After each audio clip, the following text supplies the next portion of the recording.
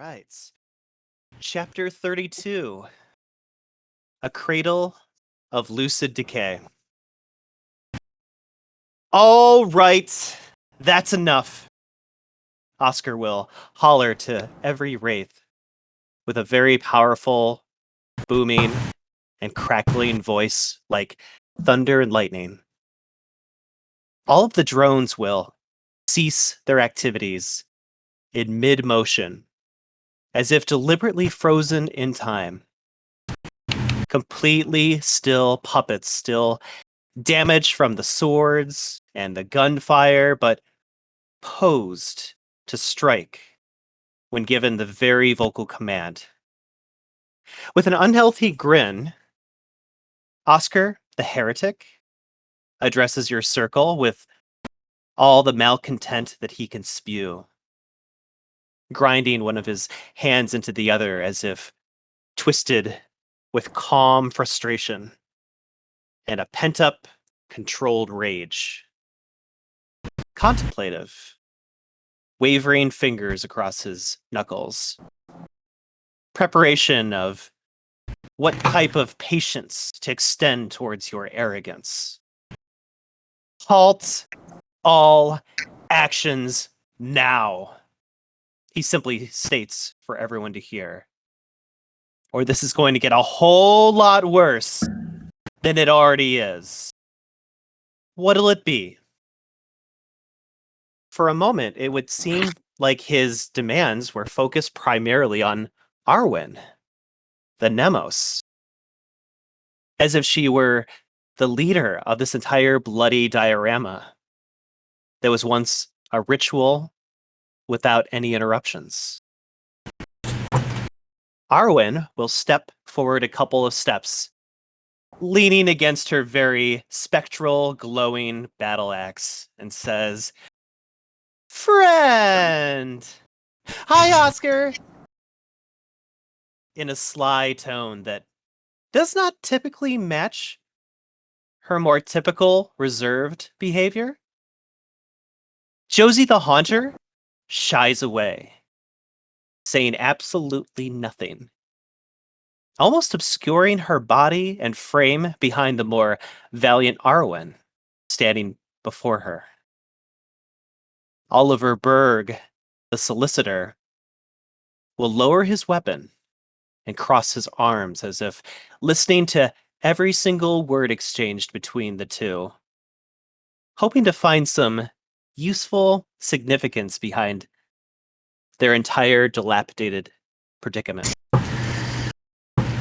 Bronson the Harbinger, on the other hand, has taken advantage of this pause in combat to position himself with a better view of all of his soon-to-be moving targets, including the newly standing heretics, barking orders like the authorities that he couldn't stand back at the reserve barracks.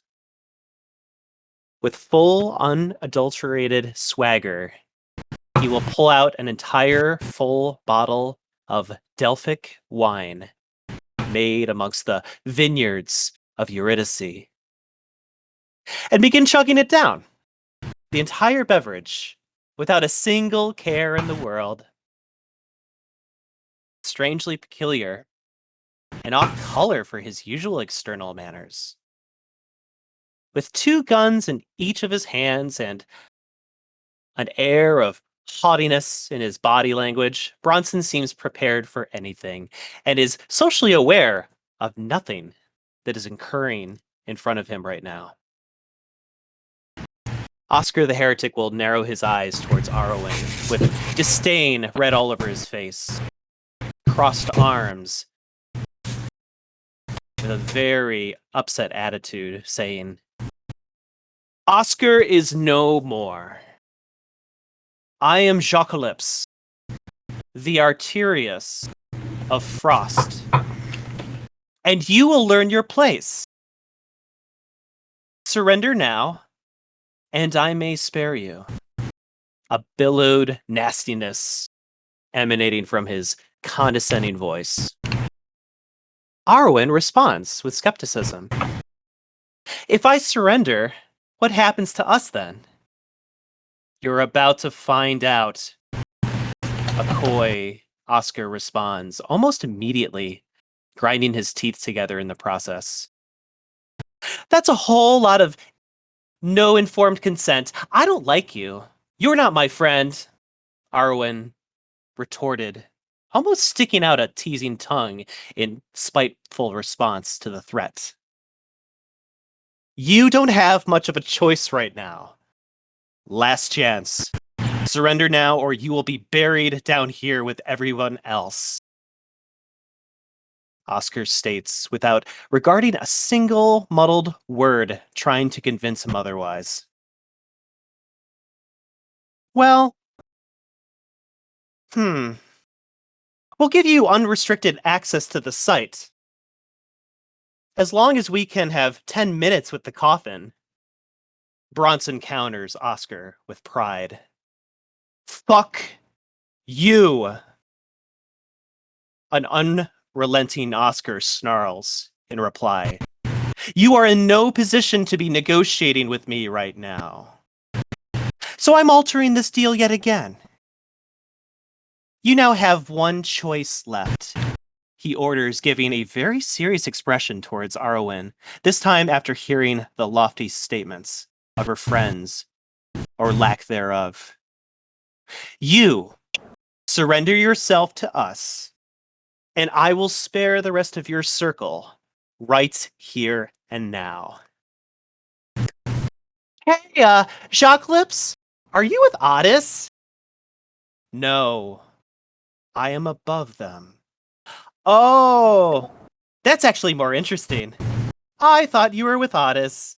I have destroyed Otis in a matter of seconds. Neat! What'll it be? Well, can you at least tell me why you want us? Like, clearly you could murder us right here and now. Oh, sorry. Why do you want me? I know I'm awesome, but, I just want to know because that might affect the answer. I'll give you 2 reasons. Clearly, you could tell from his tone that Oscar was losing all composure with this conversation. 1. You are seeking to bring Charon back from his slumber. 2. You are a Mnemoi, one who carries the memories of Charon. What will it be? You're trying my patience. I want to live. I want the rest of my circle to live. Are you gonna murder me? Arwen reposted. You are already dead. I don't think you need to worry about murder. Fucking had it. Are you going to put me in a destruction harrowing? It depends on whether you cooperate or not. At this point in time, Josie the Haunter will stand in front of Arwen, as if protectively barricading her from any further futile exchanges with the heretic before them. Hoping for a fight instead of continued banter. After seeing this, Oscar will announce, so you've chosen to perish then? No. A faint but deliberate voice utters from Bronson's lips. Almost as if he didn't fully mean to say that out loud, but something else did entirely. Oliver will double down on Bronson's quiet claim. Yeah, you're not taking her anywhere. We've been given a mission, and she's an important part of the mission. These people are my group, and I'm sticking with them. So, yeah, we're not agreeing to those terms. He says bravely to support his entire team. Jacques will fold his right hand into his forehead and will simply say, "Such a pity. Such a foolish decision." Bronson's fists grip tightly with internal conflict. "We don't mean any." His voice being lost yet again, with something struggling within his own mind. After this whole messed up situation seems to only get inherently worse, Arwen will giggle to herself, turn her back to everyone, and begin sauntering to the south in hopes to exit the situation entirely. While the sparks are still flying, Oliver will see this behavior and try to stick close to Arwen as she goes along. You could tell that Bronson's hand was beginning to reach for his Stygian steel blade. But something intrinsic was still in control of his every action and ability, even now, when all hope seemed dire. Seeing all of this, Jacques chuckles lightly to himself and says, "I guess Oblivion gets another meal today. What luck, what luck. So childish." Again, Bronson's eyes crunch together as if he is trying to flicker forward and do something heroic and possibly even courageous to set the matter right for everyone around him. But he forgets that he is sitting within the movie theater that is his life, playing presently before his very eyes and shouting at the movie screen. Why do the characters not listen to him in the film? Why aren't they suddenly doing what they're told? With reluctance, his physical form will retreat backwards with the rest, providing cover. And with that one motion that Jockalypse makes with his hand, the drones all around the location will begin to move yet again. But not to commit to any ritual or task. Instead, it seems to be a familiar aggression that they had toward the circle in the first place. And the battle commences. So, I need everybody to please roll their wits plus alertness, difficulty 4 for initiative. Okay, I gotta say that was awesome. It sounded like an audiobook and I got super excited. Well, thank you. Game's over, guys. I definitely had to mute myself from laughing a few times. I feel like we were really railroaded this session, if that's the end. No. Right. You said wits plus alertness. Wits plus alertness, difficulty 4. Am I rolling for Arwen, or is Arwen rolling for Arwen? I think Arwen can roll for Arwen, and Excellent. Bronson can roll for Bronson. Holy shit! I rolled every success. Rob, how many successes did you get? 4. All right. Jay, how many did you get? You said difficulty level 4, right? Correct. Yeah, I got 7 out of 6 dice. Nice. Nicole? 5. Did you say 5? Yes. Okay. And then Alex? 5 as well. All right. Arwen, what is your level of wits at? How many dots? 2. 2? Alex, how many wits do you have? 4. Okay. So I'm going to have you go before Nicole. All right. Let me move everybody over to the scene so we can see what we're up against.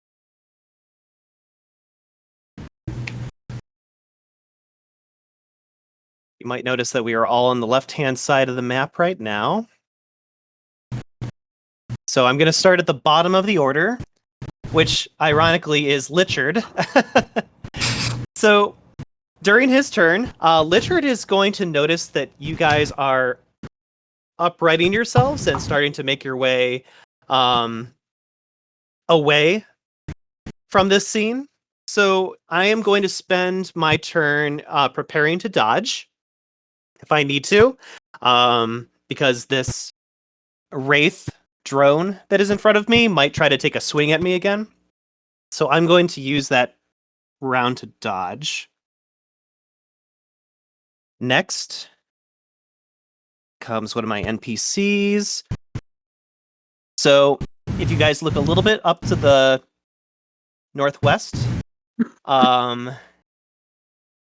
this NPC right here, the one with the antlers, will turn her head just slightly to the right, facing her colleagues, as if she is activating some kind of power for the four of them.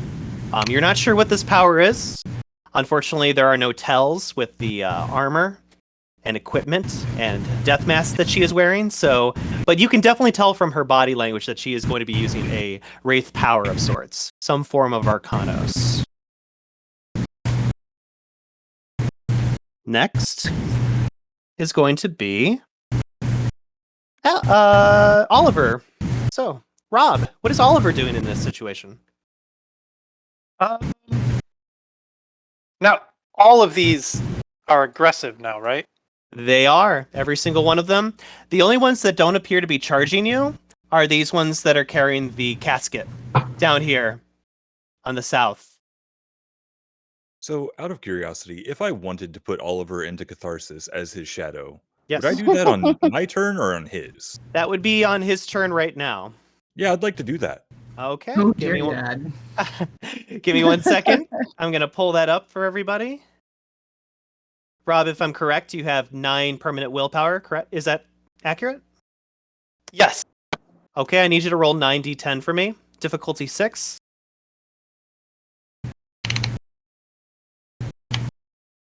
I need to roll or he needs to roll? Rob needs to roll first.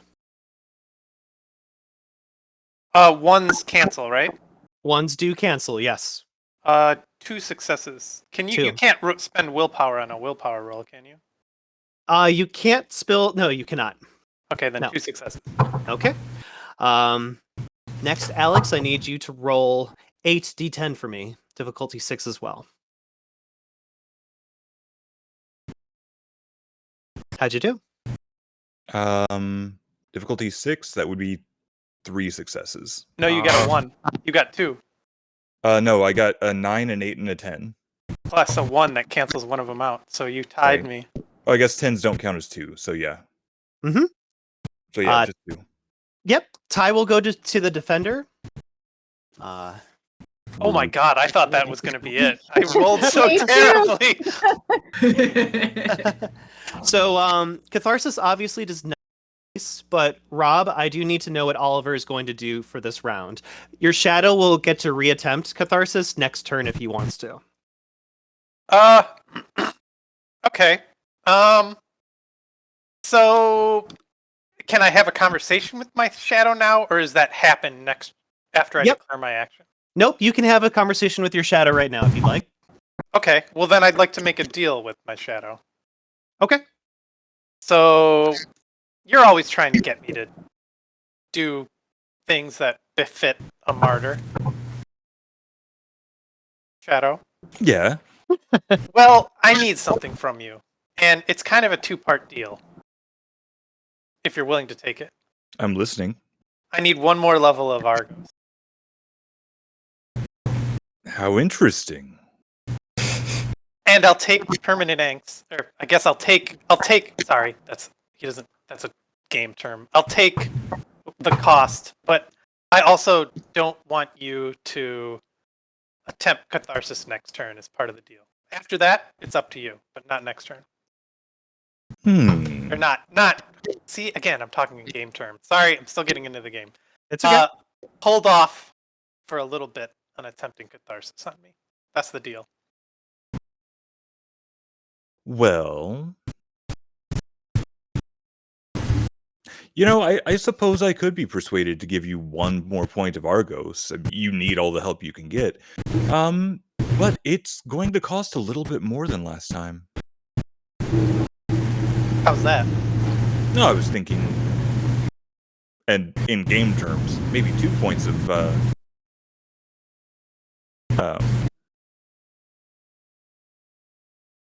blah, blah, blah, permanent angst. That would give me 2. Okay, out of character, I can only take 1 more level of Argos because I have Argos 4.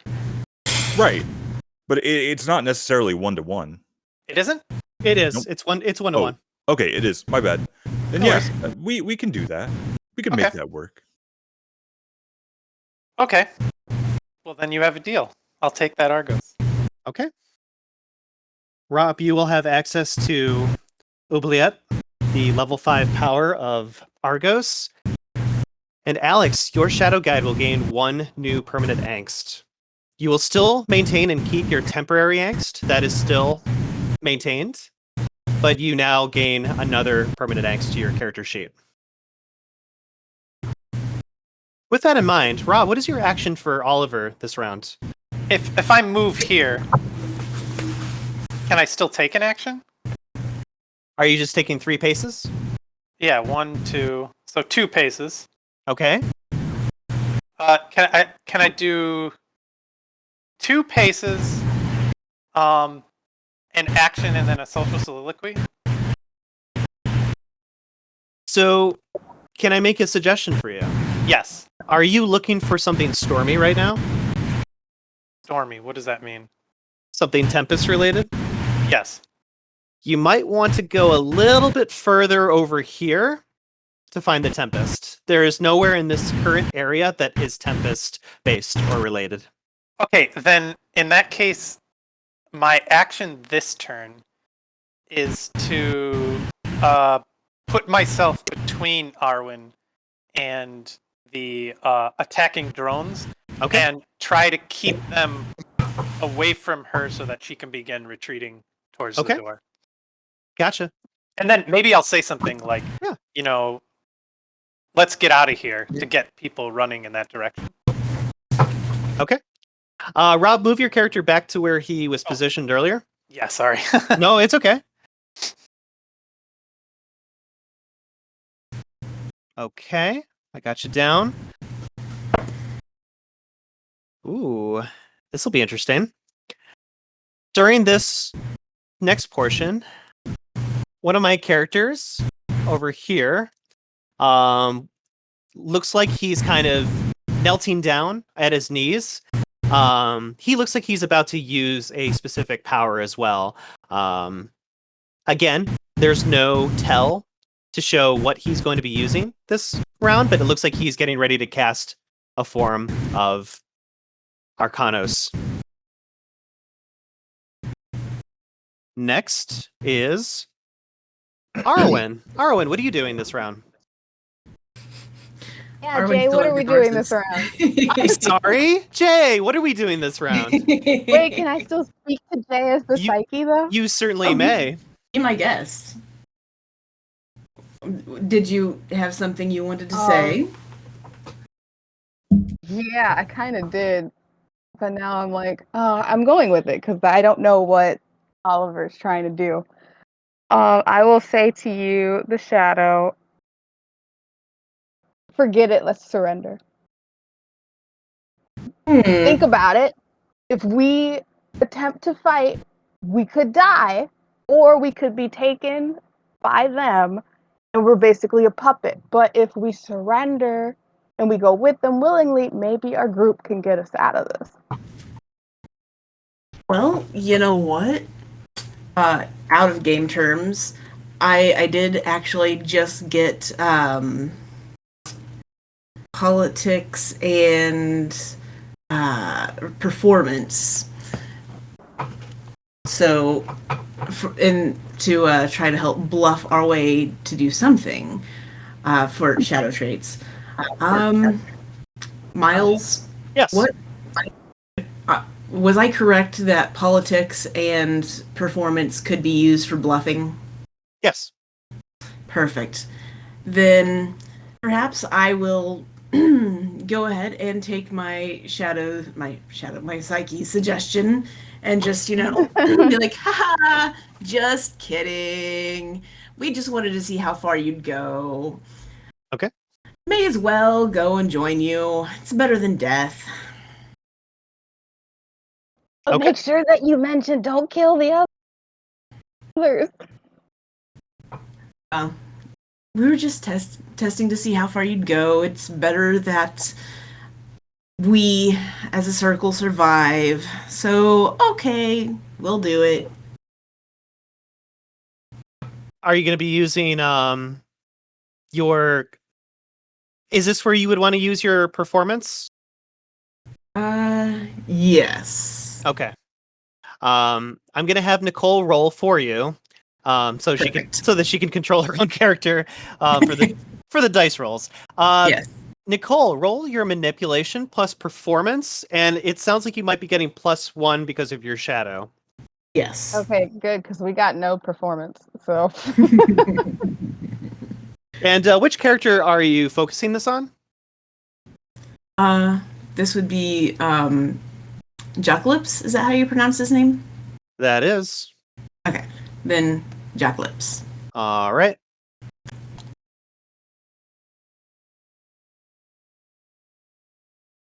difficulty 6. If so, it's 2.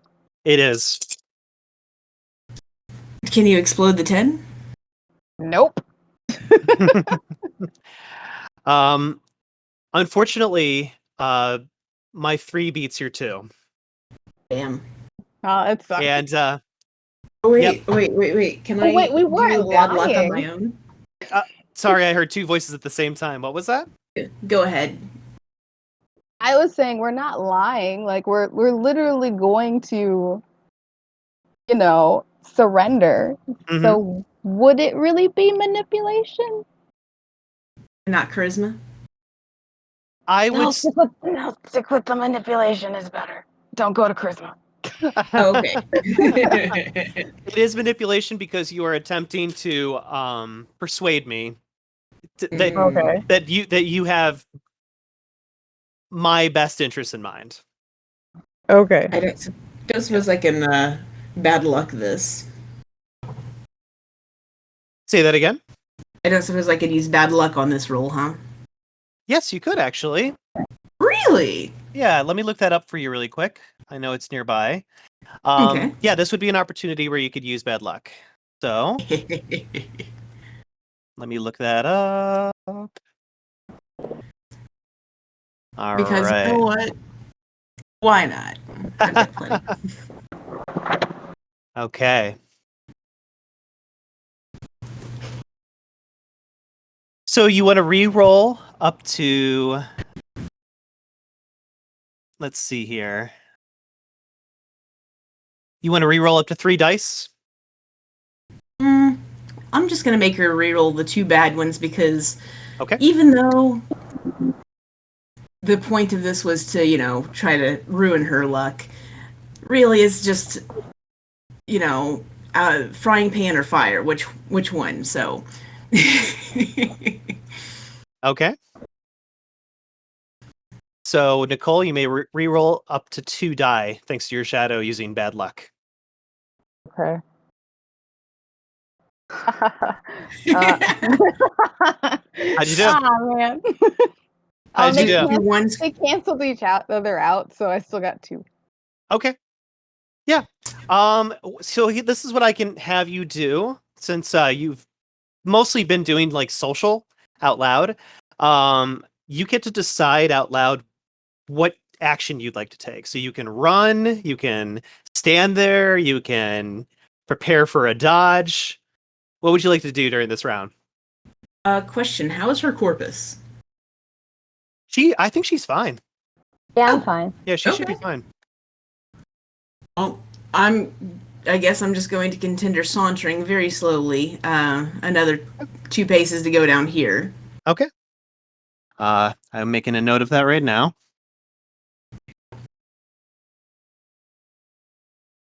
And I'm putting your social as a failure. Damn. That Uh, sucks. Alex, what is Bronson doing this round? Well, I'm curious as to what the man in my head yelling at the movie screen is saying.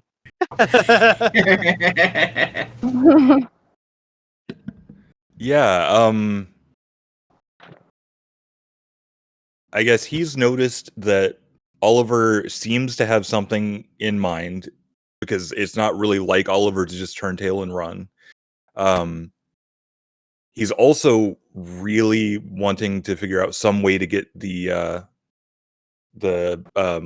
husk people, drones, whatever, Drones. on our side in case we need backup. And so he's kind of glad that Josie seems to be doing a surrender kind of thing because maybe that'll help. Arwen. But I guess he wants to just kind of back away slowly in the direction of Oliver, kind of covering his back. Okay. Just to see what he has in mind. Gotcha. I think that sounds. As long as I'm moving in the direction of hearing the drones, then I think I agree. That's a good action. Okay. Excellent. Because, worst case, that puts him closer to the drones to kill them or to team up with them or whatever, because he has the strange urge to do that for some reason. It's weird. Okay, well, okay. I am going to clarify. If it goes south, it's not the drones, but these guys you want to go surrender to. Okay. When I gave you the dare, it wasn't given to the drones. It was fight as hard as you can, but if it goes south, go with surrender and go with these guys. Oh, that's different. I'm less okay with that, but okay. All right. Jay, what is Josie doing? Well,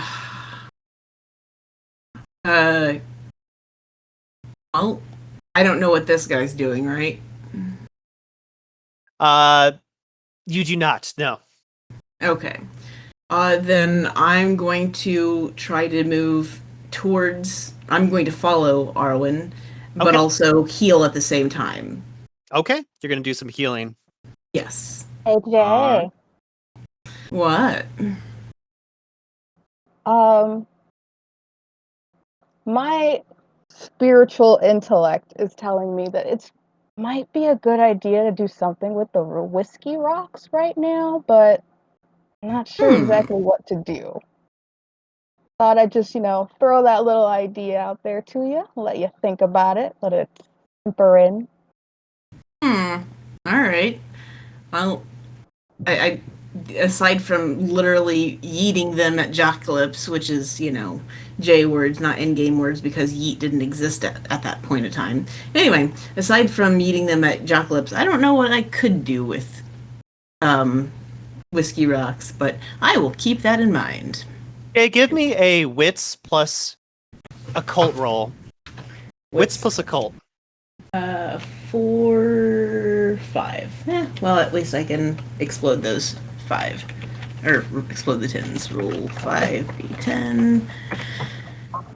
Oh, well. Roll 1d10. What's the difficulty level? Standard 6. Okay, 1, 2. Well, that's actually not a bad roll. 1, 2, 1, 2, 3, 4. Okay. I have 4 successes. Wonderful. As you and your shadow go back and forth with this thought process, you get a strange indication that if this whiskey rock were to come into contact with the ectoplasm of another individual, it may cause them to react to the chemicals or the temperature change from these rocks. Unfortunately, you have to get it into the ectoplasm of the person that you want to affect with these whiskey rocks. Or you could throw it really, really hard, and it will probably puncture. It'll probably puncture the corpus, causing the rock to embed itself into their body. Huh. Typically, these whiskey rocks are meant to be placed in beverages that will affect the temperatures dramatically, and people can drink them. But since these wraiths, including yourself, are all made of ectoplasm, there's a high chance possibility that their ectoplasm would not react fairly to these whiskey rocks. Well, in that case, I'm still Just doing my action of walking, just following Arwen and healing along the way. But once I get there, I will grab one of the whiskey rocks and put it in my hand so that if any of them gets close, I can just, push it into them just to see how it affects them and the whiskey rock, because I don't know if this is going to be a one and done sort of thing or if this is going to be I can use one whiskey rock on several things. Okay. Sounds good. Top of the round. Oh, is it... Do I get to go ahead and go, or... Nope. Okay. I have 2 characters taking an action before you, and then it'll be your turn. Okay. Yep. Right now, I'm seeing if one of my characters is going to go through Catharsis. Oh. Yeah. Lips Fun. cast dark matter. Oh man. All right. They will not go into Catharsis. This time. You guys will notice that after the social soliloquy that was done by Arwen / Jay,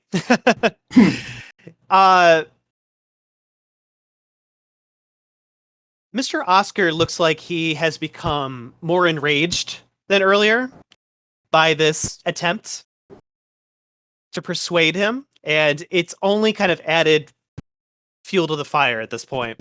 And he will growl to the wraiths that are standing in front of him and say, "Get them! Seize them!" And one of my wraiths, the one in the center, will take 3 paces forward.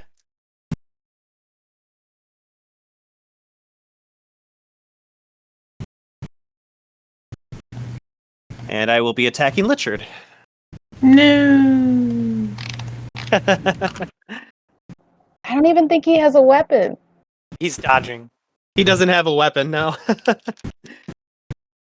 By the way, while I'm attacking Lichard, Alex, if you want to do a perception plus awareness roll, difficulty 6, I might have some information for you about this wraith that's about to attack.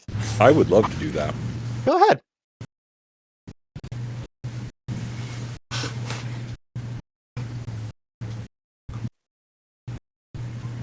Oh.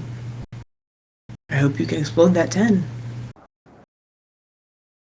Assuming I'm looking for 6, I got 1 success. Or 2 successes, sorry. Okay, two's what I was looking for. 1 second. Okay, that is a failure. So, as if he was already ready to go, Lichard will notice the heretic coming right towards him and will swing what appears to be a nail bat right towards his face. He will kind of like lean back with his body, allowing the nail bat to swing from the left side and then over to the right, completely missing him. When the bat comes around over here, Bronson will notice that the nails that are embedded in this bat have a very similar sheen and design, like kind of metal alloy to them than the sword that you are currently possessing right now. Out of game, Alex, these are Stygian steel nails in this nail bat. Cool. Oh no. Fuck. That's not good. No, it is not. So it's a nail bat, so he's going to do a lot of critical hits. Nice. Sorry. It's okay.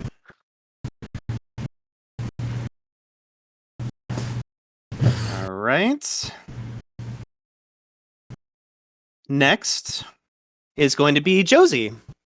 Hooray! So, Jay, if you want to make any movements or motions you can right now. I'm running towards Arwen. Okay. How many paces can I take? You can take 3 paces. If you are running to get past her, you can go 5. Okay, I am trying to go. I'm assuming that she's going to surpass me at her round, but yeah, I'm gonna run unless that affects my ability to heal. It does not. Okay, then I definitely want to heal. Okay. So, Nicole, as you begin to notice Josie running towards your direction, you can't help but notice that some of the injuries that she had taken earlier from the saber that had slashed across her chest a couple times are beginning to mend themselves. Her corpus is starting to heal. Okay. Yeah, which kind of gives you that little reminder of, oh yeah, we can do that, can't we? So you will heal 3 points of superficial damage to your corpus, Jay. It's something. Next is going to be Alex as Bronson. Yeah, so shadow willing, I'll take a couple of steps back this direction. Okay. And ready my sword. All right. You pull out. Which sword are you pulling out? I believe the Stygian one. Okay. Hold on, let me double check. I want to make sure Yeah. that I'm pulling out the right one.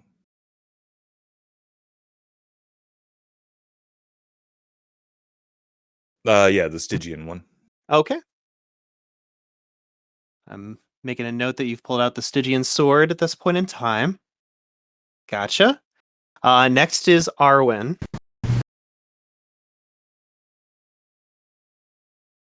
Nicole. Yep.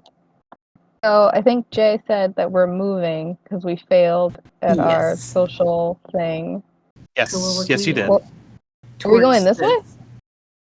Yeah, we are going this way, but I was only going, slow sauntering because I wanted to give everybody else a chance to catch up and, being at shadow. Yeah. Like, Nicole, I'm not Nicole, afraid of you. Nicole, if you want to do an all-out sprint, you can take 5 paces. I don't want to leave everybody, but I'll go diagonally so we're going this way. How about that? Does that work, Jay?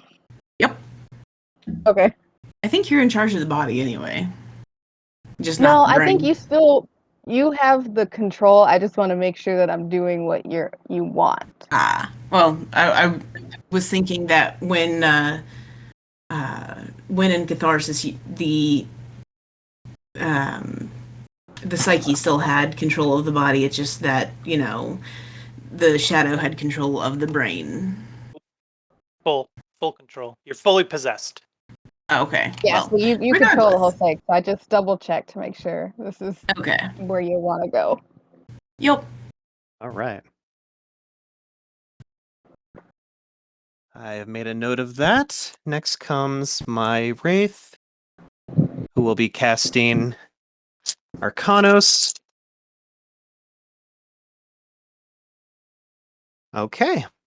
Let me see where he turns out.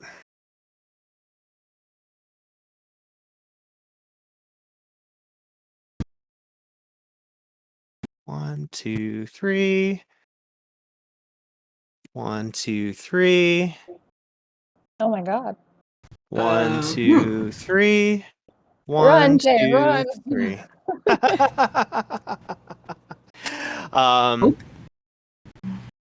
Unfortunately, this will end that character's turn, but basically what you guys see is one of the heretics will suddenly appear in the pathway or passageway that you were hoping to run down. You can still weave and bob around him if you want to keep going. He just has basically flickered in front of you, so you can, still take an action to get around him when the time comes. But just for narrative purposes, you will notice that this Wraith has flickered in front of the two of you. Gotcha. All right. Next is going to be Rob as Oliver. I guess I'm moving. It's 3 paces. I was right here, right? Yes, but if you are outright running, you can do 5. No, I don't think I need to do 5. I'm gonna do 1, 2, 3. Okay, Does he need to sounds heal? good. No. I somehow have a marvelous ability to never get hit, no matter how horrible the battles we end up in. So. Oh, you just jinxed I just yourself feel knocking bad on for wood. Richard. Yeah. Yeah. We kind of abandoned him. We're about to find out what happens to him very, very soon. Poor Richard. Poor Richard. All right. That will hit. See if I can dodge since I didn't have to use my dodge last turn. Dodge is that. All right. Okay. It looks like Richard will be hit with the same sword that hit Josie earlier in the battle. And I am not wearing any armor. So I will take 6 points of superficial damage to my corpus. Ow.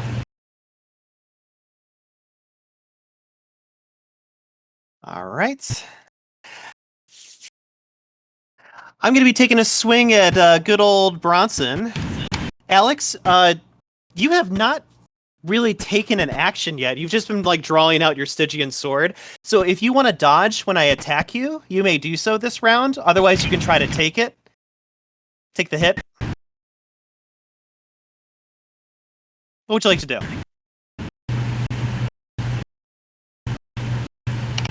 You there, Alex? Well, I think technically Rob has to answer, right? Oh, yeah. Dodge. Rob, you want to dodge? Yes.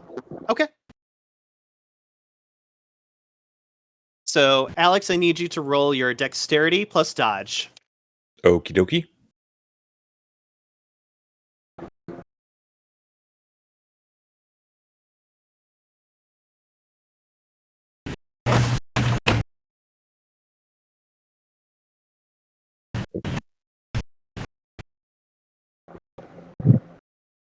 How'd you do? No successes. No successes. Ow. Unfortunately, I did Unless get... my shadow wants to give me a reroll. Hold up. I don't think I can do that, but let me double check. Wait, no, I can't do anything. I'm in control. We don't. You are. Yeah. You are. Unless you have bad luck. Do you have I bad do luck, not. Rob? Okay. No, I have trick. Can I use Trick of the Light to convince myself that I successfully dodged? Unfortunately, no.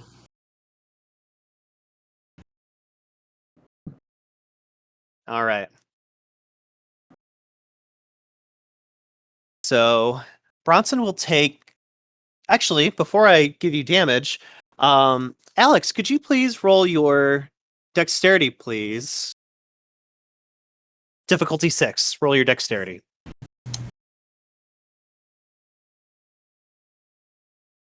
How'd you do? 2 successes. Awesome! You will only take 1 point of superficial damage from this drone basically clawing you across the chest. Okay. All right. And so I mark that off the squares in the corpus. Nope, I'm doing that for you right now. Okay. Yep. Okay. Next. 1, 2. Hi, Josie. Hello. That would be... Hi there. You have not taken a action yet. Do you want to dodge as I try to claw into you as well with my drone? Absolutely. Okay. Go ahead and roll your dexterity plus dodge.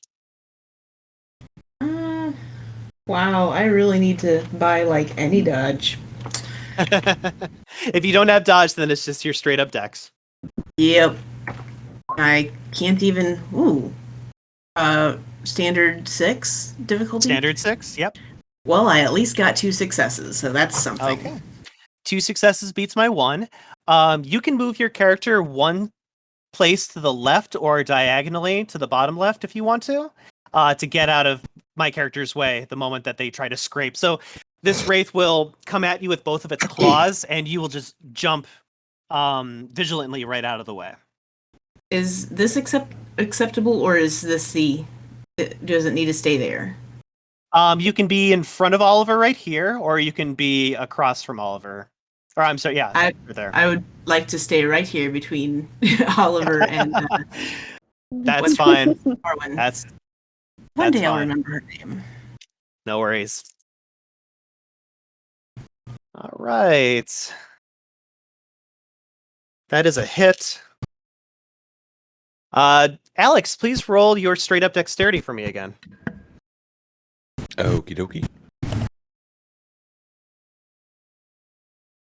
If we're looking for 6, I got 1. Okay. You will take 1 superficial damage as one of my drones will just punch you straight into the solar plexus, causing your corpus to just feel like it's crumbling the moment that he hits. So I'm going to mark you down for another point of damage.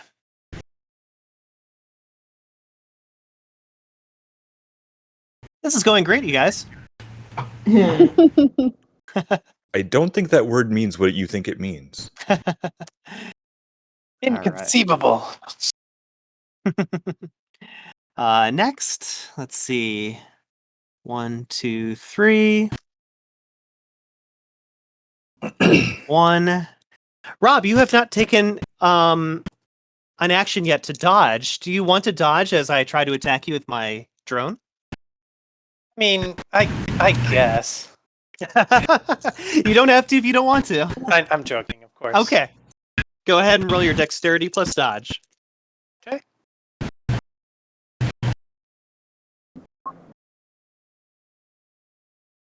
Three successes. Oh, wow. You will actually successfully dodge out of the way of my wraith. If you want to move either above or below Josie, you may do so at this time after you successfully dodge me. Okay. My wraith will basically kind of come at you with a sucker punch, and you will just kind of swiftly move out of the way before getting hit. It's a sucker punch because he's the sucker. Oh, Yeah. well said. It's the quote of the game. No. 2, 3. It'd be funny if the ones with the casket came and started trying to hit us with the casket.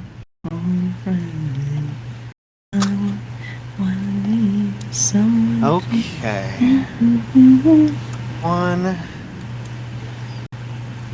1. 1. Oops. They just tossed it aside. Yeah, they just forget this. Let's go get them. All right. And then Lichard will, after getting sliced, go 1, 2, 3, 4, 5 in a full sprint. He looks like he has no interest in fighting this battle, considering he doesn't have any weapons. Can I? Okay. Oh no! I suppose when I have an action. Never mind. Yeah. It's okay. 1 second. I gotta heal some damage for poor Lichard. Alright. Okay. Top of the round, guys. Do we want to reset our initiatives, or is everybody happy with where they're at? I'm happy. I'm actually rather pleased at my initiative. Good. That's a good thing. I mean, I'm fine with my initiative. I just want to make sure. So, I wasn't able to move because I dodged, right? Did you succeed in dodging? No, He I don't did. think Yeah. it. You did succeed at dodging, though, right? Or you did not? I failed the dexterity plus dodge, and I succeeded on the just straight dexterity. Okay. I will allow you to move 3 paces, unless you're just flat out running. No, I mean, you're saying as a dodge he can move 3 paces? No, as a dodge, he can move 1 place. I don't believe he was successfully dodging, though. Yeah, that I think the question was, since I was able to move 1 on the dodge, would he be able to too? But I think isn't that contingent upon him succeeding at the dodge? Yes. Okay. So, But yeah, if you would That's like fine. to move your character right now, Bronson, you can move 3 paces. I mean, I would. Oh. Okay. Looks good. I've got everyone's Since my initiative. entire circle is abandoning me. Says the guy that As he decided shouts to at- start shooting. Good. you're like a soldier type. You understand what it means to be expendable. Yeah. Oh, please tell me that was a shadow Dad. speaking. You know what? Yes, it was. Thank you. Okay. I'm just looking at your permanent angst, and I'm not that mad, so. Fair enough. Touche. Oh All right. So bottom of the round for round 2. It looks like Lichard is going to take a dive and jump into this wraith right here to like basically plaster him into a wall. It's worked before on the other drone, so why won't it work on a heretic? Might as well give it a try. Again, he has no weapon, so he's like, "Yep, I'm just gonna jump into people." I Yeah, kind of drone. wish. Go ahead. I kind of wish we could give him a weapon, but I'm think not I sure can. that you can. I have an extra weapon, which we're not at my turn yet, but my action is I'm going to attempt to give him one. So when it gets to me,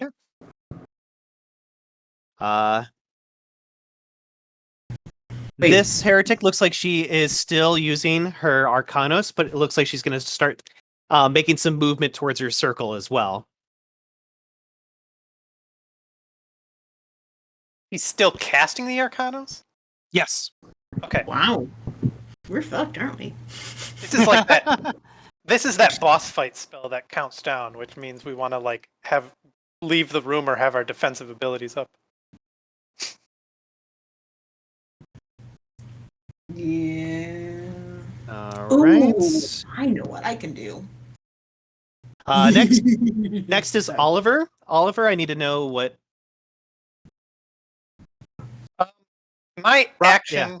Go ahead. My action is to 2 things. I don't know which direction it'll be yet because Arwen hasn't declared a movement. Is to kind of my first thing I want to do is I want to hand Lichard my Soulforged daggers Okay. so that he has a weapon. Okay. And then my other action, which is just to move to keep pace with whatever direction Arwen's going. Okay.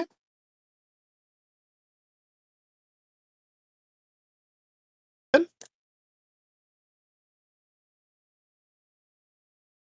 The Wraith who is standing right here looks like he is everyone will notice that he kind of turns his head to the left before Lichard is able to do anything else. He kind of like turns his head to the left and looks directly at Lichard as if he has already anticipated what Lichard is going to do and is preparing himself for it.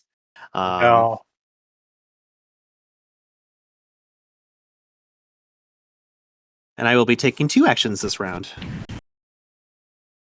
Oh no. Next is going to be Arwen. Okay, Jay, I have a suggestion, but if you have an idea of what you want to do, go for it. I was forgetting that I'm also you right now. So, what was your suggestion? Well, my question first to Myles. Yes. Jay as the shadow can use my pathos, but not my willpower, correct? She cannot use your pathos and she cannot use your willpower. She can only use angst. Oh, so can she use angst to use my arcani? That is correct. Oh, cool. Hey, Jay, do you want to do this? What am I? why What don't- Arcana?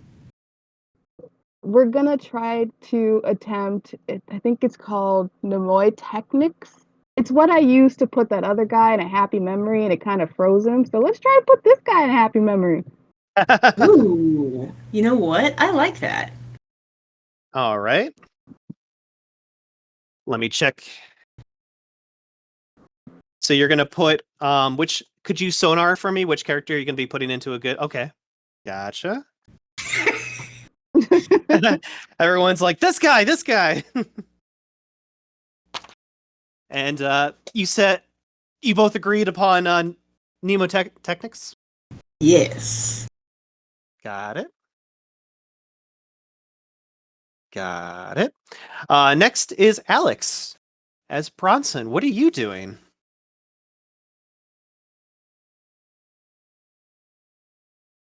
If you're still there, Alex.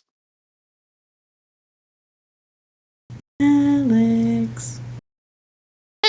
Alex. You might be muted. Oh, no, you're not. Hello? Hello. There he We hear you now. is. My mic is stupid. I hate it. Anyway, Yeah. so my pathos should be full because I chugged that bottle of wine last session, right? Unfortunately, when you are a shadow in Catharsis, you cannot gain pathos. Lame. Okay. Yeah. Wow, Okay, that was just extra awful. Anyway. Yeah, no, Mhm. that's just mean. It is terrible. Yeah, so I'm going to encourage my shadow to use some of his angst to flicker behind this guy. Ooh. You got it. Let's do that. 1, 2, 3. 1, Partially, 2, I want to 3. burn off some of your angst so you stop giving me dares. Oh, that's cool. I know. I got super Yeah. excited when I heard Uh, he uses angst. I was like, yes. Quick question: are we doing multiple actions? Do you want to flicker and then take an action, or do you want to just flicker? If you flicker and then take an action, it's going to divide your dice pool in half. No, so far every time we've tried to flicker, we've come up short. So I'm not splitting my flicker dice this time. Okay, I'm putting you down for flicker then. Yeah. Okay. Next is Jay as Josie. What are you doing? Let's see. Well, I was gonna cast my Pandemonium Befuddlement on this guy, but let's see. I think I will cast my Befuddlement on. I have 3 of these fellers coming around. This one I'm less worried about because, they've got a closer target. This one has a closer target, so I'm gonna go with this guy. Do Befuddlement on this guy. Got it. Let me write that down for you. And let's see. Would I be able to do Befuddlement and heal, or is this something that would split my dice? It will split your dice. Okay, then just Befuddlement. Just befuddlement. Gotcha. Well, could I use shadow play to give her an extra action? Yes, you may. Ooh. It costs you though. What's it gonna cost me? I think you lose a pathos. Or do I lose a pathos? You lose a pathos, and your shadow gains a temporary point of angst. Yep. Wait. You know what? If I gain that angst, do I lose my current amount? Like it cashes check. it in? Because I don't want to Let- cash it in. Because then never mind. Let me check. Yes, that would cash it in for a permanent angst. Never mind. You don't get the shadow play. Oh, No. your shadow is the biggest tease. It really is. Gosh. All right. Put me in catharsis already. Not yet. I gotta wait for the perfect time. Speaking of fair enough. Speaking of catharsis, thank you for reminding me. That is a very good roll. Oof. I bet. No, I'm not going to say anything, but I have a theory. Okay. To anyone who is still paying attention to our friend Oscar up here, you will see his eyes kind of roll back, and when he looks directly at the circle with full intent, you'll see almost like a fiery red-orange color take manifest in his eyes, like they're on fire almost, burning incessantly. And he will take 1, 2, 3 steps forward and hold his action.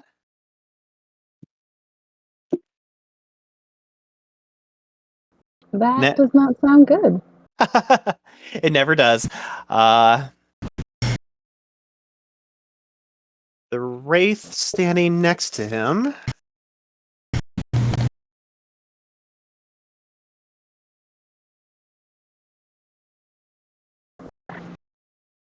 See if I can make. Yep. Wraith next to him will take 1, 2, 3 steps forward as well. And hold his action. Next, I need to see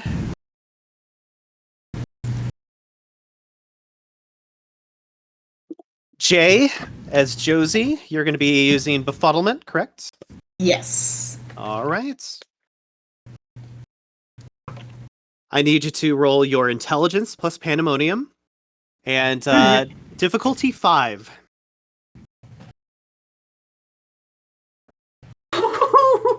I think he's well and truly befuddled. Give me a sequelite. Reroll that to 10. Okay. Let's see. 1, 2, 3, 4, 5. You said difficulty 5, right? Correct. 6. 6 successes. He's good and befuddled. Wow. Yeah, I'm going to attempt a intelligence roll, but against a difficulty 8, I don't think that's going to happen. Damn, now Yeah. I wish I'd tried it on the other guy, but... Yeah, that's a big no. So, so Josie will place her pathos into all of her intent, and she will gaze with a very cryptic demeanor in the direction of this drone. The moment that she does this, the drone almost kind of like cripples in place, almost becomes motionless, similar to what Oscar had done to it earlier. And when Oscar sees this, he actually will kind of nod his head a few times and go, nice, very good, very good. As if approvingly when this happens. Wait, Oscar, not Jucklips?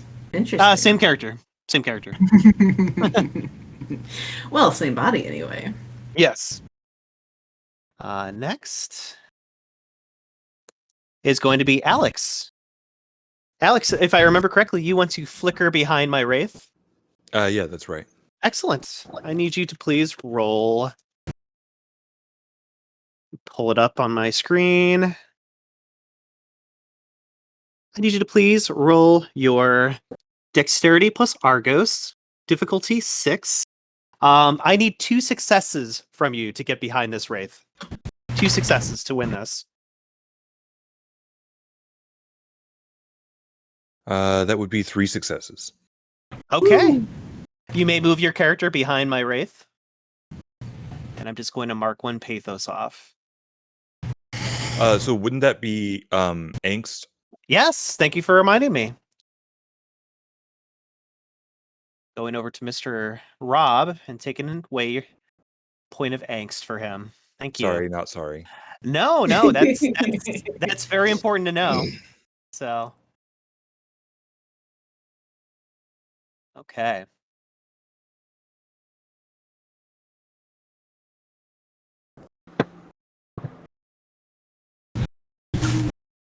Next is going to be Arwen.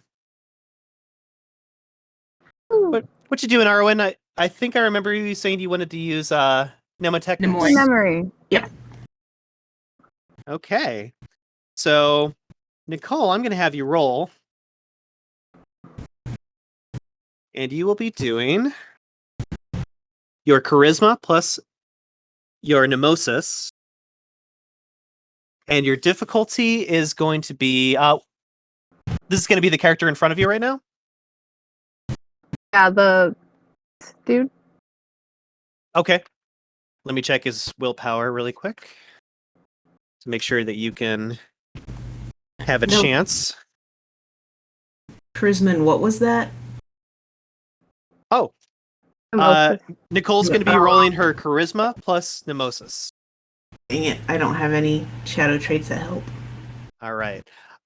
Nicole, difficulty is going to be a 7. Difficulty 7 against this character. That sucks. Okay. Hey, Oh, but okay. We got 3 successes. Okay. you know what? With the difficulty 7, I can use bad luck again and have you re-roll those 2 that you didn't. But then again, Oh, those because could it's a be 1. ones. We don't want that. That is All very right. true, actually. Fair enough. Fair enough. All right.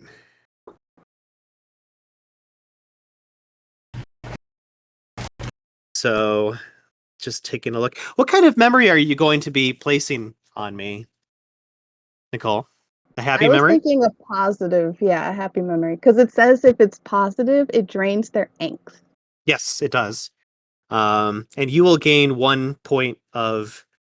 actually, you're in catharsis right now, correct? I am. Yes, Okay, you will not gain a pathos. Yeah, I Aw. got sad about that. But your shadow will lose 3 points of angst to cast this, Oh wow. which is Nice. good. It is good. I'm ready to be out of catharsis. We're getting there. All right. Yeah, you got me with a good memory. I'm gonna make a note of that.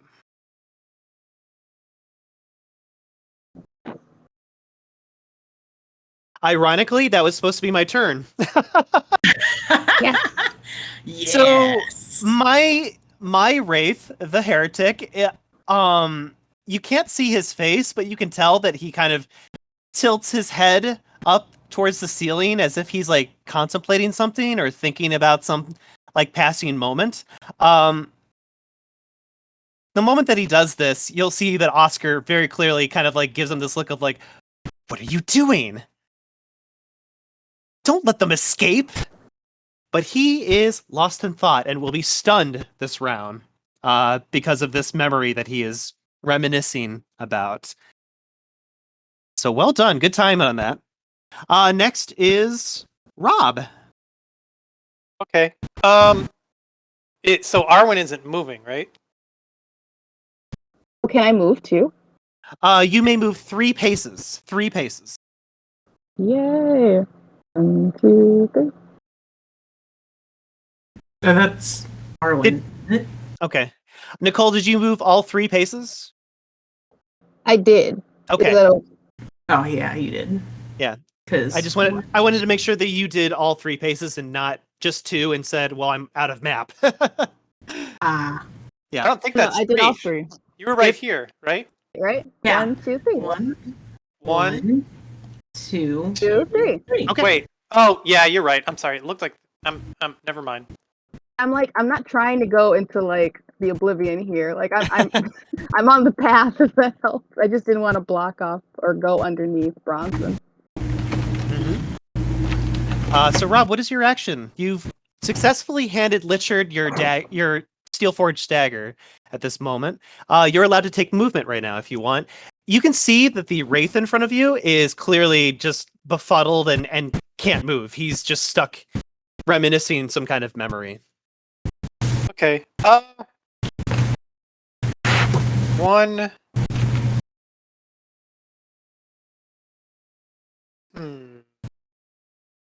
2, 3, I guess, if we're all moving out. Okay. That's a good place to be. It is a good place to be. All right. Bring on the drones. Unfortunately, Jay, you have used your turn to use befuddlement, so I'm going to attempt to attack you with one of my drones. Oh no. That is a success. Frig. At least I Jay, had some purpose. Jay, if I'm correct, you do not have any armor, correct? Yep, that needs to be changed. No worries. Roll your straight up dexterity for me, please. All right. Roll 3d10. Welp. How'd you do? I got a 10 and a 1 and a 3, so nothing. Okay. You will take 2 points of superficial damage from this Wraith, who will claw your back as you are concentrating on your Arcanos and using befuddlement and successfully stunning the Wraith in front of you. You're suddenly attacked from behind by this drone who just scrapes into your back using both of its claws. And you will take 2 points of superficial damage. Well, at least next round I can escape to the next map. Very true. Let's see here. 1, 2, 3. 1, 1, 1, 1. Kind of feel bad for these drones because they have no idea what's going on. Let's see here. 1. Come on. 1, 2, 3. And 1, 2, 3. 1, 2, 3. 1, 2.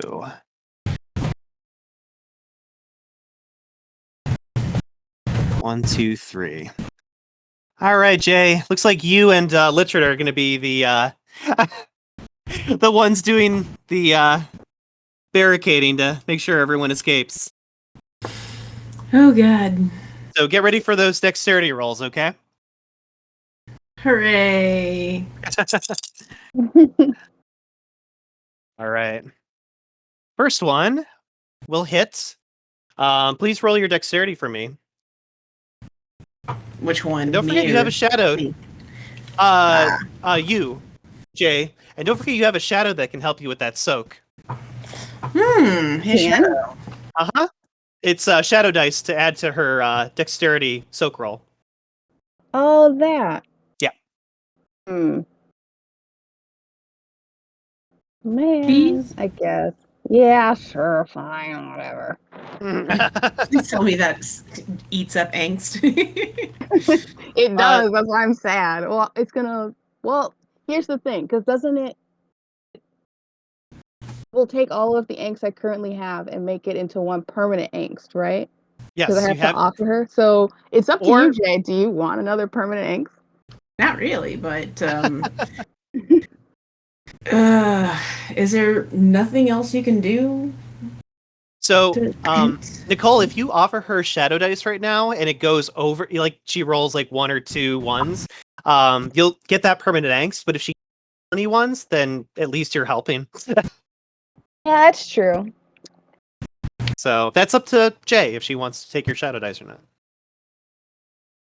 I can offer you 3 if you want them, but you know the consequences. I do. Fuck it. Okay. It's we're kind of in a tight spot here, so I'm going to accept the risk. That sounds like a great idea. Roll your dexterity plus 3, please. All right, hooray! I doubled my dice pool. All right. Oh, thank God. No ones? No ones. What was my Difficulty 6. Okay. Well, that's 1, 2, 3. I got 3 successes. All right. With a little bit of help with your shadow, the moment that this drone pulls out a what appears to be like a metal bar or a piece of rebar. He will strike you, but your shadow will kind of help buff up your corpus the moment that it hits, and there will be a rippling effect that causes the giant spike that he's about to slam into you kind of like bounce off your body, and you will take no damage the moment he hits you. It looked like it that was supposed to hurt, but for some reason your shadow helped you evade it. Yay! Thank you. It's I'm definitely always going here to. for you. Yeah. Well, you're certainly always there. All right. Let me see if I successfully hit Lichard.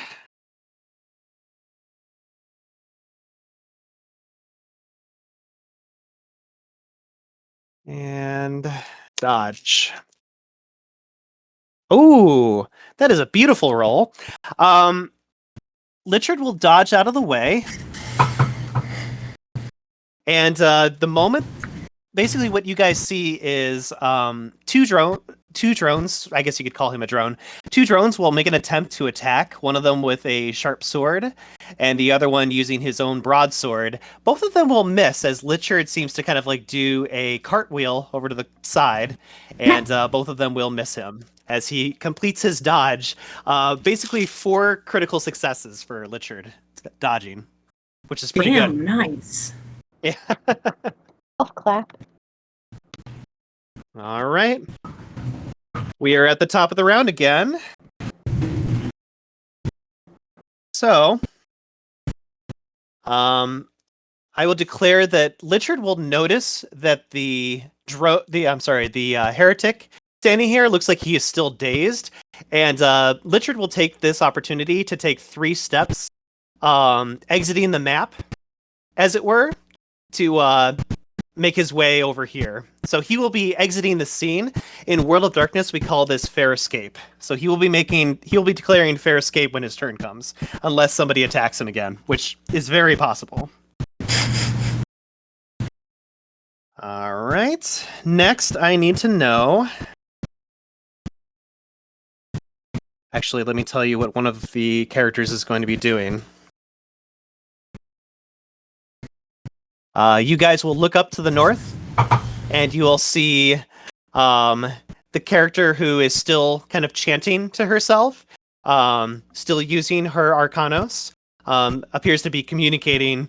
She will kind of have one of her arms fall down to her side as if she had lost the connection to somebody that she was making a connection with, but she continues to do her chanting to herself and activating her Arcanos. Next, I need to know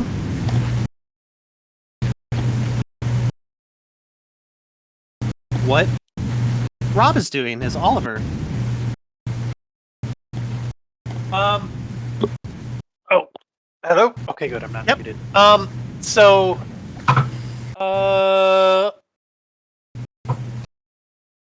I think I'm wondering if I can. Would it be possible to use gleaming on this guy to make, say, my weapon look to be like extremely valuable or something? That basically, I want to use gleaming to draw this guy's interest to me, so I'm a more tempting target. But I think I can only do it on objects, so I'm wondering if I could use like the gleaming on my weapon to make it look like something desirable and really good that he has to either try to take from me, or it's more important that he take me out because it's more dangerous. Does that make sense? It does. Yep, you may do that. Okay, that's my action. All right, I'm making a note. Next, I need to know what Arwen is doing. Before you make your decision, Nicole, you'll notice that this Wraith standing here,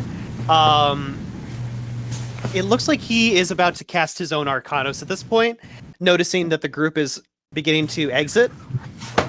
He may not be a really big fan of that, and looks like he's going to cast his own Arcanos at this time. I had a feeling, and I was going to suggest to Jay that we do exactly what we did to the other guy to this guy before we run out of scene. Are we able to do the Mnemosis thing and make fair escape? Yes. I would like to do that, because even if it fails, fair escape. Okay. Making a note. Woohoo. By angst. Next, I need to know what Alex is doing as Brosnan. You have successfully teleported behind the heretic, who seems very dazed and confused right now. Please shoot one of these guys and then make fair escape. Oh, Yeah, see, the thing I should is, also mention, Alex, this Wraith also looks very confused and dazed as well. So you have two targets in front of you right here that are both dazed and confused. I mean, I guess I'll suggest to my shadow that we enshroud Richard so that he doesn't get hit while he's trying to make his attack, because he's the only one that's standing like base to base with somebody trying to hit him, right? No, Josie also is. Oh. Yeah, Josie is also in I'm danger. I'm extremely in danger. Then Josie is stuck in the middle of this like inverted Satan cross of enemies. then I'm going to suggest that we enshroud Josie Okay. and then try to make fair escape, but only after everyone else has left the scene. Yeah. You know, like I that's fine. want to make sure that the party gets out before Bronson bails, because he's going to make sure that nobody goes down without him, you know, having a say in it. Yeah, that's fine. So what is Bronson doing this round, Rob? Bronson is going to cast Enshroud on Josie, and then I think he's gonna wait out his movement to make sure everyone else gets fair escape first. All right. Yeah, he wants to cover their retreat. All right.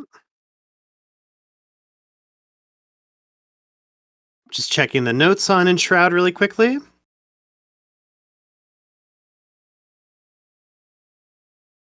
Gotcha. All right. Let me write that down. Enshroud to Josie.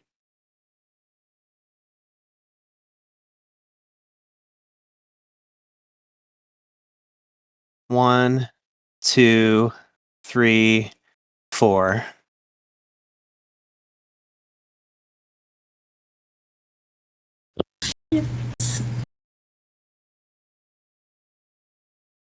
All right.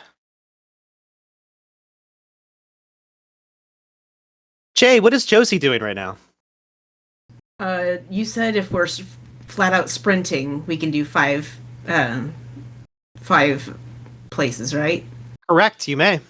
All right, so 1, 2, come on, 3, 4, out of the picture. And Okay. I'm assuming that, I would like to do that and heal, like I did the 2 rounds ago. Damn. Yeah. Now, if you decide to heal, you will not be able to declare any dodge if I decide to attack you. Is that okay? I will wait until we're in the next scene to do the heals so that I can prepare to dodge in case I need to. Okay. Gotcha. I offer her shadow play. I'm sorry? I will Right. I will offer it again, Jay. If you want the shadow play so you can get an extra turn, you will gain the permanent angst, but you get an extra action. That's still on the table. Nope. I'm going Gaining to permanent angst isn't so bad. Yeah, nothing bad has I'm- happened to Oliver yet. I'm gonna save my permanent angst for possibly another level of Argos, because I don't know how much permanent angst I have, but I don't think it's a good number. I Depends on who you're asking. I'm fine. think it's a great number. That fills me with absolute dread. But no, I'm going to go ahead and 5 actions to run off the screen, save Okay. the heal till next scene so that I can dodge if needed. Okay. Got it.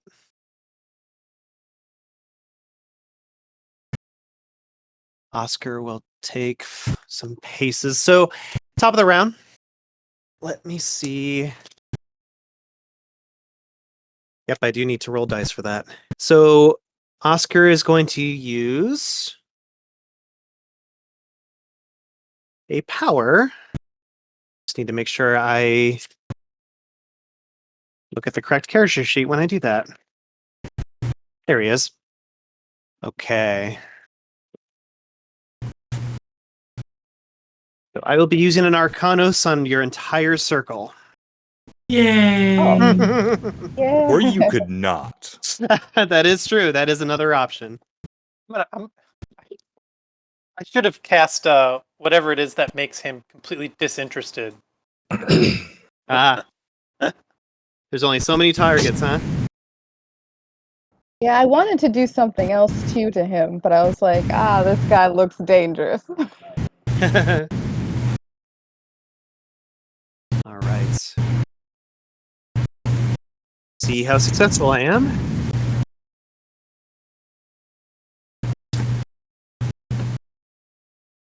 All right. So, everyone in the group, let me move myself 1, 2, 3. Everyone in the group will hear a voice pierce their brains, Yay! and you will hear a character speak to you in your mind.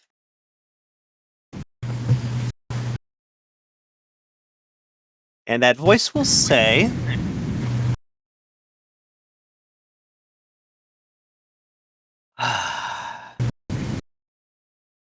idea for you all.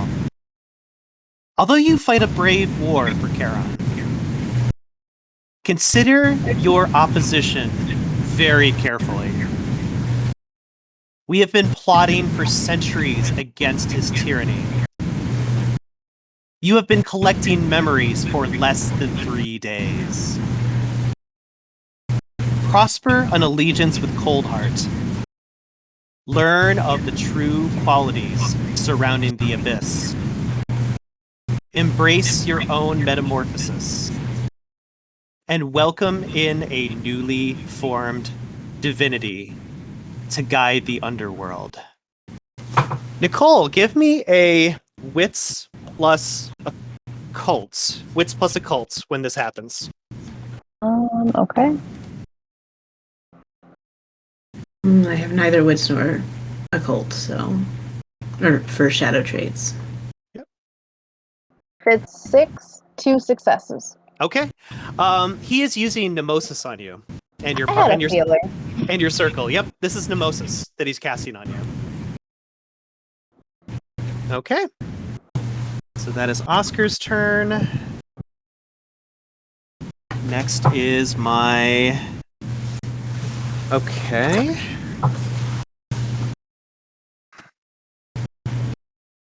One, two, three. Okay, Josie is going to be running. Fair escape. Okay. I'm going to heal you 3 points of superficial damage as you're running. Obviously Oscar didn't seem interested in attacking you before you ran away, so I will heal you 3 corpus damage. I'm sorry, make that 2. You only have 2 pathos left, so I'm gonna use those 2 pathos to heal you 2 damage. Oh shit! I thought I had more. It's okay. You still heal though. Okay. All right. Next is going to be Alex's Bronson. So I'm gonna delete you, Jay, since you called fair escape. You're out of the scene. Deleted. Alex, you're next. Yeah, so I guess carry on with the plan. I'm going to, assuming I can split my. Well, actually, no. Since Josie is no longer in the scene, She is not. can I change the target of the enshroud to Lichard? The difficulty will go up by 1 point if you decide to change it to Lichard. Is that I okay? mean, yeah, I think that's fine. Okay. I Sounds- agree. I think that's fine. All right. Sounds good. So, Alex, I need you to roll your Dexterity plus Argos, difficulty 8. And I'll spend 1 pathos to use. Actually, that'll be 1 point of angst. Yep. Since you are in Catharsis. How successful were you? We're finding that out now. Difficulty 8 is 1 success. All right. 1 success is enough to get Lichard enshrouded. He obviously disappears in that moment. I wonder if I have an icon for that.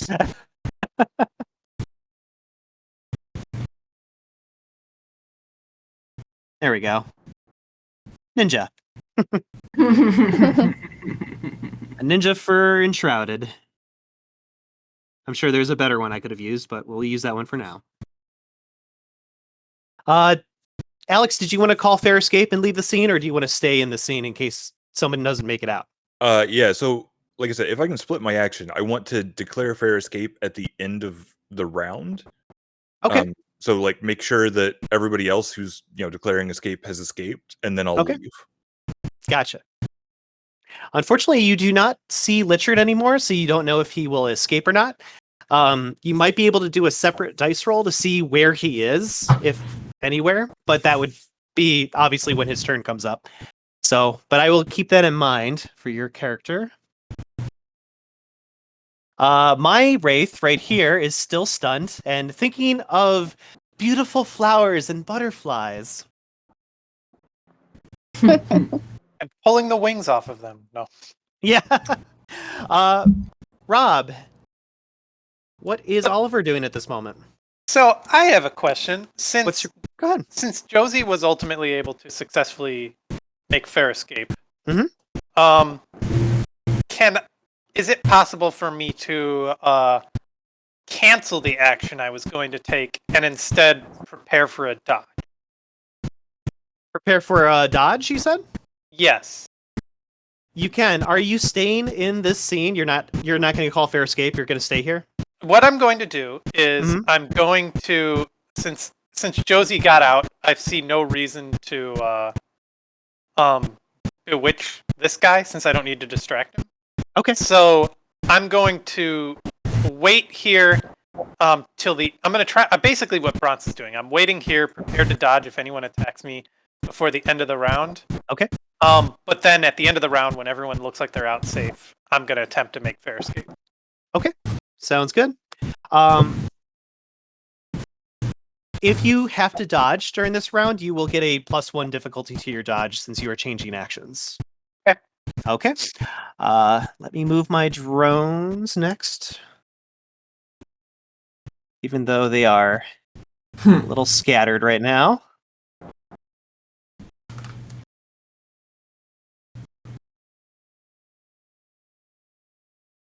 Right.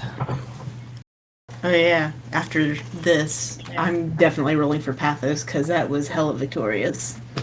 Yeah, we'll probably have an opportunity to do that in the next scene. So Rob, I'm going to be striking you with my broadsword. If you would like, you may roll your dexterity plus dodge, difficulty 7.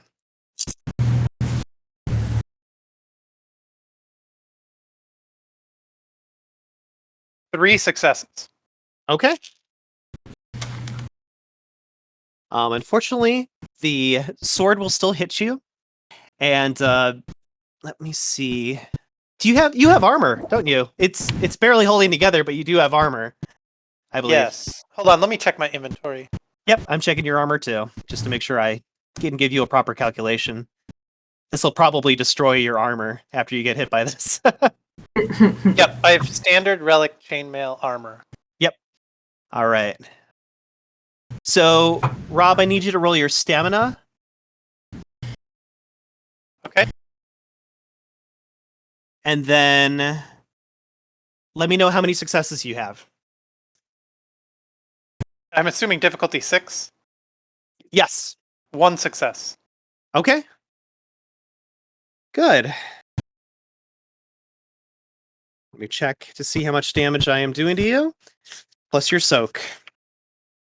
Or you could say minus your soak. There it is.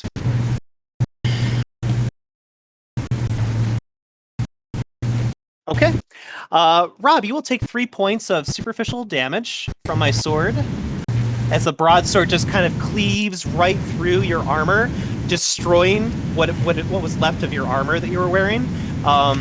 Thankfully, your armor was able to soak a huge brunt of it. Basically, Rob, you were supposed to get 8 damage from that hit. Mm-hmm. But your armor helped you soak it down to 3.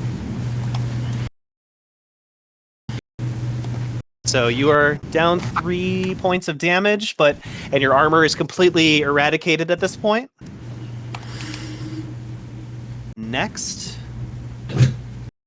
That guy is befuddled.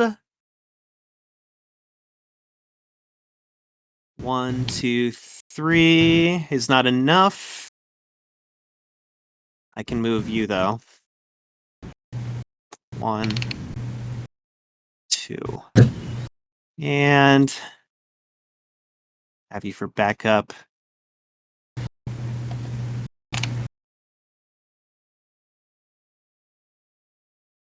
All right, so Rob, I'm going to be striking you one more time. All I need you to roll right now, since your armor's been destroyed, is I just need you to roll up straight dexterity. Dexterity? Is this for soak? Yes, this will be soak. I just succeeded on hitting you. Why don't I can't roll stamina for soak if I don't have armor? Did I say stamina? You said dex. Oh, I'm sorry. I meant stamina. Oh, Roll okay, your cool. yeah. I was gonna say stamina is my much better skill. Yeah. Roll your stamina. Roll your stamina for me.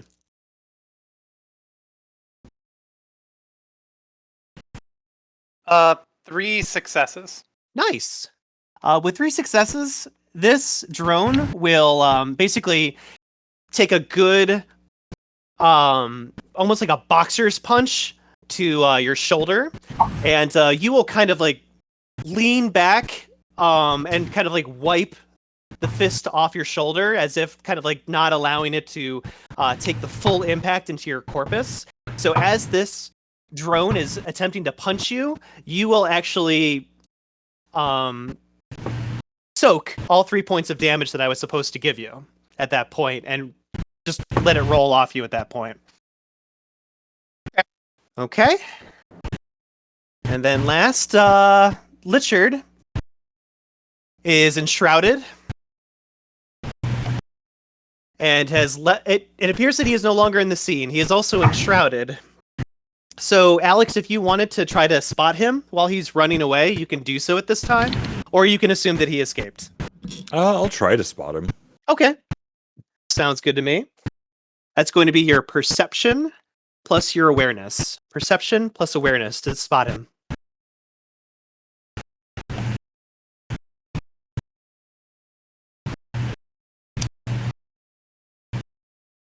So assuming we're looking for 6, that would be 1.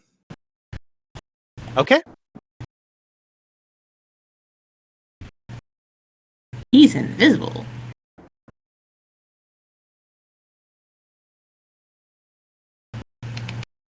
So you will notice Lichard has taken this opportunity to definitely escape and make his way into the next part of the scene. I believe I skipped Arwen. I was wondering when my turn Yeah, was I was just gonna looking at my sheet and I'm like, I don't think Arwen got to use her Mnemosis yet. Nope. So remind me who you're going to target with your Mnemosis again? It was this guy. Hold on. Go ahead one more time. Okay. Gotcha. So Nicole, I need you to roll your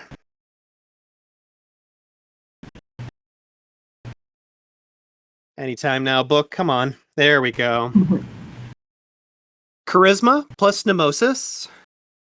And that's going to be my willpower. So let me see what his willpower is. Ooh. Too bad you can't Difficult. read. Oh, good. No worries. Difficulty is going to be 8. Difficulty 8. Oh, thank goodness. I got 2. 2 successes? Okay. Yeah. This character will actually pause for a moment. Looking like he has been almost spellbound and is now... Are you doing another happy memory? Nicole? Yes. Can you hear me? I can hear you now, yes. Were you doing a happy memory? Yes. Okay. Yeah, he just seems to be kind of like frozen in place. Unfortunately, you're in catharsis and cannot gain any pathos from this action, but you have successfully stunned 2 of my heretics. Cool. Are you we going still run? Are you going to declare fair escape at this point? I say yes. Jay, do you agree? Yep. Let's get out of here. Awesome. Woo! And does that mean that Alex, Bronson, and Rob, Oliver, you guys are also going to declare fair escape as well? Yeah, I think so. Okay. I guess. I might as well. All right. Let me move you guys to the next part of the scene. Can't believe we survived. Me too. I'm not convinced we're gonna stay alive, but what the fuck is that? Technically we didn't survive. Sorry, I'm going to be pedantic about us being undead. All right. That's okay. Everyone can see the new scene, correct? Yeah. Mhm. Okay. Very Good. sparkly. Wonderful. So Doom. it looks like you guys have run into a dead end of sorts in this cavern. To the north, you can spot what appears to be the Tempest. So there is a form of Tempest that is flowing through here. It is an active storm that is rushing and piercing and pushing against the cavern walls with a howling wind going through. You have no idea where this leads or goes to, but it definitely looks like kind of like the water slide of the Tempest that you kind of like dive into and you just kind of basically go flailing in whatever direction the Tempest decides to soak you up. There are some spider webs located in this area, and there appears to be a strange crate that's on the bottom left, sitting there idly by itself as well. Here's what we're going to do. Because you have befuddled 2 of my characters, and the drones seem to have called off their attack at this point because they want to protect the holy grounds, I am going to be pursuing you with my 4 heretics minus the drones. Your circle will have a specific amount of time to decide what you want to do at this point. What the GM is going to do is he's going to set a timer. And when the timer goes off, I'm going to let you guys know when the scene is about to begin. But you will get an ample amount of time to decide what you'd like to do before I assault you with my heretics. Before you set the timer, we're in a different scene and therefore out of catharsis now, or still in catharsis? Yeah. Nope. All wraiths that were in catharsis are now out of catharsis. They are back to their normal psyche again. Yep. So you guys have a chance to basically decide what you're going to do next. Now that you have some spare time, I will be beginning the timer. Once my timer is ready. And can I roll for victorious because I made it out and want to get pathos back? Yes, you may. Okay, let me do that real quick. 3 dots in that, so 3d10. I don't suppose I could roll on proving myself in combat for covering the retreat. Yes, you may. So how do I do that? Question. Is it just the 4 dots that I have in that passion, or It'll be the 4 dots. How did you do, Jay?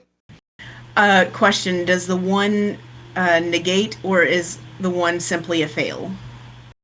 The 1 is simply a fail. Okay, so then if it's not negating a success, then I have 2 pathos. Okay. I made that note. And how much corpus do I have now? I'd have to look at your sheet one more time. One moment. Mhm. Yeah. So right now, Josie is sitting on 5 points of damage, which means you have 5 points of corpus left. Okay. I have a quick Well- question. Go ahead. Alex, how did you do with your roll, by the way? Assuming I need 6s, I got 3 successes. Okay.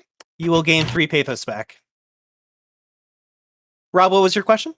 Can I roll either the Dark Passion failing my quest or going too far on Bronson?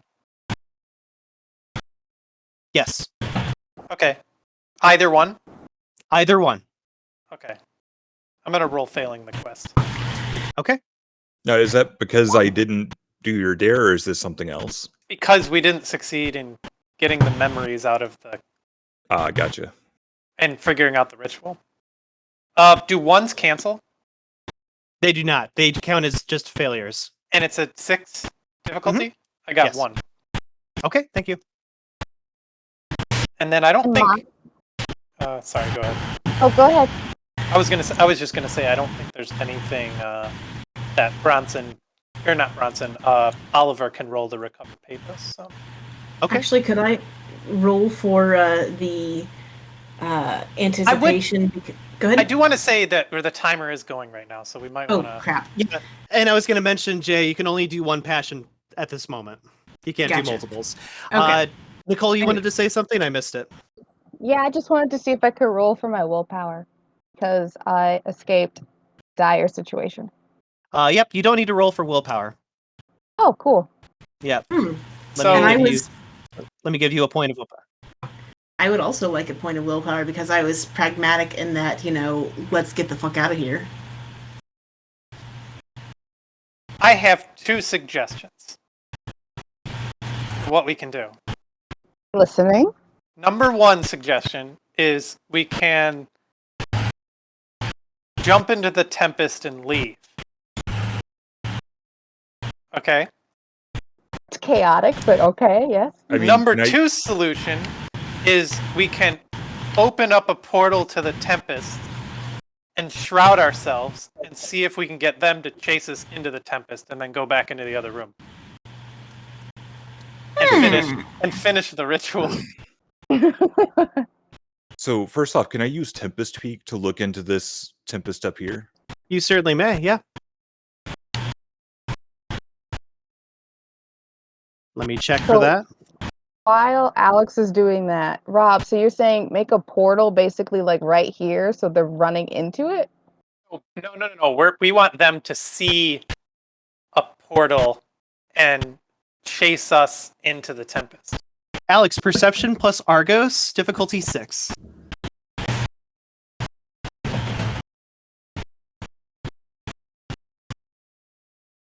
So while you're making this roll, Myles, my question is, does that, from a mechanics standpoint, make sense for the, for the heretics in terms of how Argos work, to run into this room and then see a portal here that's about to close into the Tempest? Yeah, it makes sense to me. Okay, well, that's an option. That's a risky option. We better damn well succeed on our enshroud rolls, and Yep. we'd better hope they take the bait. Which maybe So- I can double up on that with intimation. And I've got pandemonium that Here's I the can problem. suggest. Someone's going to be So a couple things really quick. One success, Alex, if I read that correctly. No. yeah. No? If we're looking for 6s, that's 1, 2, 3, 4, 5, 6. Yeah, 6 successes. Oh, I was looking at one of your older dice rolls. 1 second, I need to. I need to scan downward. So you got 6 successes. Yeah. All right. You can move your character over here to the Tempest if you'd like. The as you kind of like look inside the Tempest itself, it looks almost like a tunnel that will take you like straight through the innards of the cave itself. You get a sense as you're kind of like peering down to see how far it'll. Can you guys hear me? Yep. I can. What's going on? I heard like an echo or something. Okay. I didn't. So That was fine. if you are looking down, you can kind of see that this tempest will take you. This tempest will take you outside of the cave itself, but it looks like there are some jagged rocks and very, very damaging looking crags to get through. It's basically, you would be going down a water slide of the tempest in pitch black darkness. You would not be able to see anything. So you'd be like just hitting random walls and sharp rocks as you are exiting this entire area. Game mechanics wise, I would be rolling a massive amount of damage against your character, and you would be trying to soak it to get through. And could I use orienteering to guide everyone through it? Unfortunately, you will be in pitch black darkness, and you would be moving at a very fast, quick rate, so you would be shouting and hitting walls at the same time. Okay. Yeah. This is the only Tempest path out of here. In this room, yes. In this room. We do have rope. Could we tie ourselves together so that he could use that ability? You could. And the cleats. You will be moving at a rapid pace, though, just so you guys know. It is a water slide of the Tempest. It will be fast and dangerous. Okay, then the other question I have is, could I open a Nihil back into the room behind us? Back into the room behind you? I don't understand. Yeah, so basically what Rob was saying, where like we open another portal through the Tempest, and then go back into the room after the heretics chase us into this room.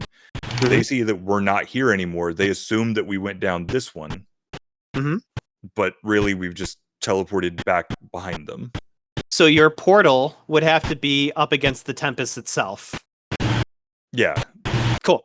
Yeah. I mean, so that's an idea that I'm putting out there for the party. Yeah. You can create a portal up against the Tempest wall. You cannot create portals just randomly in the room. So if you do create that portal, it would be against the Tempest itself right here. So, yeah.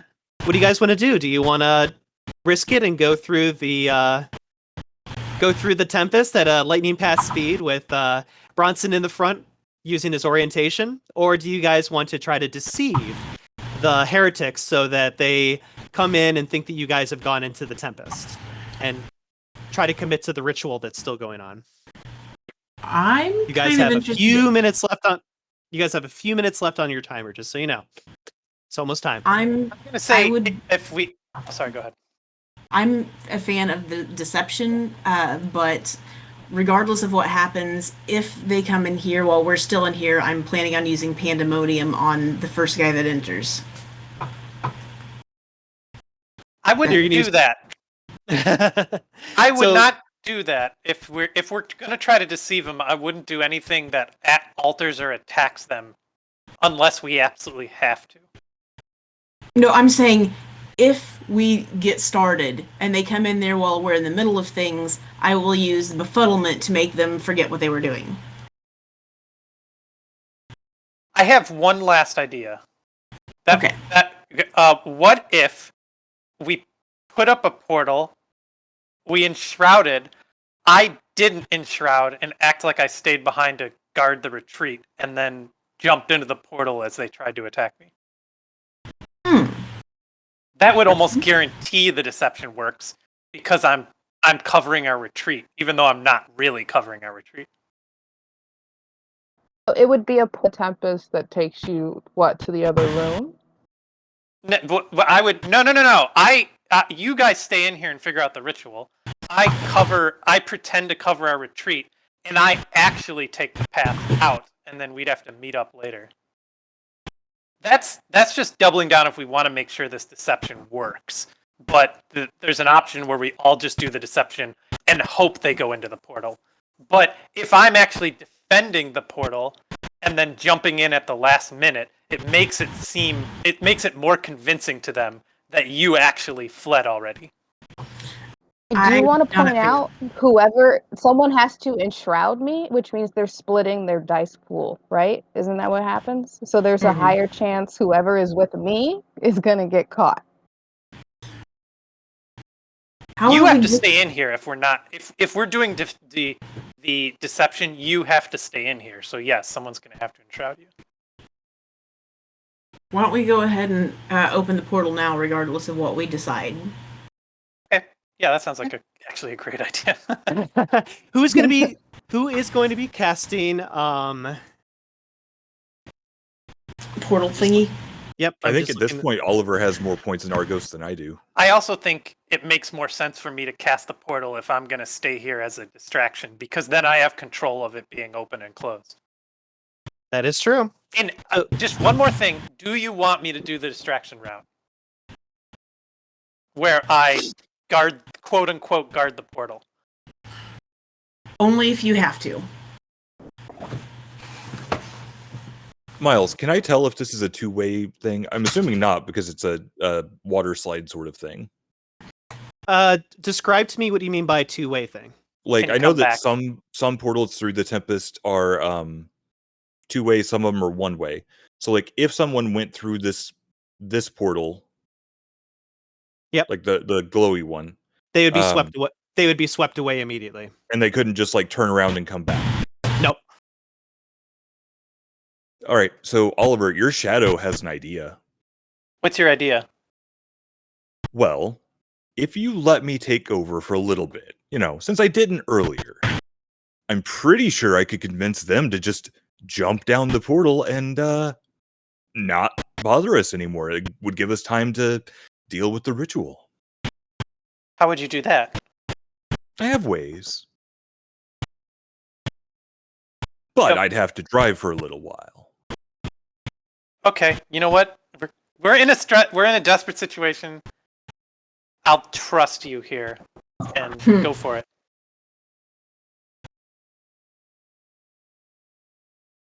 So you're going to be, Alex. You're going to be attempting catharsis again.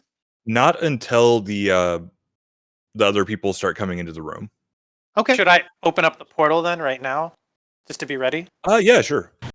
And then everyone else, you should start getting ready to hide and enshroud. Yeah, I think we all enshroud.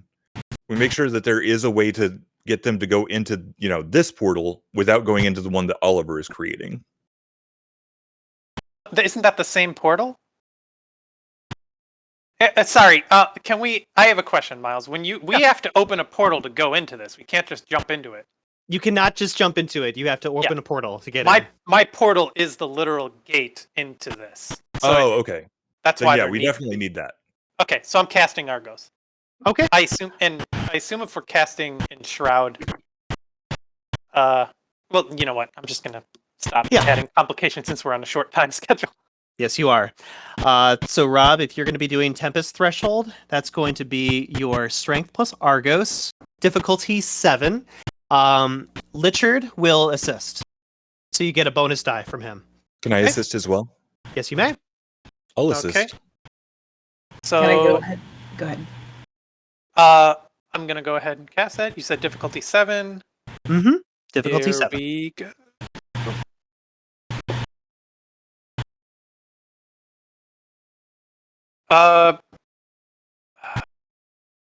What you said? Strength? Okay, I can't explode those. So that's going to be 5 successes. Okay, 5 successes. That will be significant enough for you to create a portal here. I'll just make a little mark there. Okay, Mhm. and then It looks like a very powerful threshold that you've created. I guess I'll stand right here, ready to guard the portal, and encourage everyone else to get ready to or start hiding themselves. I'm gonna go Okay. ahead and cast Argos. Does anybody have better Argos than me to hide Arwen? I have 2 dots in Argos. I've got 4. All right. How about you Can cast I- Argos? Oh, Good? sorry. I was going to Can you say do it? I have 5. Can I? Oh, Can I cast? Just attempt to cloak someone else right now? You can help. Yeah, you can assist for cloaking somebody right now. So, Yes, assist, but not be the caster.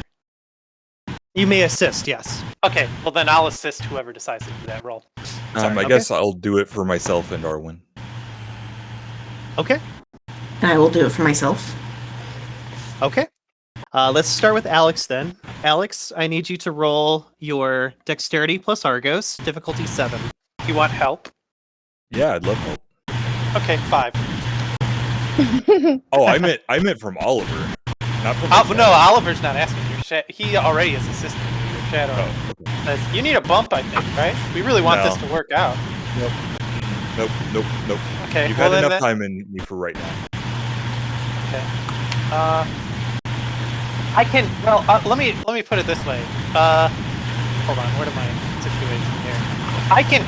I can help you, or I can hurt you. Do you want the 5 dice? Oh, snap. I'll take 2 dice. I'll give you 4. 3. 4. Fine. Okay, there you go. 4 dice. All right. When you're ready, Alex, that'll be dexterity plus Argos, difficulty 7. You are getting assistance from Rob, I believe. Yes. So And the plus, shadow. Yep. So shadow dice and +1 from Oliver. Oh, Damn. your shadow's do? like, damn. What'd you do? 7 successes. 7? All right. You and Arwen will be enshrouded at this point in time. It will cost you 2 pathos to do this, but both of you are really well hidden at this point. I just love how many 2s I rolled in that. Like, that could have been really bad. All right. Jay, I also need you to roll your stamina plus... I'm sorry. Your dexterity plus Argos, difficulty 7. Your shadow may I help if she offer- wants to. I offer you help, but you know the situation. Oh, I do. Screw it. How about 2d10 or two dice? Sure. I'm always here to help you, of course. Watch me roll all the ones. Hey, Yeah, I I've got got 2 it. of them. Damn. How many- Damn. How many ones did you roll? 2 of them. How many ones did you roll? 2 of 2? Yeah. Okay. Noted. Thank you. Yeah, and you said difficulty 7, right? Correct. If I hadn't rolled those damn ones, I would have got a much better roll, but as it is, I got a whole 1 success. Okay. Thankfully for you, 1 success is enough to enshroud you and turn you invisible Yay! with your pathos. Unfortunately, you do feel that your shadow did become powerful in this process in order to help or not help you as well. So, Lichard will also go enshrouded as well. At this point in time, after everyone has gone enshrouded, over on the right-hand side, you will begin to hear the voices and the footsteps of some very familiar heretics. I think it's time for me to yeet myself into the portal. I am going to try to go put Oliver into catharsis. Okay. Give me 1 second to get my Oh, God. NPCs on the board. Next, I need to look at... Oh, that's a good idea. You know how to, and this is to everyone else, to add icons to your character. No. I did. You could put the eye on it. Like if you click on your character and click the round button below your thing, it gives you like a bunch of, like next time when people are in catharsis, we could put an icon on it to represent it, and then we'd remember better who's what. Oh, cool. Like you could put the eye on to show that you're Enshrouded. shrouded. Yeah, that's what I did with Lichard right now. That's why I said that. I just Eyeball. noticed. Yeah. Eyeball. There it is. So, Alex, I need you to roll 7d10 for me, please. And I have to resist. Of course. Heck, nabbit. How'd you do? What am I looking for? Difficulty 6. 1 success. 1 success. Rob, I need you to roll 9d10 for me. Come on, botch, Difficulty man, 6. botch. Difficulty 6. Difficulty 6.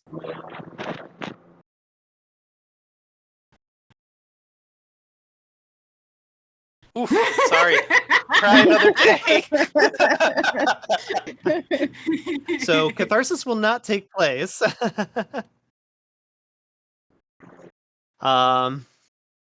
It appears that everybody will currently be enshrouded except for Oliver, standing by the threshold. The heretics will move their way in. They look like they have their weapons brandished, ready to go. The two wraiths that were formerly befuddled look like they are a little bit more witty this time around, as if they are prepared for what your circle is capable of. And Oscar will look to Oliver, seeing him standing by his lonesome, and say, "Have you finally come to your senses then? Is that what we're doing?" Let's talk. I'm listening. What it think. What is it you're offering here?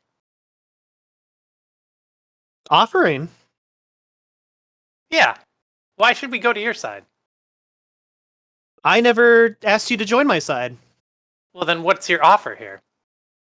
And he kind of like looks off to his eyes will like trail off to the side, wondering if his shadow had said something that he wasn't aware of. And While then he's doing that, can I gleam the portal? You're going to glean the portal? Yeah, I want to make it seem really desirable. Yeah.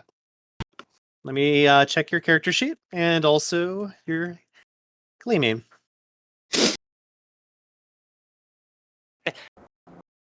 That'll be your manipulation plus intimation, difficulty 7, please.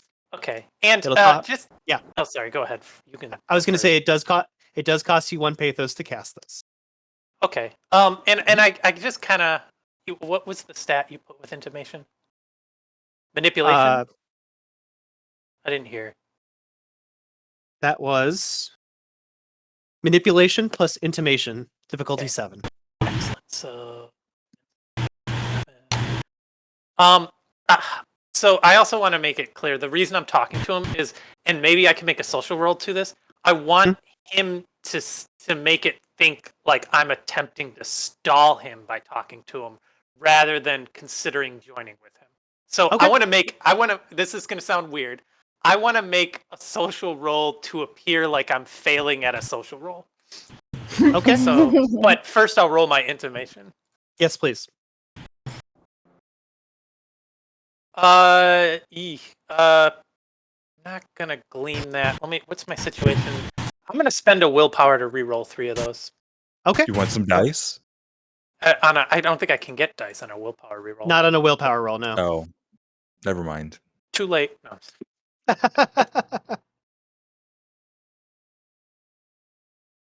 3 more. Okay, went from 0 to 3 successes, so I'm pretty happy about that willpower expenditure. Okay. Yeah, the threshold that you've created definitely has that very profound effect to it. You can definitely tell that it sounds, not only did you already create a powerful threshold to begin with, but now it is even more enticing because of that strength. Definitely seems like it would be safer to go through this threshold into the Tempest than anywhere else in these caverns. So you definitely have created a very enticing looking portal.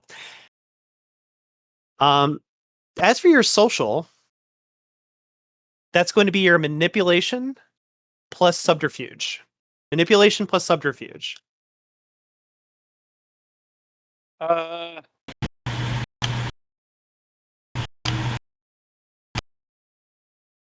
Okay. I could use a little help here. You want some dice? Huh? Yes, I do. You want some dice? Yes, I absolutely do. I'll give you 3 dice. Actually, no, I'll give you 5 dice. I'll take the 5. Works for me. If I have 4 in the stat but nothing in the ability, I can explode 10 still, right? You certainly may. Okay, good. At least I got that going for me. I will suggest don't botch this. That would be 2 successes. Okay. Did you take shadow dice from your shadow? Yes. Okay, he so gets angst. he gets 2 points of angst. Yes. Okay. And then how many successes do you get? 4 minus 2 for a total of 2. Okay. Unfortunately, my dice roll is higher than yours. What is it that your character is like communicating to Oscar in this moment using your subterfuge? What are you saying to me? I'm trying to stall him from so that my team has a better chance of getting away.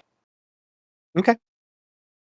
He will shake his head at you as you are kind of like bantering to him, and he very clearly ignores whatever it is that you are doing and looks to his 2 wraiths that are standing here and here.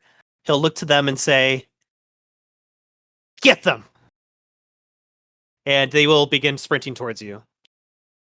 2, 3, 4, 5. 1, 2, 3, 4, 5. Looks like they are running towards you. Okay. Oliver, what would you like to do? I'm gonna hold my ground for now at the portal. Okay, you're just standing there? Yes. Okay. I'm Everyone going else- to. I'm about to take an. Yeah, I was going to say if anyone wants to take an action, they may do so at this moment. We are not in. We are not in combat right now. Yes. Yes, Alex. I mean, I don't know how often I can try, but I'd like to try to put Oliver into catharsis. Okay. Let me check your sheet again. Again? You can try once a turn. Difficulty will be higher, just so you know. Well, I mean, don't have a whole lot of options, so. All right. Alex, roll 8d10 for me. Difficulty 7. Difficulty 7 for me as well, or just for him. Nope. It's going to be a 6 for you. Can I explode 10s? You cannot. Then that would be 3 successes. Okay. Rob, roll 9d10 for me. Difficulty 6.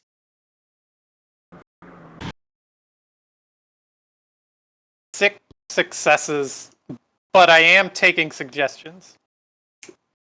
I don't know what that means. Meaning I resisted my shadow's attempt at catharsis, but if my shadow wants to suggest things, I am listening. Nope, your shadow, like, the only idea that he has involves him taking over. Okay, so I'm not getting any other communication other than he really wants to go into catharsis. Come on, Pretty trust much. me, we've got this. Let me take over. Okay. Myles, can I use mind speak?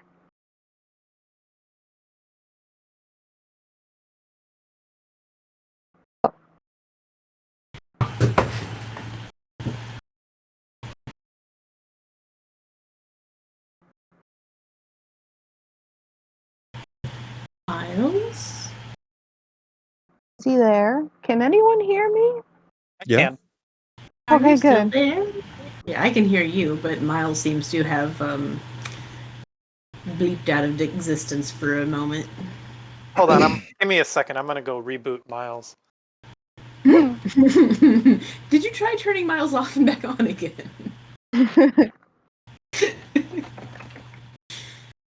And by the way, Alex, in order like just to be on the safe side, Arwen is like holding onto your coat, so you know where she is. Okay, that's good to know.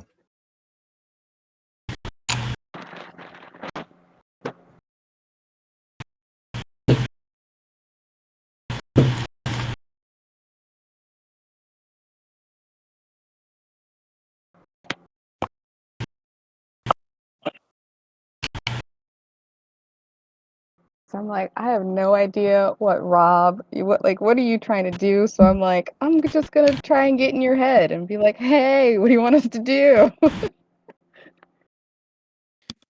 that?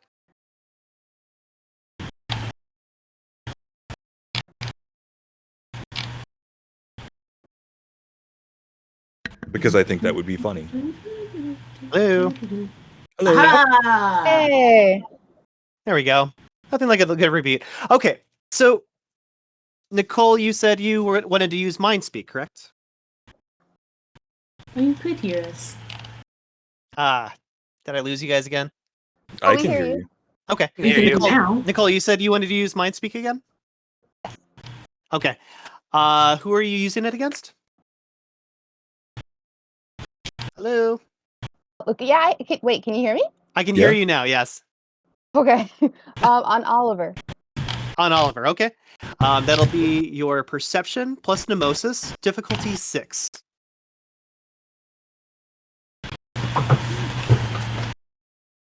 Hold on. Darn it. Okay, so 1, 2, 3, 4 minus 1, 3. All right. With 3 successes, you will make a connection with our good friend Oliver. Is there something you'd like to say to him right now? You can say up to 3 things. Is there something you want to say to him right now? Yes, I want to say, do you want us to do something? Basically, because we're You can say, I have a question. seeing these 3 like charging at you, and I'm asking, do you want us to do something? Sneak out of the room. This was the plan. I want them to come after. Like I'm trying. Sneak out of the room. I get 3 things. Myles? You get 3 statements to say to her. Okay, sneak out of the room. I'm trying to pretend like I'm covering our escape. That's 2, so I have 1 left.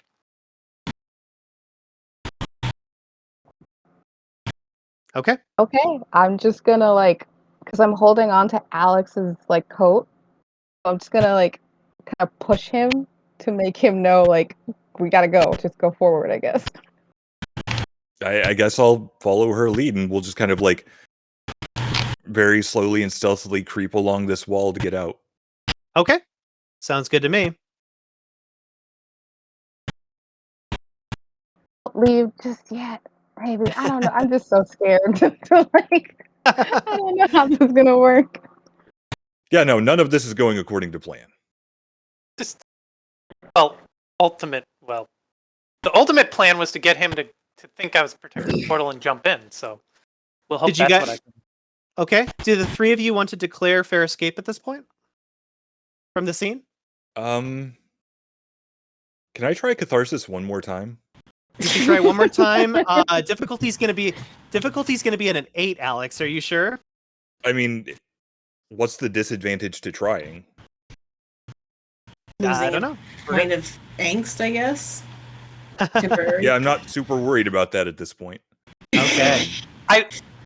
It's physically impossible for me not to resist you.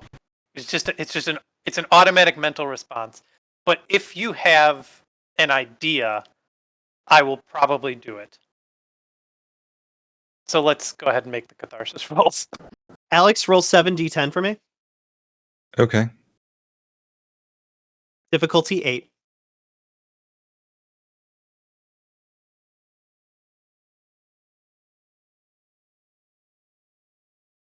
How'd you do? 7. Did you say 7? Successes? Or no, sorry, my brain just skipped a thing. 3 successes. 3 successes. Rob, please roll 9d10 for me. Difficulty 6. I mean, I almost kind of don't want to roll good here, but I will, because that's how it always goes. I do again. All right. Ty goes to the defender.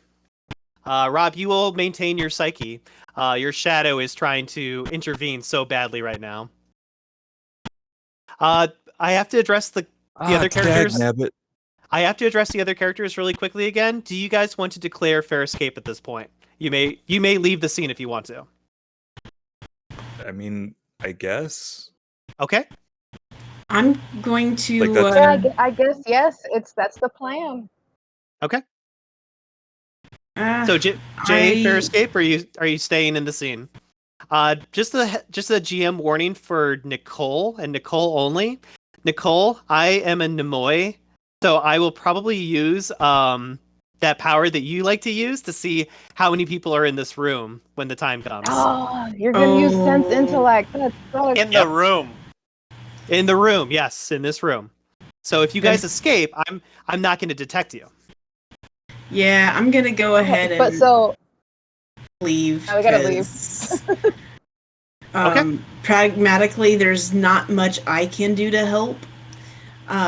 All I can do is either sit here and watch, and the portal that he made can go back to the room that we were in, right? It cannot. Oh, okay. Dang it. Wait, where is it? I'm not. No, I can't. I can't hear or see you, so I'm not going to say. I can't say anything. I was thinking lips that was. I thought it was already declared where that portal went. That portal will. Yep, that portal will take you outside of everything. It'll basically take you out to the desert again. Okay. It spits you out. Well, pragmatically, there's not much I can do, and probably Oliver will be able to survive back in the desert. So I'm going to go ahead and make my escape since there's not really anything I can do. Okay.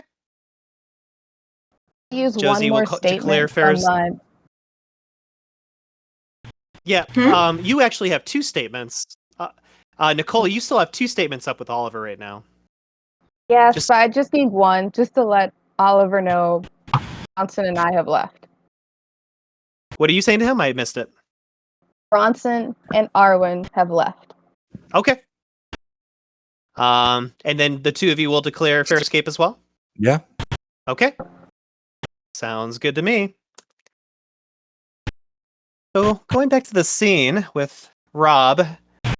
Rob, my characters are going to be lunging towards you again. Did you want to declare a dodge at this point in time, or do you want to take an action? Because I'm going to be charging right at you. I have one question, and Yes. this is contingent upon the group being okay with it. Would this be a good moment to use a Fate of the World dice to turn the scene more likely that they'll try to jump into the portal? I support this idea. I'm okay with it, but if we fail, does it make it worse? Yes. Yes. Oh. I mean, I'm okay with you doing that, because honestly, I think it's going to hurt you more than us, so if you're willing to do it, sure. Can I make a suggestion? Yes. So, Rob, narratively wise,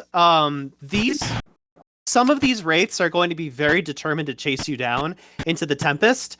Some of them are going to possibly do a different action and not dive into the Tempest. They're going to do something else. But I would save that Fate of the World die for when you jump into the Tempest, because surviving this is going to be very difficult. Okay.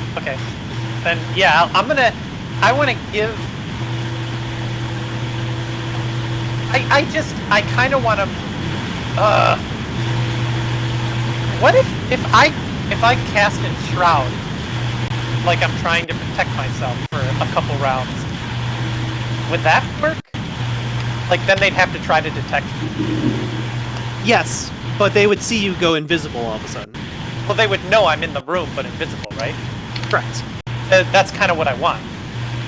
Them to have to start trying to spend their time looking for me. That might entice him to cast his Nemoy ability, realizing I'm the only person in here, thus making it seem like that everyone else made their escape. So I'm going to attempt Argos. And you're not going to jump into the portal, is what I'm hearing. No. I'm going to, and I'm not even going to make it look necessarily like I'm trying to jump into the portal. I want them to know I went invisible, and I'm somewhere in the room. No, I am. I'm sorry. If you go enshrouded, you're basically defeating the purpose of the portal being there in the first place. But if I try to... Yeah, you can't do 2 things like that.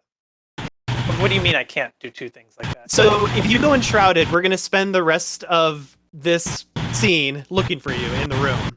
And most likely, out of my 4 people here, we will find you. if you jump into the portal, you're probably going to convince two of my characters to dive in with you to try to find you. They're going to jump in with you. Okay. But if you stay in the scene, then the portal is basically null because we're going to be looking It's gonna for go you. away. Yeah, the portal eventually will go away. Yes. Okay, you know what then?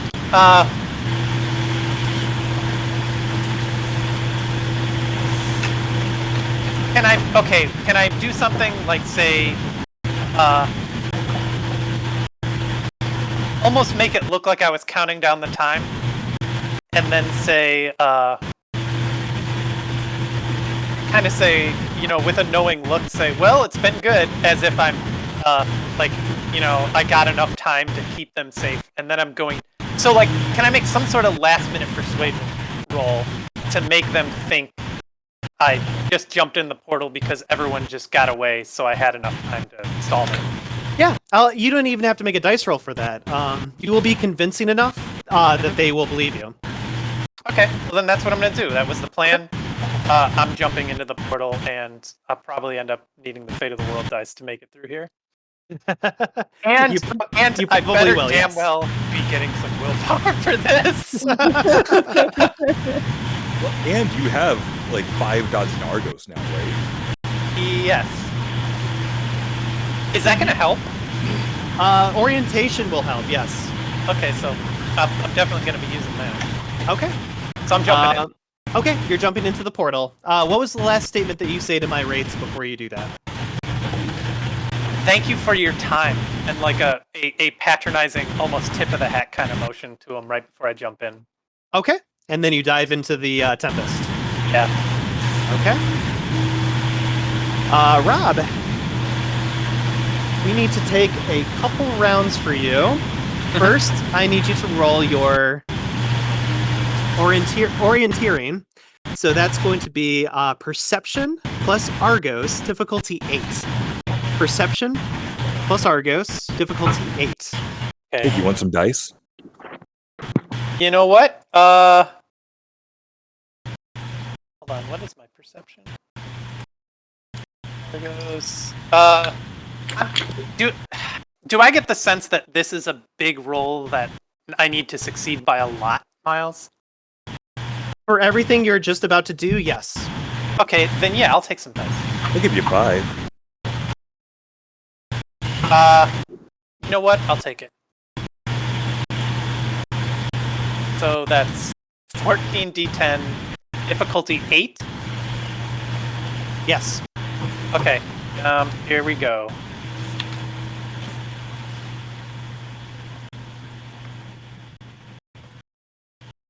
Oh shit! I botched that. How much many willpower do I have left? Oh How no. How many ones did you roll, first off? 3. 3? Okay.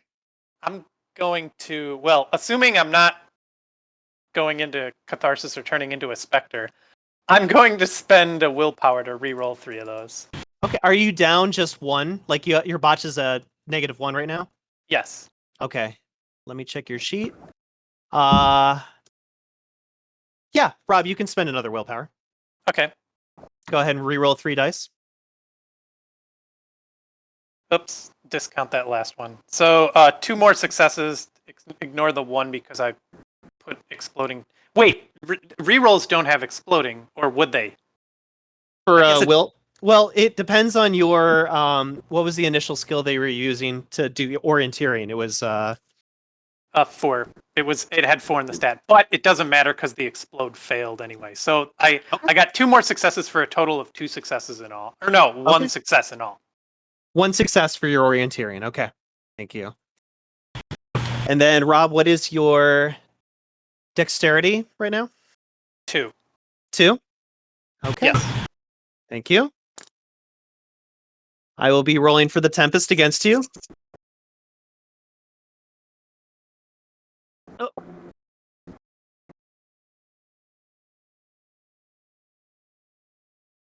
Okay.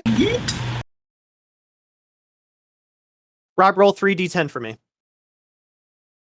Is there a difficulty here? 6? Standard 6. You're basically soaking damage right now. 1 success. Okay. Rob, do you want to use your Fate of the World dice to survive this?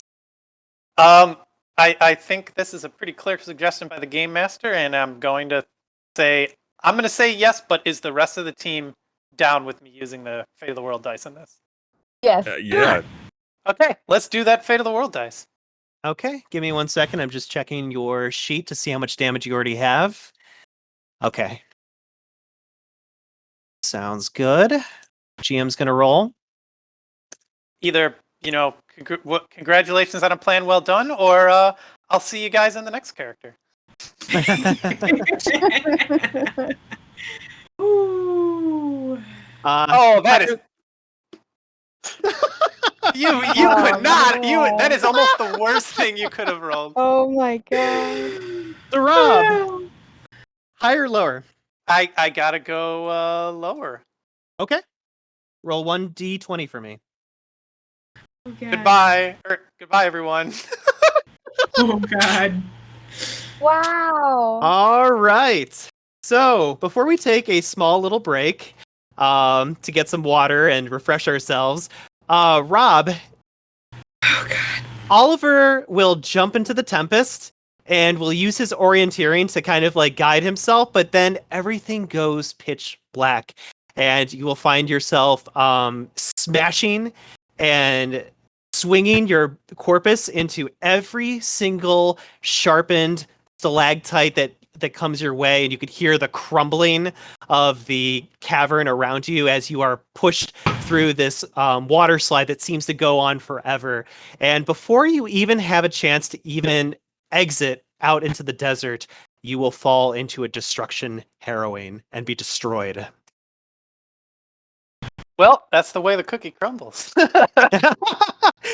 With that in mind, everyone, we're going to take a small 10-minute break just to get some water and de-stress a little bit. I will see you guys in 10 minutes, and we will resume where you guys are in the other room, which will actually be much more different now that things have gone this direction. See you guys in 10 minutes. God. Okay. Bye. Bye.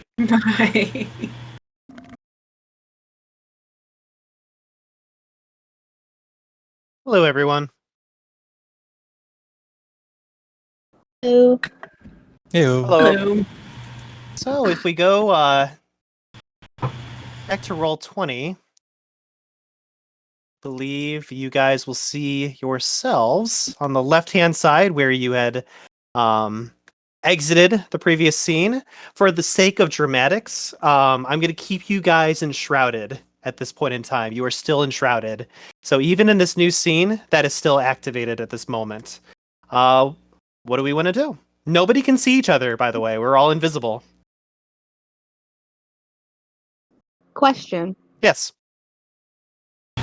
Since I was connected to Oliver for like a split second, would I have known that he jumped through the Tempest and potentially died, or do I just have no idea? You have no idea. Okay. The connection is lost, though. Like you feel like you had the ability to.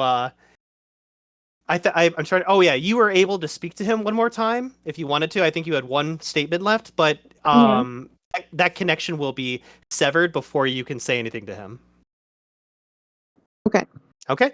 So we are now in a new scene. We are all enshrouded. What do we want to do?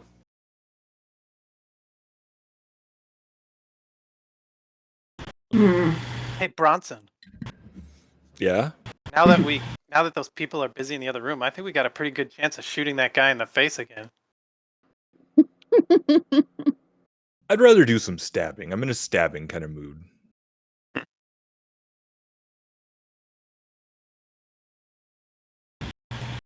Okay, whatever we're gonna do, we gotta be quick about it. You guys start to hear footsteps behind you from where you're currently standing. Footsteps as if someone is kind of about to run through. I'm still holding on to Alex, so he knows where I am. Okay. Sounds good. I'm going over here and I'm going to be silent, but I'm thinking that what I'll want to do is once the danger has passed, if the danger has passed, see what we can do since we're still enshrouded. Get Arwen up here to touch the coffin, whatever, and get the memories and skedoodle. Okay. So right now, as you guys move off to the side after hearing the footsteps, you will see Oscar and one of his heretics come running into the room. It looks like they're distracted and don't have any focus or interest in speaking or talking to your circle if they had seen you. They're also not trying to investigate to find you.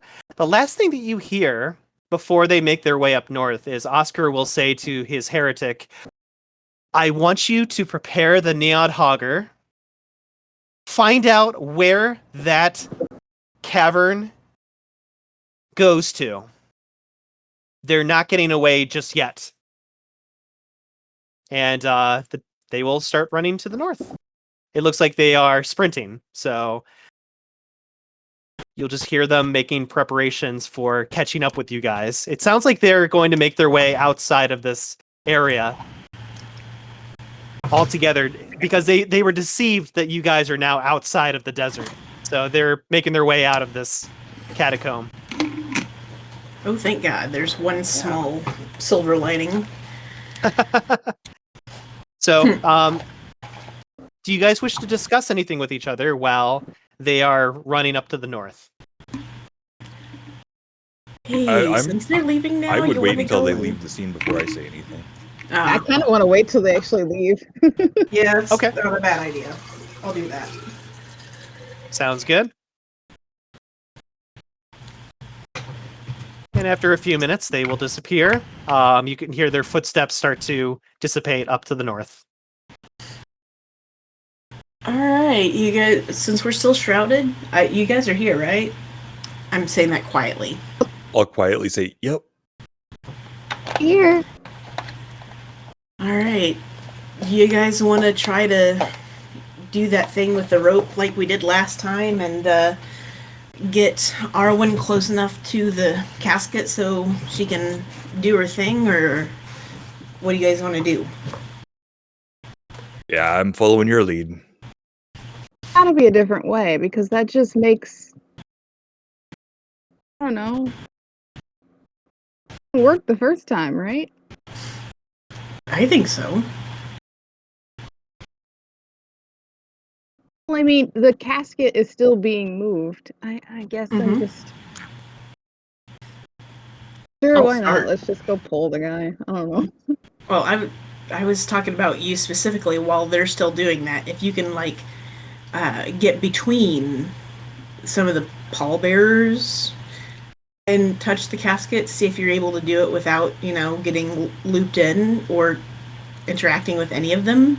Because they didn't seem to be interested in interacting with us. Unless, one of them got dragged away. Well, isn't the problem is you touch the casket and you basically become drone-like? So I won't Well, it seems like think there's to open or try to open the casket, right? Well, that's why I'll have the rope wrapped around you.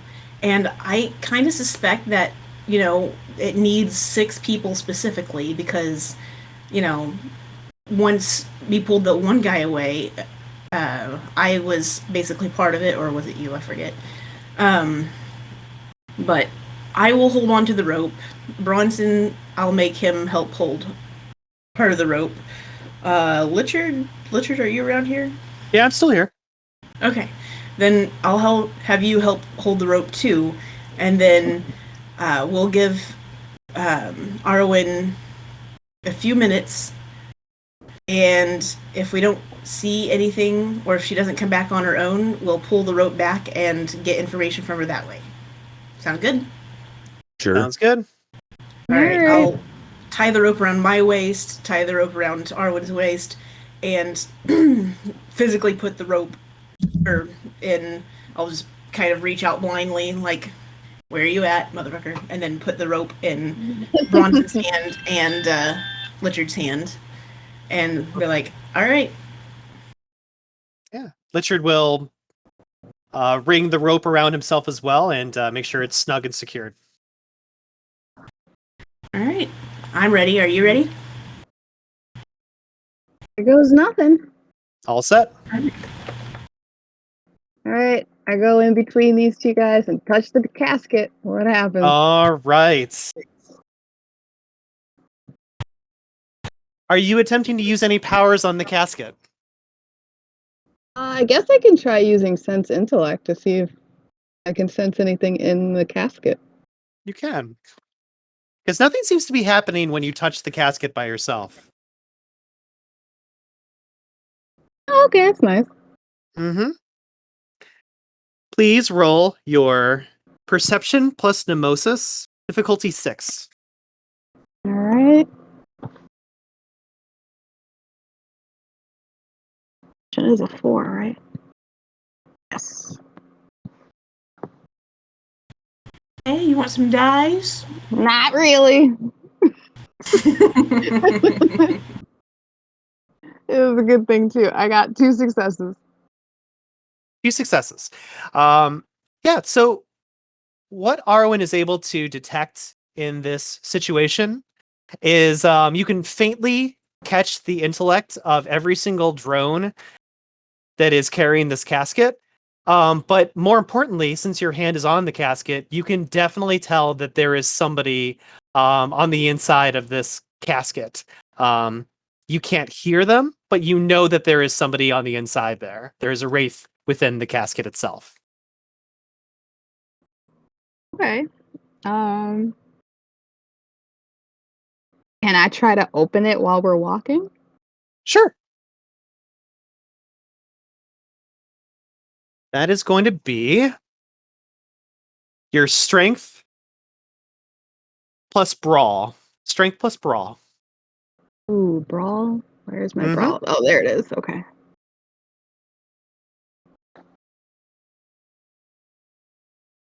I guess if you are willing to help me this time, I could use a little bit of help. Just a little. Are you there, Are Jay? you there? Hey, it helps if I unmute. So, I'm not able to use shadow traits while I'm not in catharsis, right? You have to be in catharsis to use shadow traits, correct? Okay, well, damn. But, yeah, I can't give you a whole lot, but I could give you 2. That was exactly what I was hoping for. Okay. Okay. Ooh, explode. Nice.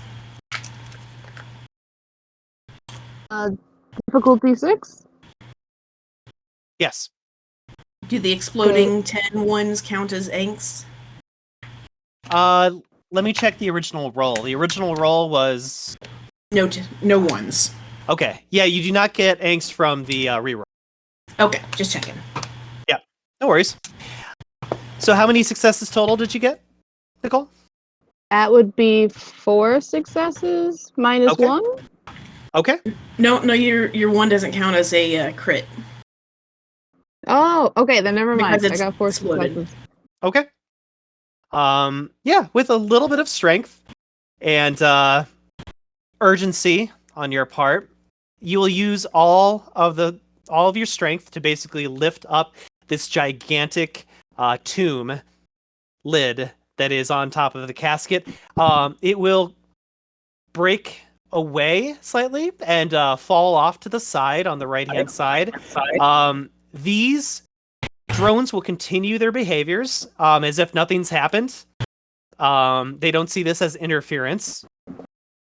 But on the inside of the casket, you will indeed see a wraith that is just kind of like lying there, looking like she's been like spending most of her time trying to push her way out of this casket in the first place. And she actually looks over to you.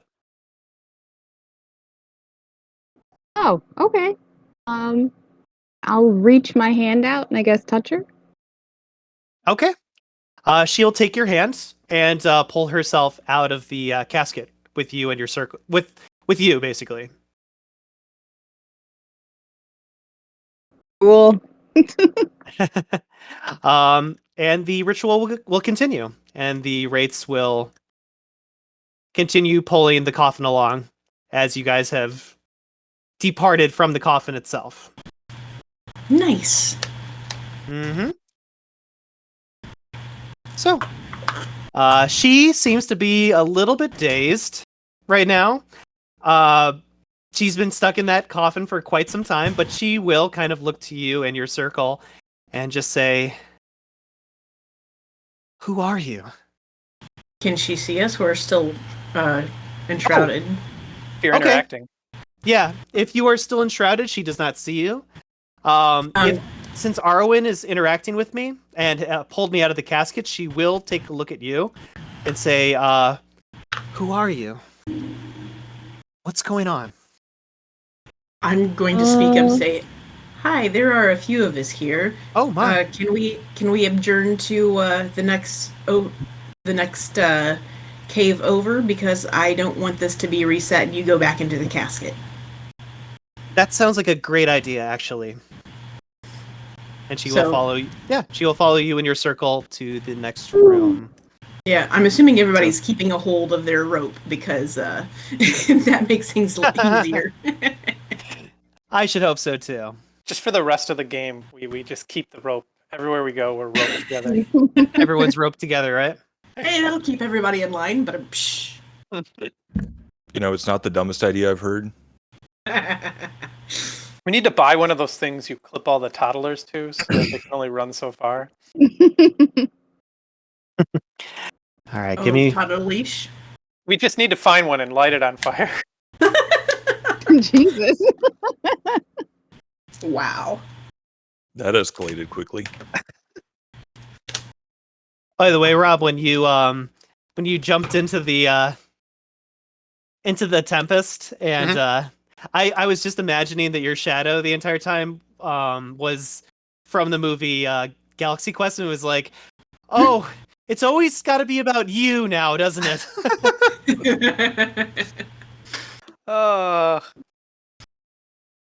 So mad that you got all of those catharsis rolls. You would have probably done something very different. Oh yeah. Yeah, I had a plan. Well, I mean, it worked out either way. I mean, yeah, but it was going to involve you not dying. I mean, All right, I've almost got all my NPCs in one place. And I'm going to move everybody over to the next scene. A very familiar area.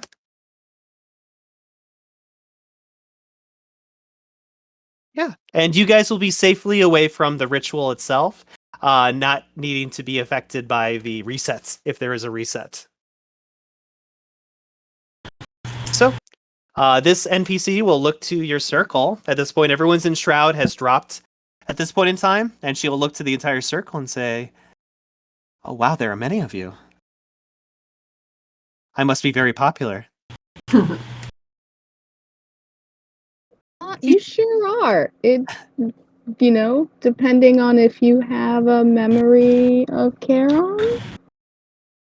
Oh, you're one of the torchbearers. Yes.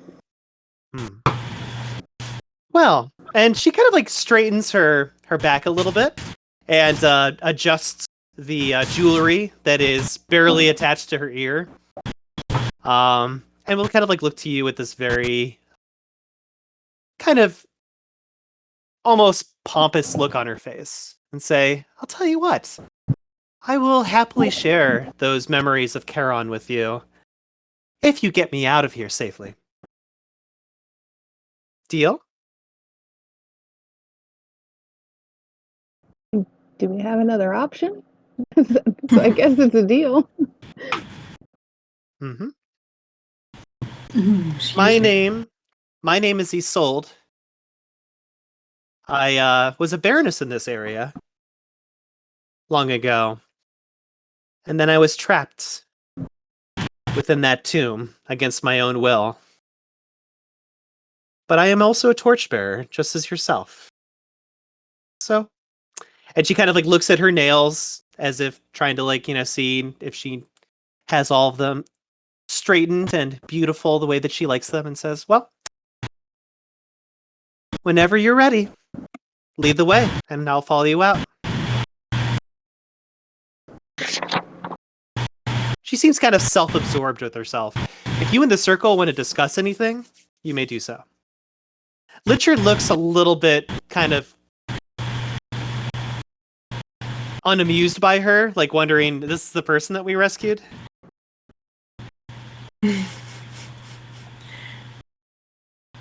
At this point, there's not a lot that we can do, since, we've lost one member, and oh, actually, you know what? I'm gonna walk, and be like, you know what? I have a thought. I'll be right back. I'm gonna walk over here and check for spiders. Okay. You don't need to make a roll for that. You take some time just observing this entire cavern. There doesn't appear to be any spiders here at all. Okay, then I'm going to go down here to this box to see what's in it. Sounds like a good idea. Roll 2d10 for me. All right. I almost forgot about that. Oh, wow. I hope that's something baller, because I got an 8 and a 9. 8 and a 9. Thank you. Spider! Ha! I want a pet spider. Give me a pet spider. It's a mimic. It's always a mimic. You're a mimic. You're a mimic. Get it? It's ironic because I mimic these. But Okay.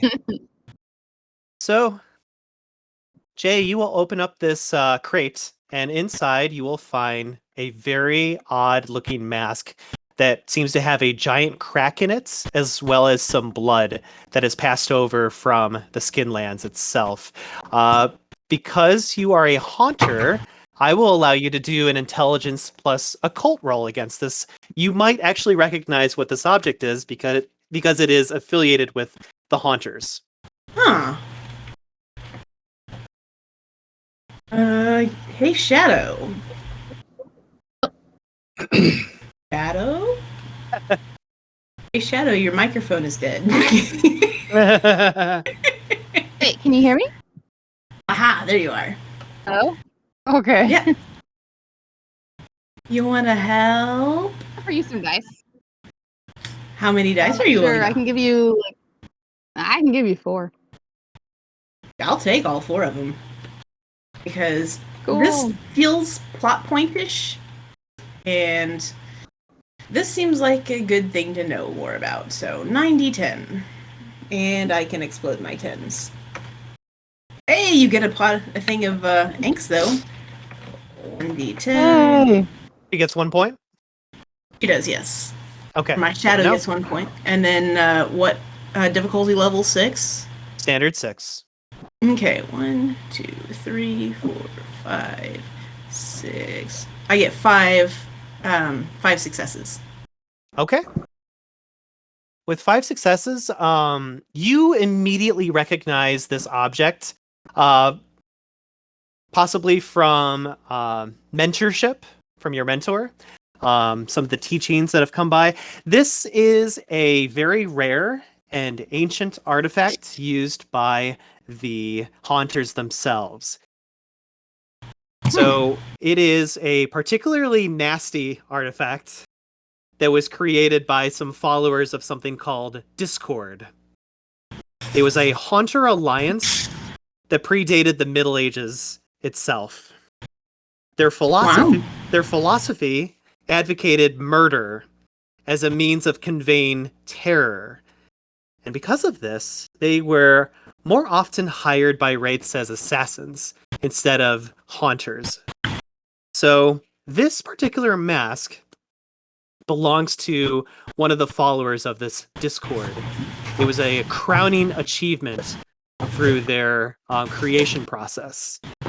This art allowed them and enabled them to hurt the living. So with this dark art or this mask, one of the powers that can be used is completely outlawed by the dictum mortem itself.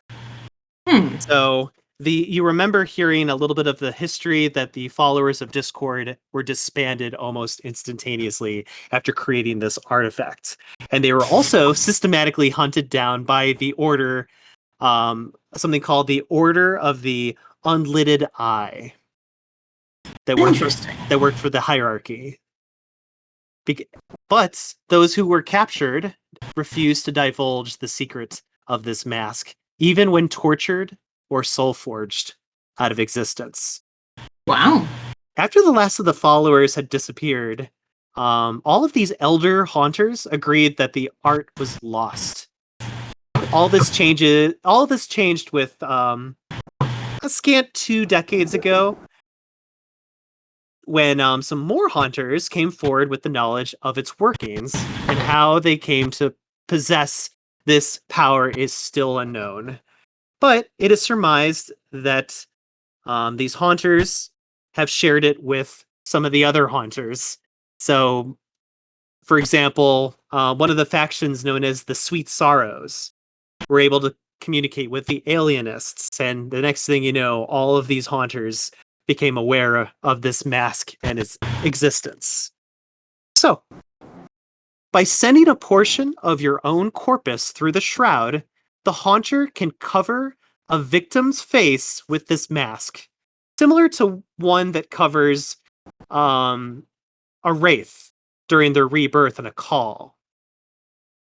This mask obstructs all breathing passages, causing the target to suffocate unless they manage to tear the mask off. But this feat is difficult since the suffocation mass of the plasm finds its way down the victim's throat and up their nasal passages. So for obvious reasons, this dark art or this mask does not affect any other wraith, and it does not affect vampires, which we don't have to worry about in this game. So congratulations, Jay, you have a murder mask. Hooray! I will put that in your inventory. So That's can I an use atrocity. Tempest Peak to see if I can see what happened to Oliver? Yes. Let me check the roll for that. Please tell me we're not going out that way, Bronson. We should probably use the front door. Oh Alex- yeah, I'm just wondering where, like, if Oliver made it or not. Probably not. Alex, perception plus Argos, difficulty 6.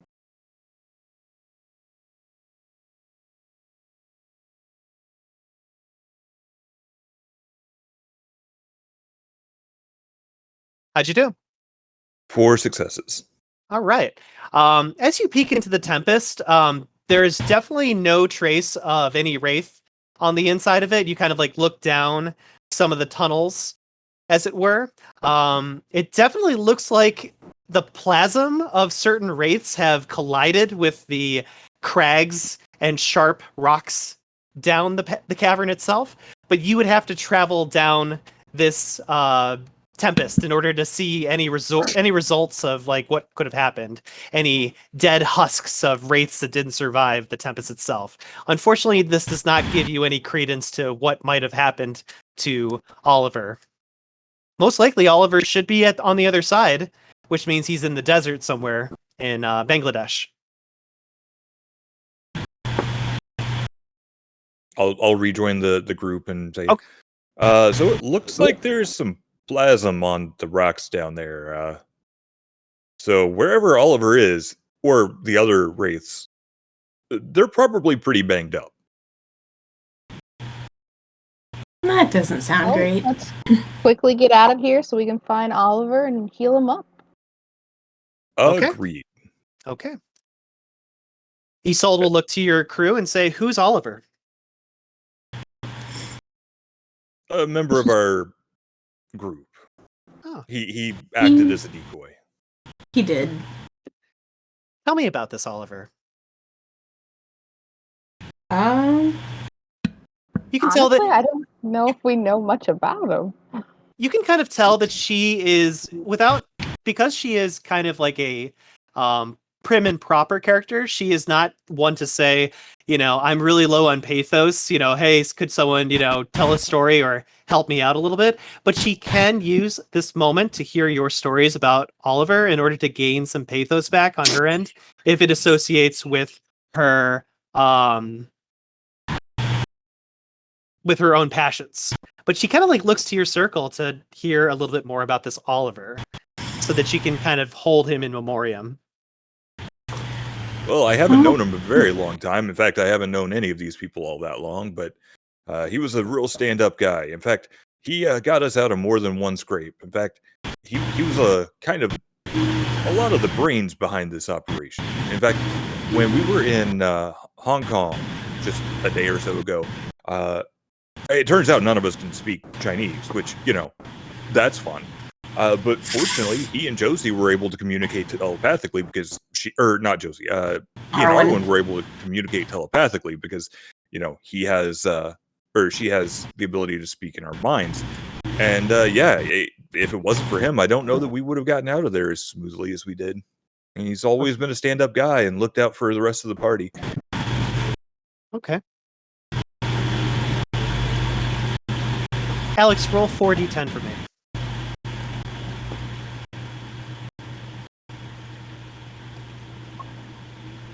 No successes. No successes.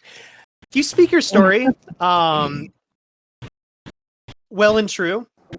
Everything that you said about Oliver is pretty consistent and very noteworthy.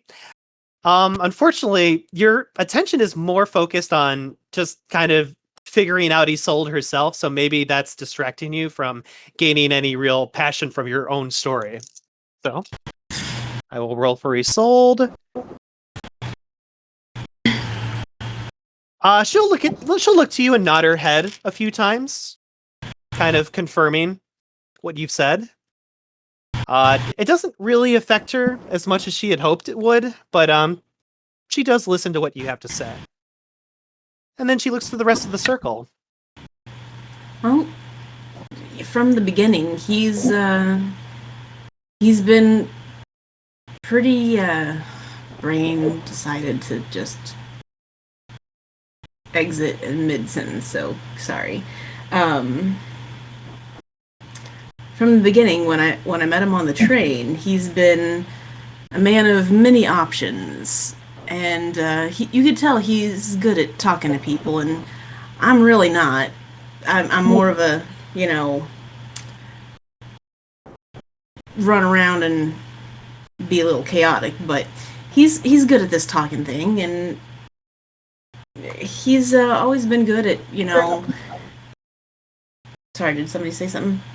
Nope. Okay. He's always been good at this talking thing and showing a lot of freedom and a lot of choices available and letting us choose between different options. Okay. Jay, roll 3d10 for me. Okay.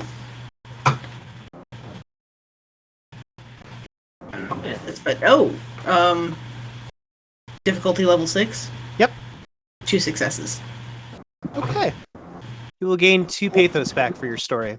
Hooray!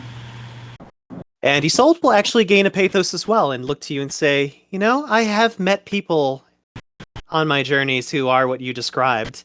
And I got to admit, even though I am dedicated to my own form of proper etiquette and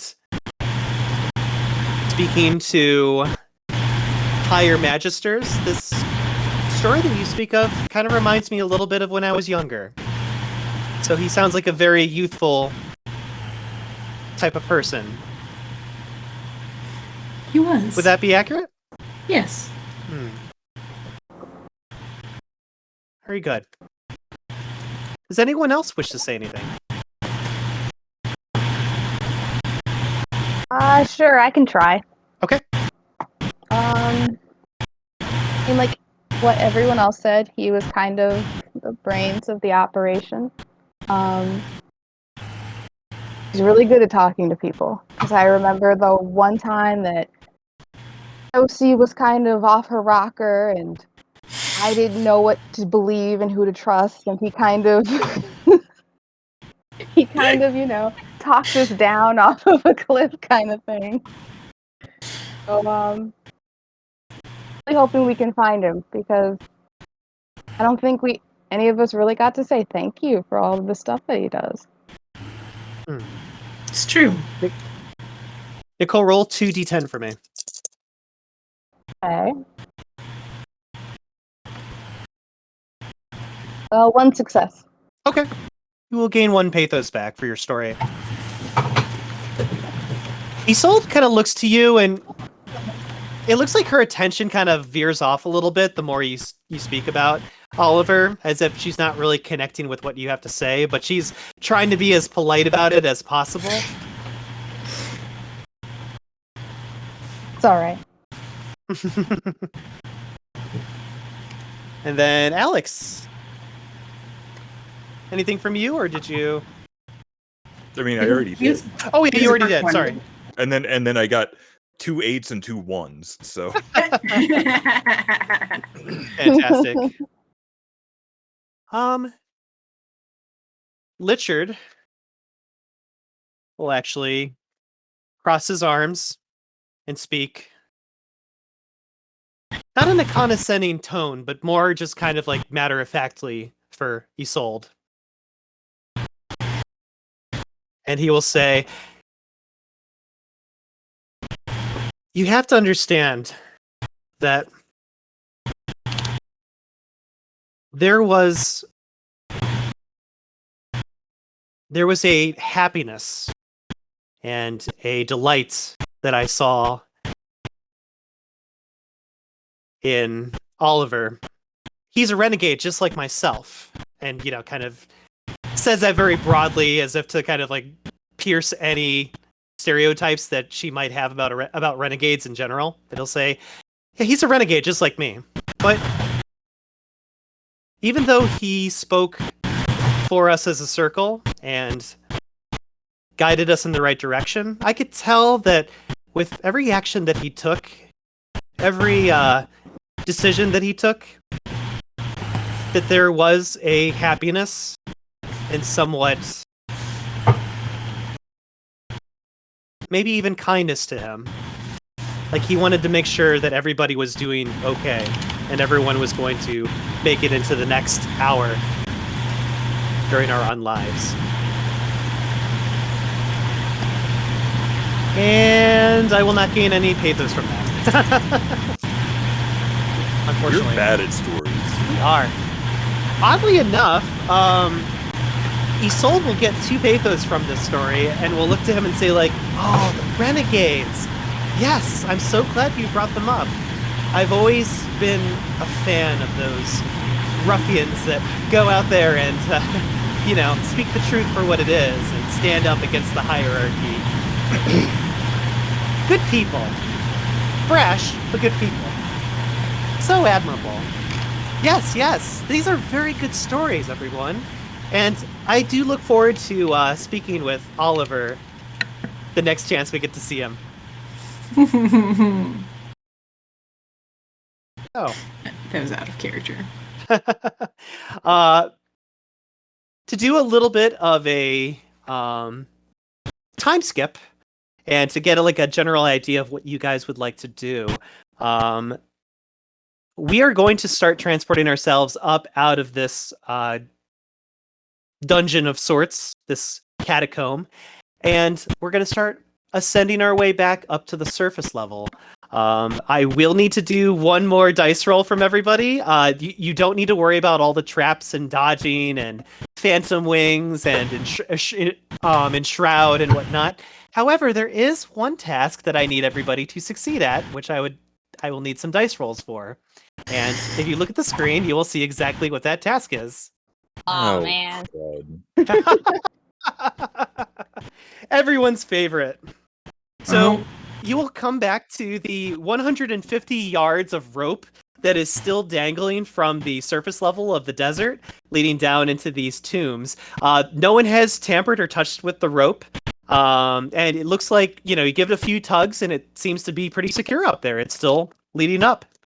So if you guys want to ascend, it will be your dexterity plus athletics. Dexterity and athletics to climb up this rope successfully to the top.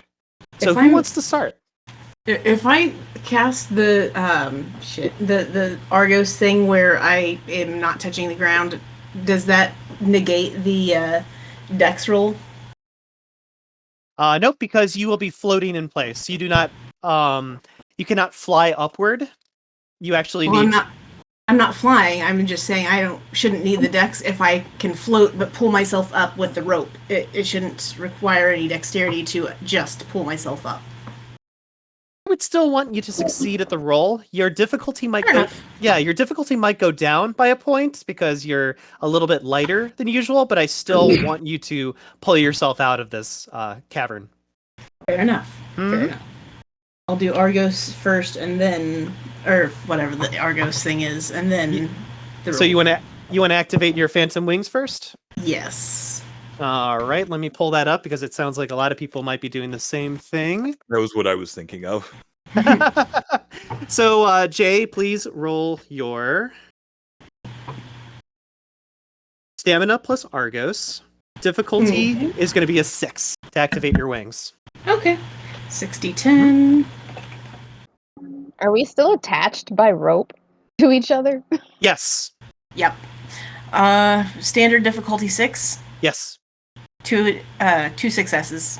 All right. You will activate your wings, which will assist you with your ascension up this rope. I still need you to roll your dexterity plus athletics, but the difficulty will drop to a 5. Okay. Thanks to your wings assisting you. You want help?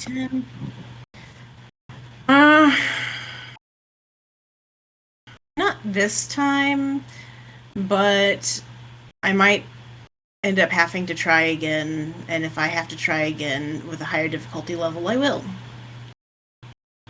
So 5d10. Okay, well that's plenty. You said dexterity, right? Yep, dexterity plus athletics. Yeah, I was just making sure because I can't explode that 10, but I still got 1 success. Okay. With 1 success, it takes you a large amount of time to make your way up, but thanks to your wings helping out, you are able to get a really good start. It just takes you a little bit of time to get your way up there. Who would like to go next? I can go. I don't have phantom wings. Actually, you don't have phantom wings. Oh yeah, the other two weren't tied to the rope. She's the only other one that's tied to the rope. I believe Lichard is also tied to the rope. Is he? I thought I just handed it to them, but okay. Yeah, he tied it around himself. Okay. Then probably Lichard should go first if Alex didn't tie because he'd be next on the rope and it'd be somewhat inconvenient to have the beginning and end of the rope and then the middle still be on the ground. Yeah. Let me activate my phantom wings.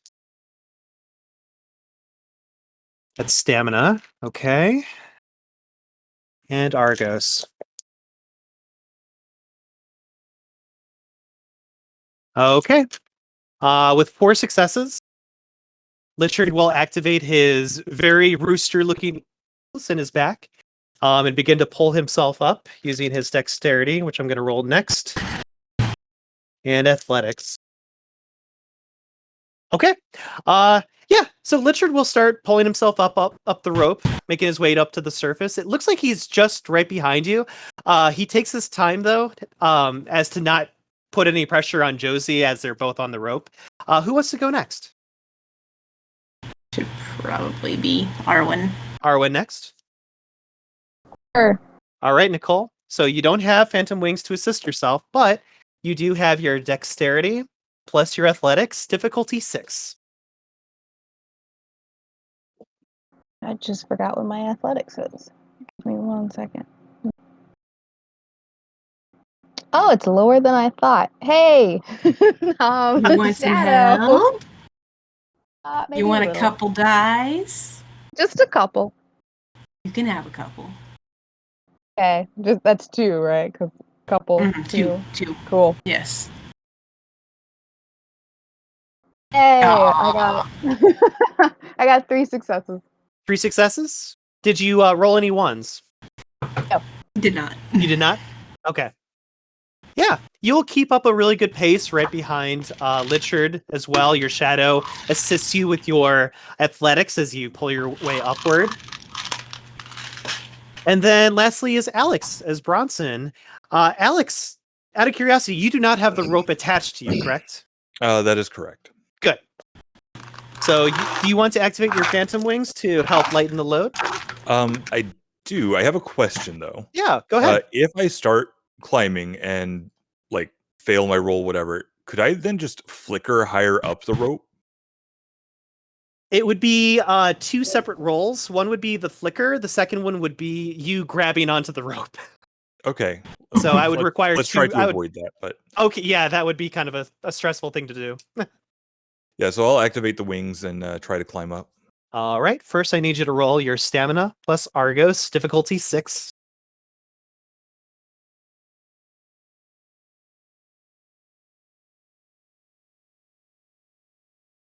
Well, that's a botch. Oh. Do you want to blow a willpower to reroll 3 dice?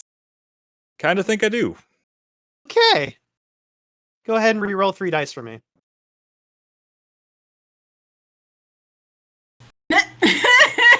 Oh, no. How'd you do? Ones cancel on rerolls. Do they? They count as non-successes. Yeah, not cancel. So you. Oh, okay. Then You Then it's only still a botch. Botched less Okay. bad. All right. You will start to pull your way up onto the rope right behind everybody else. And you will feel the rope actually start to rip apart above you a little ways away. And you're not ready for this when it happens, but you do feel the rope rip apart above you, and you do fall down to the ground. I need you to roll your stamina, please. Roll your stamina. okay, For so damage. can I flicker up higher above where the rope is fraying? And so do you want to take the 2 separate dice pools to perform this act? I Because mean, if you flicker up there, then you got to grab a hold of that rope immediately. what would that roll be? So, first off, what is your dexterity? 4. Okay, and what is your melee? 4. Okay. Next, what is your... So your dexterity is 4. How much Argos do you have? 4. 4? 4 dots in order. Okay. So you would have to roll a dice pool of 4 for each action. So 4 dice for the flicker, and then 4 dice for grabbing onto the rope. I mean, I suppose that's better than falling and then trying it, because the rope is no longer connected at the bottom, right? It looks like you would not be able to jump up and grab onto the rope anymore. Yeah, so I'll try to flicker, because otherwise I'm kind of stuck down here. Okay. First, I need you to attempt the flicker. So 4d10. Your shadow may help. Shadow. Convince me that you're gonna do this in like a cool way, like, and maybe I'll help you. It sounds like, what are you doing?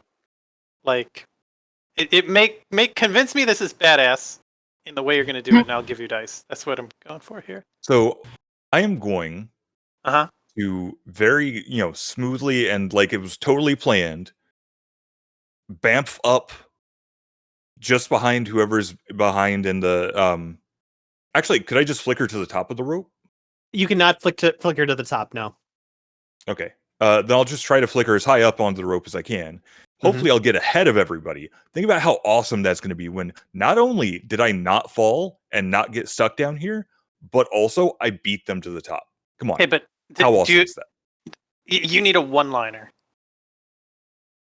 So I'll give you the dice, but after you succeed on the roll and you're at the top of the rope. I want to hear a badass one-liner. So 5 dice. I'll take it. I'll take it. Okay.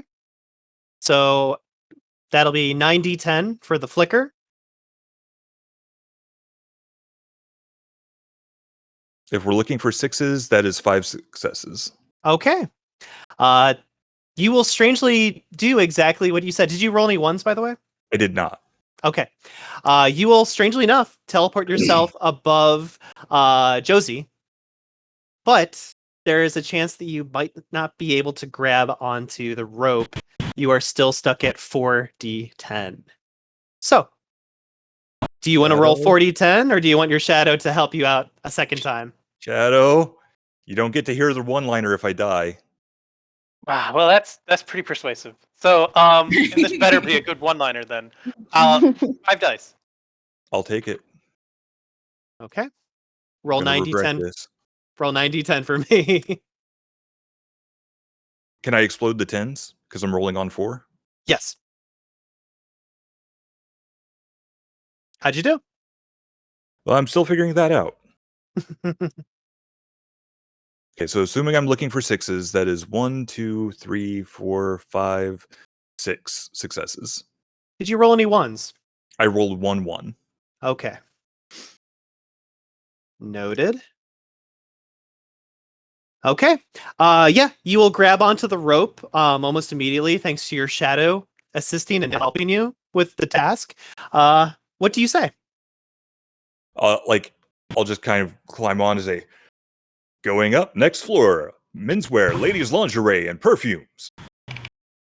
Yeah, not bad. That'll work. I like it. It's pretty badass. Okay. Nobody knows really why, but Bronson has managed to teleport himself up above Josie and just starts climbing up the rope as if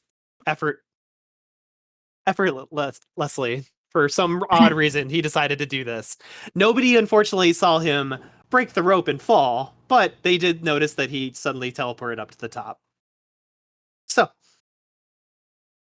everyone will ascend out of this giant pit back into the Bengal Sands above on the surface level into the Shadowlands themselves. And once you're there, and Isolde kind of gives you this look in the corner of her eye of like, okay, so I hope you guys have some kind of plan of escape because we're in the middle of a desert. You will hear the sounds of a ship start to cross the desert as if they were waves of water. You'll see this giant ship made from bones and marrow and fingernails and all sorts of body parts start to make its way into your direction as if right on time for picking up your circle. You guys will look around hoping to see Oliver Berg make his way towards your circle. And the ship will come close over and, kind of like go astern to the direction of the circle so as not to hit you or bury you. And as you see the ship stop and drop anchor, a very familiar look. A very familiar what? Shit, it's me. I'm going to No. assume captain or ship is what was he gonna say? Oh, Craig stopped recording for a second. I was like, shit, that was me. But no, apparently it was Myles in the middle of his monologue. Damn shame. Hello. Okay, there we go. Ah, Hey. so I bumped my microphone with my elbow, so it dislodged. All right. So you will see a very familiar looking character standing on top of the ship. Got to activate him on roll 20. There he is. I still see the cave. Oh, this, gotcha. There we go. Yeah, and he will just kind of like look to you in your circle. He will drop what appears to be a ladder in order for you guys to get on board. And he'll just say, "Ha! Wow, good to see you all. -1. Where's your friend?" Where is he? He should have been out here. I don't know. I attempt sense intellect one more time. Okay. I'm looking around my damnedest looking for him. Like, Yeah, any investigation rolls will be successful. You guys will not see Oliver or a trace of him anywhere. Nicole, I need you to please roll your perception plus mnemosis.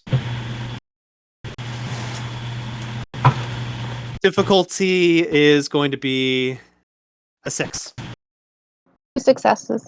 How many? 2. 2? Mhm. So you'll reach out with your mnemosis powers to try to reach any mines that might be out there besides the ones that are on the Naglfar ship itself, or the ones that are in your circle. And the further you reach more and more, there's just silence and nothing in return. I will turn to the group and go, can't find him anywhere. I don't suppose you could try to talk with him telepathically. That's the thing. I can't find him. I can't find his mind anywhere. That's not a great sign. I'll kind of look over to the captain and say, is there any chance we could take a flyby around this area, see if we can locate him, find out what happened? Of course we can, absolutely. And with that, everyone will grab a hold of the ladder that he has dropped from the Naglfar and climb aboard this familiar-looking ship.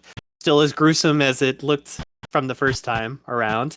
And at this point in time, we will be taking a dinner break before we interact with the crew on the Naglfar.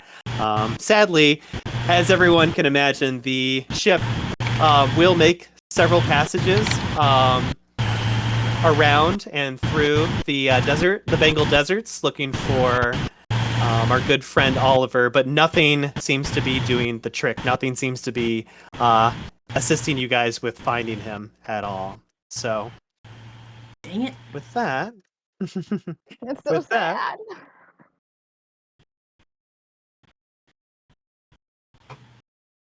the entire circle has itself a solemn moment. Starts off very, very quiet and just a pure silence, wondering the fate of one of their former circle mates. But at the same time, there is a good amount of hope riding on the Nimoy that they had picked up from the deep catacombs from below.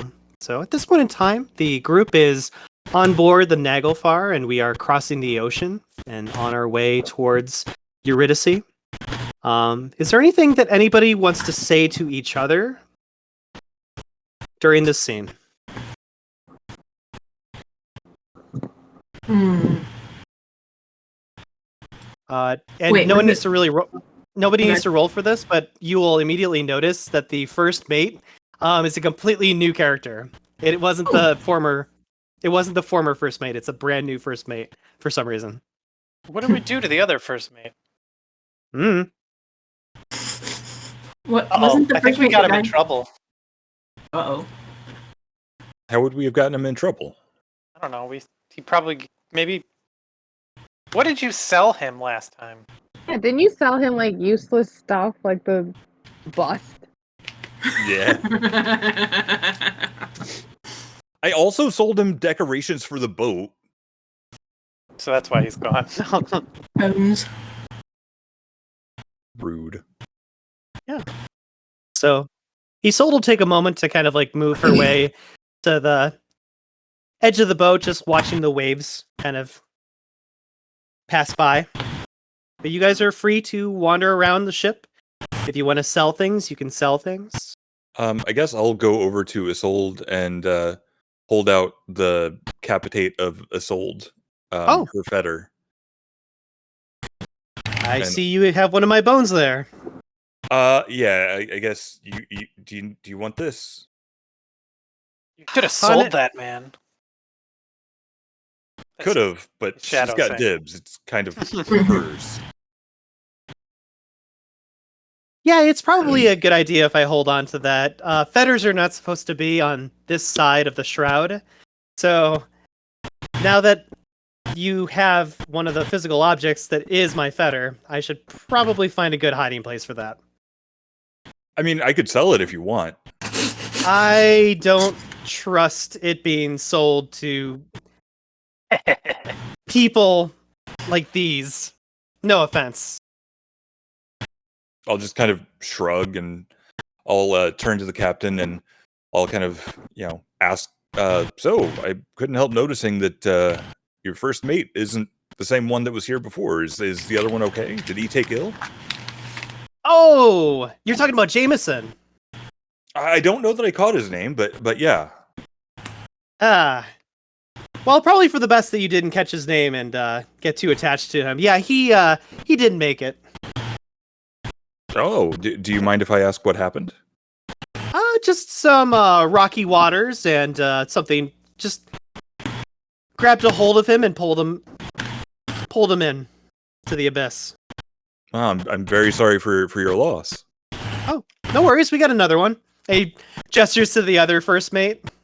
We got another one. We're good.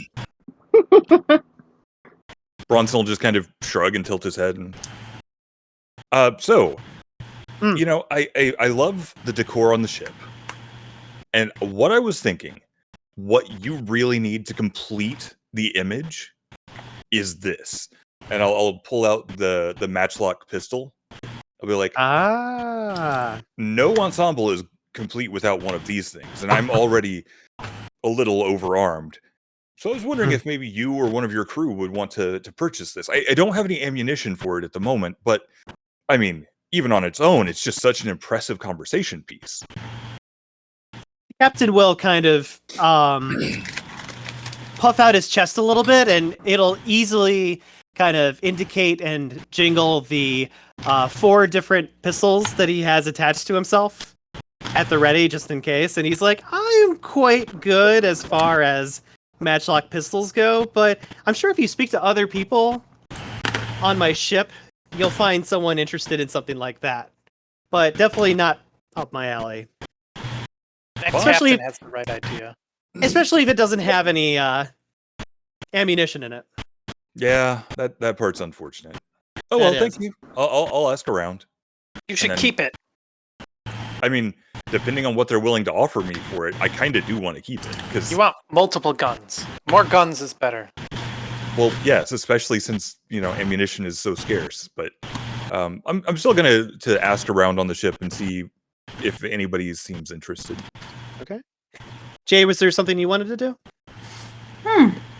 Yeah, I was thinking that I would show the captain the mask that I've acquired and ask him. Okay. And ask if he was interested in purchasing it, or if No. he had any commentary about. No, As your shadow, No? I definitely say no. Yeah. no. Yeah, as your shadow. Keep that mask. Are you kidding me? That is so useful. Think of all the people you can murder. That's not really helping the case. Also, I'm not out usually- of character. Mm-hmm. Out of character, isn't that like a super no magic item that really nobody should have? Yes. Yeah, that's why I'm yeah, trying to sell it I'm off. like, Okay. no. That's why I'm trying to No, sell it, keep so I it. don't have it. Why? The captain will stare at you good and long and say, I'm sure you'll find someone on this ship interested in such a thing. I myself wouldn't want to touch that. Understandable. Yeah. We don't have anybody here that uses fatalism, right?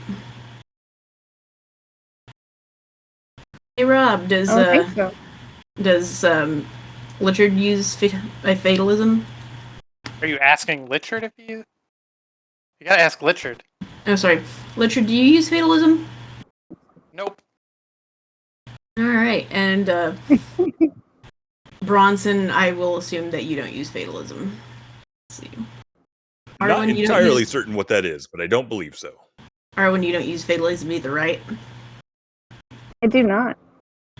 Well, we need money for our next stuff, and nobody here can use divination knucklebones. So, I'll show the captain the divination knucklebones and ask him if he has any interest in such a thing. Hey, isn't it better to sell that to the Oracle? Yes. Hold on to that. Don't stop selling everything before we get to the oracles. Okay, fine. I'll sell those to the oracles. Yeah. But Although you might try selling the whiskey stones. Yes. The captain will kind of look at you, perturbed, and say, I'm kind of busy steering my ship right now, so if you want to talk to my crew members, they might be able to buy some things off you. But I'm a little Okay. busy right now. okie dokie. Yeah. All right. Well, then Nicole, I'll was there something you wanted to do? go ahead. I wanted Nicole- to talk to. I wanted to talk to You sold? yes, and see if I can get that memory now. She'll look at you and just kind of with a very overconfident smile on her face, kind of like look to you as if she's like denying you something important and says, well, technically we're not safe yet. We're not over at your safe holding yet. So I think the rescue operation is still at hand. So I'll give you those memories once we're safe and sound. Knew I should have held onto the feather. No, I'm pretty sure we're safe. We've been on this ship before. We'll be fine. It's best that we do this now. I don't know. I don't feel very safe being on this boat. This is my first time being on this very ghastly, repulsive looking boat. And the captain kind of like looks over at the two of you as if to say like, you know, I worked really hard to make this ship. But he doesn't say anything because he knows better and continues steering his ship. But Isolde just kind of like looks around a little disgusted with the place. Like, I don't feel safe here. Is there a I wouldn't really insult the captain and his ship since he is, helping us, trying to get somewhere. So I think it's better to kind of show some respect to him, don't you think? And she kind of like looks over at the captain and puts on like a fake smile and just kind of like simply says, nice place you have here. Really ship-worthy vessel. And the captain will ignore her completely and just shake his head. I don't blame him. How was that? Do you think that persuaded him? I really doubt it. Aw, that's too bad. And she just kind of like, again, looks at her nails as if to see if there are any flaws. Why were you in that coffin anyway? I'm sorry? I'm asking her why she was in the coffin in the first place, the casket. For some reason, and, I have no idea why this could be, but the people that I lorded over couldn't stand me. And they decided that it was a better idea just to throw me in that coffin. And the next thing I know, the coffin is lifted up by some wraiths and I was stuck in there. So, I don't know what the big problem was, but you can be assured that if I ever see my subordinates again, they are going to get a talking to. And she kind of makes like a fist with her hand as if she could actually physically do something, but clearly not. Huh. I can't imagine why they would have put you in there. I'm so glad you agree with me. Too late to turn around. I know, can I just push her off the ship? Like, I'm so tempted to just push her off. I actually want to make a roll, like a social roll, to see if she's leading us on. Okay. Like the way she keeps saying, "Well, not safe yet." Is she just gonna keep saying that, like, and Okay. keep going? So Yeah. That'll be your I would say your intelligence plus maybe empathy or expression. Okay. Okay, I came in a little bit late. Is Rob playing as Lichard now? Yes, he is. Okay, thank you. Yep. One success. Okay. With one success, you're able to determine that she is, she's not leading your group on. She's just trying to hold on to her own self-preservation for as long as she can. You can kind of tell that she just was a very conniving person when she was ruling over her, whatever you would call it, district or county as a baroness. But definitely was one of those, I'm not going to give you the reward until I feel like it is ready to do so. So kind of like I described earlier, Rob, very pompous and very ahead, very just full of herself. So but nothing along, like nothing deceptive along the lines of like, well, I'm not gonna, I'm never going to give them the memories. She's just kind of saying, I'll give them to you when I feel like I should give them to you. So basically, she's not going to throw away her trump card if she doesn't have an escape route. Correct. Okay, Yeah, that makes sense. That's what you kind of get out of her. Alex and Jay, what are you guys up to? I'm wandering apparently- around the ship, seeing if anybody wants to buy this dope pistol. Okay. So Use it. this character is the first mate. So you're approaching him first. Sure. Okay. Yeah. I'll just basically make sort of the same sales pitch of, so we acquired this, and while I don't have any ammunition for it at the moment, this would be just such a fine accompaniment to your outfit. Just look at how dashing you look holding this bad boy. Start waving this around the room, nobody's gonna ask questions. Hi there. My name is Booker. I'm the first mate of this vessel. Nice to meet you. Hi, I'm Bronson. I don't know who you are, but hi. Are you trying to sell me something? Yeah, so out of character, I thought we just skipped the introductions, but in character, he's just like, oh yeah, of course, yes. I'm Bronson. This is my group, and yeah, I was wondering if you'd like to purchase this lovely piece.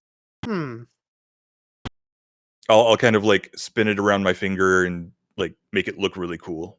Yeah. He'll examine it and he'll say, I'd be willing to part ways with 8 obli for that. What would I roll to see how much he's lowballing me by? That would probably be your wits plus streetwise. Wits plus streetwise. All right.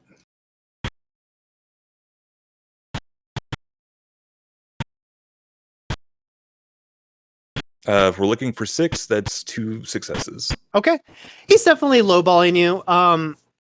You don't know exactly the worth that you could get out of this, but you can definitely tell that he has at least dropped it down 2/3 the asking price that you could get out of it. Oh, I mean, that's a fine offer, but to be I'm glad perfectly- you think so. To be perfectly honest, I am rather attached to this, and I don't think I could let it go for less than 30. Oh my god. I mean, it is a very impressive looking pistol, but I don't know. I wouldn't call it that great of a keepsake. Plus, no ammunition, right? Not at the moment, but it's easily reloadable. I'd be willing to meet you around 16. That's still really low for my taking. 25. So sorry to hear that. 25. Oh my goodness.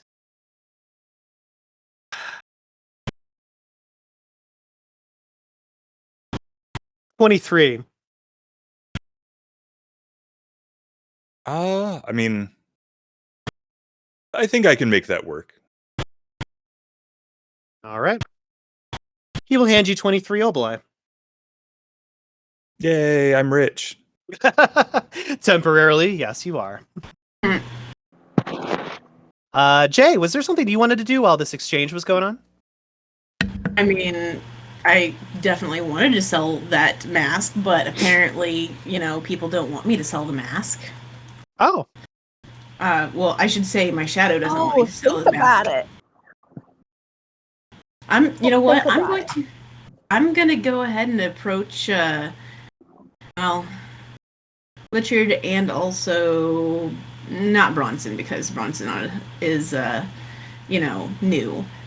I will approach Richard and be like, hey, so I picked this up, and this isn't something I feel like I should have. What's your opinion on me keeping it versus selling it? What does Richard know about the mask? Nothing. I don't know. Well, I mean, will. why do you feel like you shouldn't be able to keep the mask? I will explain the whole. It's a murder mask. I will do my best to tell Richard exactly what you told me, Myles. Okay. About how it was made by a group of what was it? Heretics? It wasn't heretics. It was Hunters. haunters. Thank you. The other H word. A group of haunters made this mask. It was basically forbidden, and every haunter that was part of it, of knowing how to make the mask, was hunted down and killed. Well, more killed than they were previously. And long story short, mask murder people in real life. And just having it makes me uncomfortable. Right. And I feel like I should sell it here so that, because I don't really want to murder somebody. Oh wait, shit, we gotta murder Kronos. Yes. Yeah. Yes, that's what I've been saying. Damn it. God damn it, I just remembered that part. Ugh. The captain of the ship will again shake his head. Yeah, that was not necessarily meant to be all in character, but Why don't you think you should have the mask? well, I didn't want it because, I didn't want to be caught with it. I didn't Well, want okay. but- Are you in the hierarchy? No. So if you're caught with or without the mask, are things going to go well for you?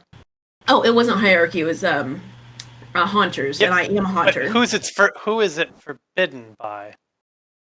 Everybody, but fuck it, I'm keeping it because we have to kill Kronos. The haunters are gone, right? Oh no, I'm a haunter. Oh, I thought yeah, but the people who made it are gone. I don't know. Yeah. So disregard. I'm just going to disgruntledly put it back inside my corpus or whatever I'm using to store it, and just be like, ugh, damn it. Because I don't really have much else in the way to sell, and we need money, but I guess I can sell the divination knuckle bones to the people, the oracles. And I want to keep my axe, so. And the whiskey stones. And the whiskey stones. I would also mention, though, in the future, if you're considering selling super dangerous and forbidden items, consider whose hands you might be putting it into when you do make the sale. That's why I was wanting to do it here, where, minimal risk. But anyway, so I'm just going to kind of sit down and wait out the rest of the boat ride. Also, out of character, my body has decided, hey, you totally got to go to the bathroom right now. So I'm putting myself on mute, and I will be back in a few. You got it. All right. Nicole, is there anything else that you wanted to glean from your new Nimoy friend, or? Yeah, I still have the rope attached to me. Is that still attached to Richard Bronson or no? I would have thought we'd have taken it off by now. Yeah, I'm keeping it. I would Okay. think the captain would be looking at us weird if we got on the ship all roped together. Well, I will tie part of the rope around my waist and offer it to Assault and be like, there's potential of the ship getting kind of rocky. Oh, You tie this around yourself. I'll keep you with me, and I'll make sure that you get off this boat safely. I'm not going to wear something garish like that. It doesn't sit fashionably well with me. And potentially get kicked off the boat. I'm just trying to help you. I'd rather throw myself into the water right now as opposed to wear something crude like that. Okay. What? No. That's not a character. I'm so tempted. Oh my god, I hate her. I'm just gonna keep my eyes. I don't trust her, so I'm keeping my eyes on her just Okay. the entire time. Out of character, can you just take the memories by force? Because she's really annoying. Technically, I can take memories by force, yes, but I think there's a certain time frame, and I don't know. These memories are too old, so I can't keep these. In character, hey Bronson, can you just dangle her over the edge of the ship and force her to give us the memories? I feel like we need to save that one as a last resort. Ugh. Speaking of Bronson, Alex, is there anything else that you wouldn't do while you're on the ship? No, not really. I'll just walk around making idle chit chat. Okay. After a while, let me see here. One of the crew members will actually approach you guys. It looks like he had observed you from the side of his vision for a little while and just kind of looks to the three of you mostly, but then kind of like realizes that you guys are a circle, so he addresses all of you and says, you guys look a little banged up there, a little cut up and worse for wear.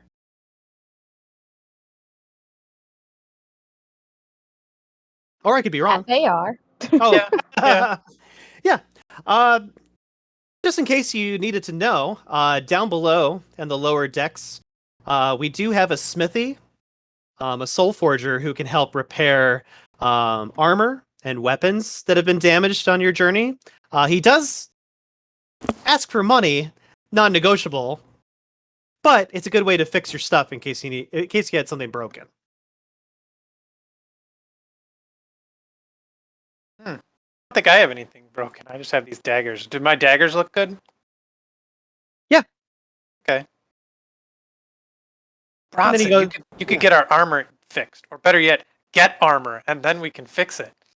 Yeah, I'm strongly considering going down there to see if he has any spare stock laying around that I can buy. I will help you trade. I will help you to trade the gun only if you use it to buy armor. I already sold the gun. Wait, you did? Yeah. Did I miss that? I thought you failed on that. Oh yeah, you're right. I'm sorry. I was thinking of something else. Never mind. Go buy armor.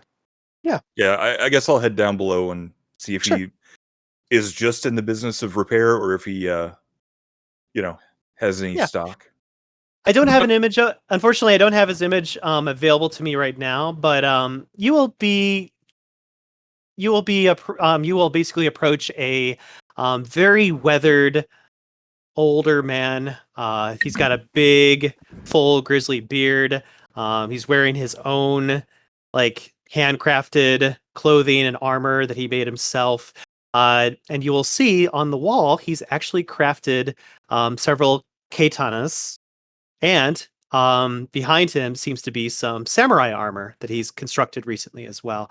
And right now he seems to be working on what appears to be a small dagger of sorts. He will look up at you and he will bow very politely. I'll match his bow and I'll extend a hand to shake and say, I assume you're the smith. My name's Bronson. Oh, my name is Sato. Sato the Artificer.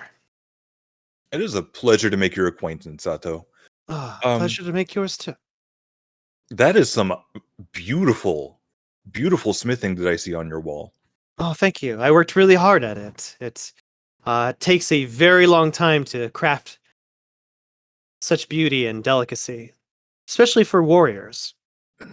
I can imagine. I don't know that I've ever seen, and I'll kind of like, as I'm saying this, I'll kind of like walk over to the katanas and just inspect them. Like I'm not touching them, but just looking at them appreciatively and say these are some of the finest pieces of sword work I have ever seen. Oh, well, thank you. And this armor, my goodness, this is gorgeous. You seem to have a lot of attention towards that set of armor in particular. My guess is that you're looking for something to wear yourself, judging by the scratches that I see around your neck and the damage around your face. Yeah, I've gotten a little banged up over the last couple of days, and I think it's high time that I consider investing in some protection that isn't of the ballistic kind. Well, and he kind of like walks over and he taps the armor that he has constructed recently, and it looks like some of the finest armor. He looks at you and he says, well, this beautiful piece of equipment is only 200 oboli. And he looks very, just so you know, he looks very proud and very esteemed at this price. Like it is a piece of art to him. Just so you know. Yeah, I'll kind of stroke my chin and I believe that it is worth every oboli of that. Unfortunately, I am a little strapped for oboli. Do you maybe have something, I won't say less quality, but something that maybe took a little bit less of your time and effort that we could swing for a very low price? I don't want to insult your craft, of course, but if you had something that somebody else didn't need and left here or something. I don't have anything of the sort, but I can tell you that I do love trading. So if you have something of equal value to that piece of armor, I would be fully willing to hear you out. I love stories. So if you have a particularly authentic and wondrous story about your item that you'd like to trade with me, I think we can make an arrangement. And he seems very honest when he says this to you. He's not BSing you at all. He's a very honest character. Out of character to the party. Would you guys think that it is a good idea or a bad idea to sell one of my swords? I mean, Stygian Steel does aggravated damage. I don't know what your other sword does. Yeah, keep the Stygian Seal one. Well, so here's the thing. The Heretic Saber is 6 to hit, and it does strength plus 4 damage. The short sword is difficulty 5, and it does strength plus 2 aggravated. So I'm thinking the Stygian one is the better one. But I didn't want to just sell off the Heretic Saber without, Wait, what one does aggravated and the other doesn't? Yeah. Keep the aggravated one. Aggravated damage scares people. Yes. Yeah, that's kind of what I was thinking. Okay. I will, I'll back in character, of course. I'll, kind of consider and just drool a little bit over the armor and say, well,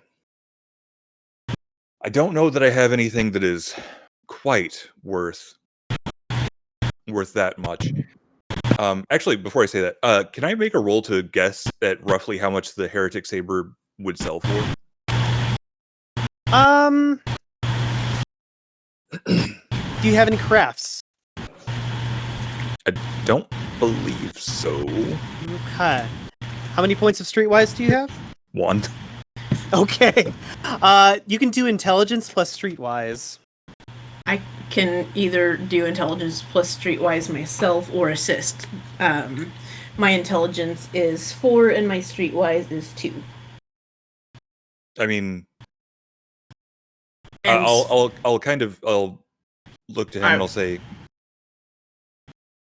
what? yeah, I heard while I was in the bathroom, I had the volume all the way up so I could hear. But yeah, I did hear repair shop, so I wanted to go down there as well. Okay. Well, I will, because I don't want to, ask him or ask you to help appraisal while like we're right in front of him. So I'll just roll it on my own and Fair enough. hope for the best. Okay.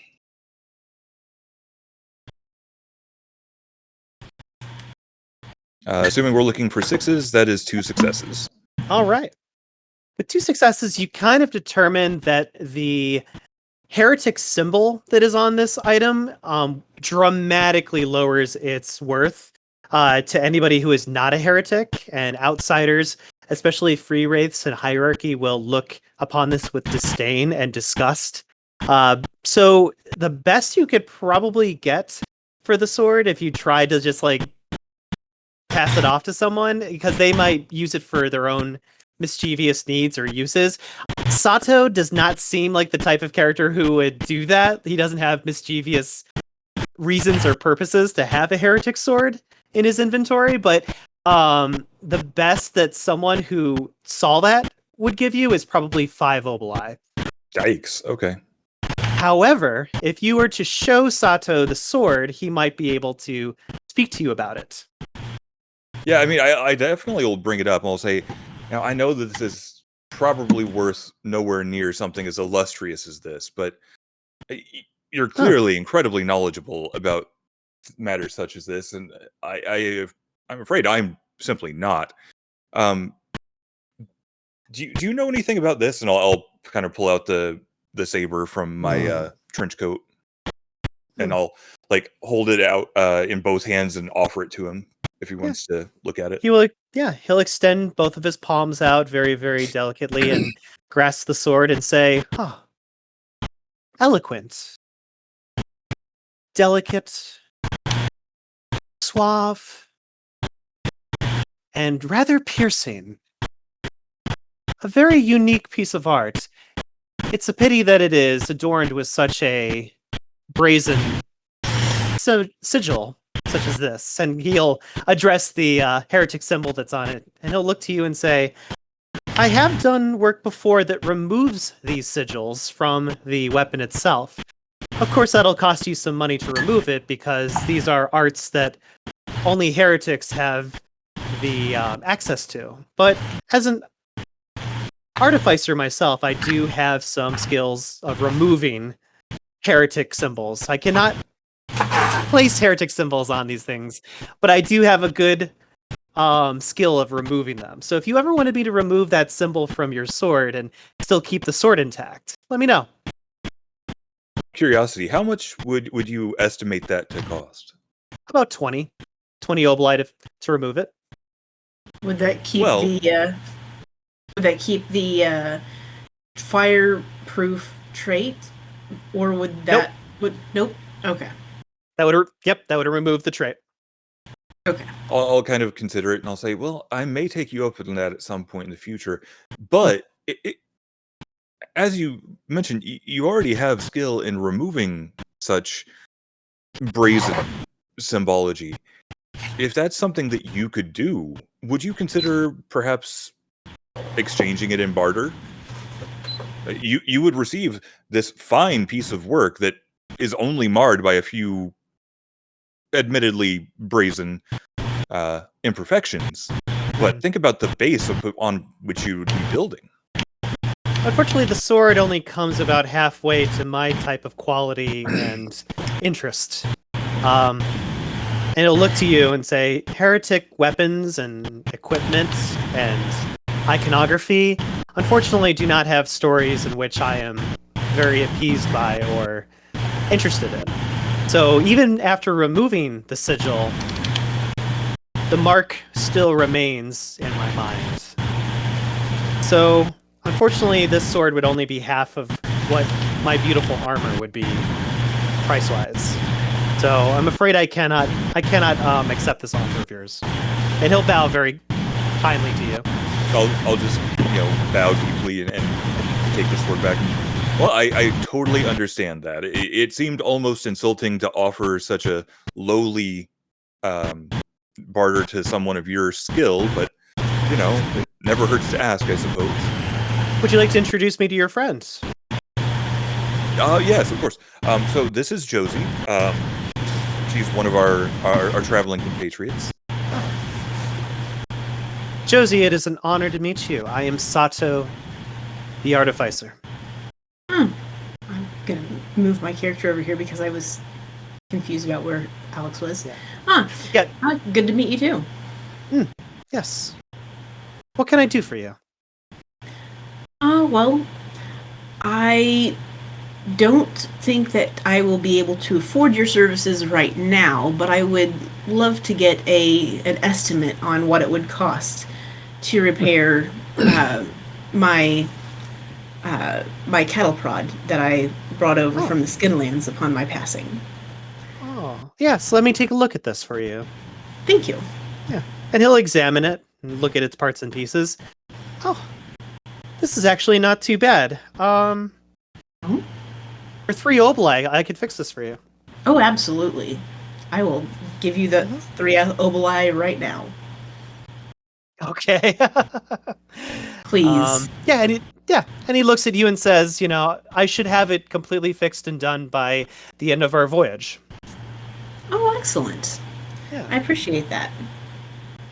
Is there anything else that I can do for you? Well, I heard your conversation with Bronson, but I do also have this heretic bow, and I'm curious what you would charge to fix this. I'm guessing that I will likely be on your ship in the future, which is why I ask. Ah, yes. Well, we would have to remove that iconography that is upon it. I'm not necessarily fond of working on things with symbols such as that. Understandable. But but if you're looking for repair work, and he looks very hesitant because he doesn't like the fact that it's a heretic bow. Mm-hmm. And he just kind of like stares at it good and long for a little bit. And he's like, if I made this a passion project of mine, I could do it for about 15 obli. 15 could get you this repaired. And I'm guessing you still want that heretic symbol still intact. It's something to consider. I assume that it would change the cost if I wanted to keep the heretic symbol. No, 15 if you want to keep the heretic symbol on it. I'm just not very fond of working on such things. I totally understand. As I suspected, it is out of my budget at this time, but I will keep that in mind for probable future voyages if my hunch is incorrect about how my unlife is going to continue on for some time. May I take a look at that beautiful axe that you have there? And he'll kind of gesture towards the axe that you're using, and he kind of like places it in his hands and outstretches it with his arms to kind of examine its strength and its power. Says, "This is a beautiful piece of equipment that you have here. I'm very much amazed and astounded by it." And I don't know if Bronson is still there. Yeah. Yeah. So he'll look to Bronson and say, like, this right here, my young lad, is what I'm looking for. A beautiful piece such as this is worth a piece of armor of mine. Such a gorgeous, gorgeous piece of equipment you have here, miss. Make sure you use it well. And hands it back to you with like a high appreciation for your artwork, acquiring of weapons. Yeah, pretty much. He's very much so astounded by the fact that you own this. So, and he looks very happy. As soon as I come across a more appropriate weapon for myself, I will keep you in mind for the first person to purchase this just as soon as I have something that suits my personality a bit better, since I do love this, but I don't seem to be quite so skilled in wielding it at this time. Oh, please do, please do. I'm just so fascinated by it, and I would love to study it and learn every single intricacy about it. So please Oh, keep me in absolutely. mind Will do. when you make that decision. Absolutely. I'll lean over to Josie and whisper, like, I'll trade you the saber for it. Actually, let me look at the stats. Let's see. Sweeping Eastern Axe. All right. While you guys are, Okay. while you guys discuss that with each other, and you can do that in Discord if you want to. I'm just gonna go right back to Nicole and Rob just to check in on them and see how they're doing. Sounds good. Yeah. So Nicole, Isolde has snubbed your rope activity. She has. Was there anything else that you wanted to say to her before things get rocky on this voyage?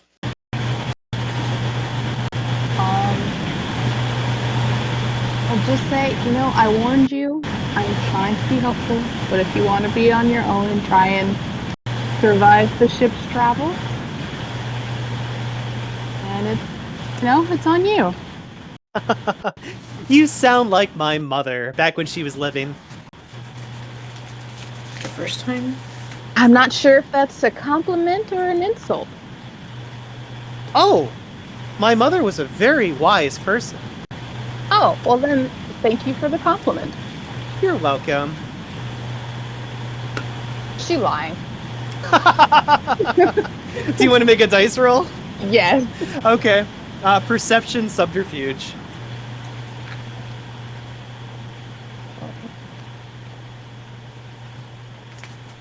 No successes. Okay. She is totally being honest with you. She adored and respected her mother to the fullest. And to give you such a title is, second to none. Okay. Yeah.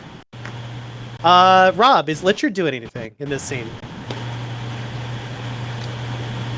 I'm sticking close to Arwen and kind of seeing what's going on with Isolde. I might say, quietly, maybe you should decorate the rope and tell her it's something fashionable. Decorate it with what? I got nothing. I don't know. It's a half joke statement. It's all the rage in Stygia now. Yes. He hasn't been around for a while. You can convince her. Nah, if she falls, she falls. Well, I will remind you.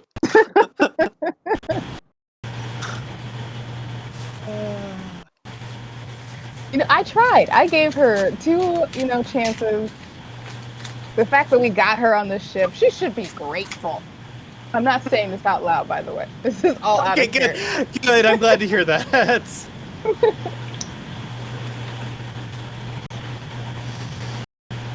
But I will Next thing turn you know, to she's- Lichard. Good.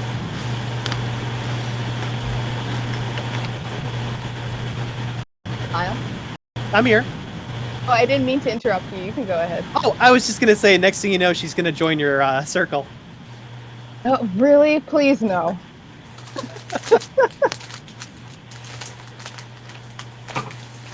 I will turn to Lichard and go, hey, with everything that happened with Oliver, I kind of just want to say, thanks for sticking with us. I kind of wish I got to say it to him too. So I kind of want to say it now to you guys before anything else happens. You know what I mean? Well, I mean, yeah, I appreciate that, and thanks for rescuing me. I mean, kind of gave me.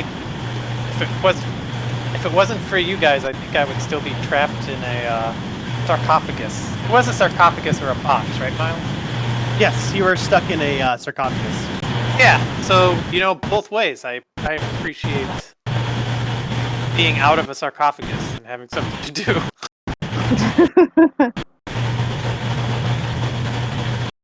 That's it. That's all I got. You got Yep. it. Alex and Jay, have we made any final decisions on trade or? We're still discussing it. It's But while I'm down here, sorry, go ahead. It's okay. I was just saying I'm still trying to decide if the -2 to damage is worth the easier to hit. But go And ahead. it's Alex. fireproof. But I'm going to take the time to discuss with Sato and good gravy, my shadow is psychotic today. Wow. But yeah, I'll kind of talk to the armorer and ask him to tell me more about this armor that is clearly incredibly well made. Yeah, he'll go into a very elongated story about his time back in ancient Japan when he would construct the armor for the shogun within the district that he lived upon, and just goes into like a very good elaborate story that kind of captivates your attention. And he knows all the names of the individuals that he had constructed for, and after a while of getting to know him, there does come a point in his story where he starts to talk about the wars that would erupt in the lands themselves. And when he starts to reminisce about some of these wars, you'll notice that his attention starts to fade away, almost like he's zoning out or going into some kind of flashback. And it isn't until you say something or make like a small movement in the boat that he'll look up and remember where he is. I'll just thank him for the very fascinating stories. I would love to hear more. I, in life, I was a soldier. I never got to see the kind of epic battles that you're telling me about, and it's such a fascinating story to hear. Can I roll for pathos because at this point in time, I need every single player. Go ahead. No, I'm listening. Go ahead. I was just asking if I could roll for pathos for the something new to experience anticipation, listening to stories. But yes, you may. I'm gonna roll 2d10. 1 second. Yeah. Woo! Out of character, I'm wondering what the stats on the armor are. Okay. 1. I got 1 pathos. Okay. Sounds good. Yeah, you're kind of examining the armor. You really can't tell unless you wear it yourself exactly what it would be like to wear it, but you can tell that it is definitely of the finest quality. Of course. So we're rolling something. Yep. At this point in time, I need everybody to roll 1d20 for me. 1d20? Oh, a d20? Yep. Oh. 1d20, and I need Rob to also roll a d20 as well. Yeah. Ooh. Oh no. I got 38. Yikes. Aw. Holy shit. Is this bad? Yeah, this is really bad. Yep.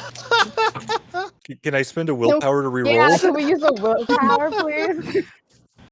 Fate of the oh shit. Yeah, fate of the I told her that this ship was going to be rocky, and I was right. Oh Well- my god. Let me check. Nobody rolled a 1, correct?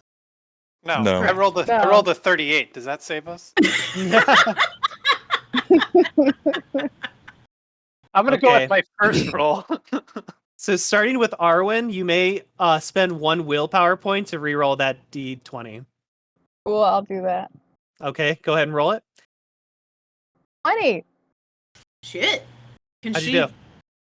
I got a You 20. can't- Okay. Can she roll for the rest of us? No, unfortunately not. No, but I will make a note that you rolled a 20. Next, Bronson, you have 2 dots of willpower left. Do you want to spend one of those to reroll your d20? I feel like that's probably a good call, Okay. judging by how badly everyone else reacted to it. Now Oh, yeah. watch, I'm gonna roll a 1. So Go yeah, ahead and reroll. I'll do it. All right. Good freaking heavens! How'd you do? It's worse. Got a One 4. less. You got a One 4. less. Oh boy. Would you like to spend your last point of willpower? Would you like to die? And go into destruction harrowing? Yes. Yeah, we could go on a destruction harrowing Dude, together. if It'll we be all fun. go into a destruction harrowing, then we'll reunite the group.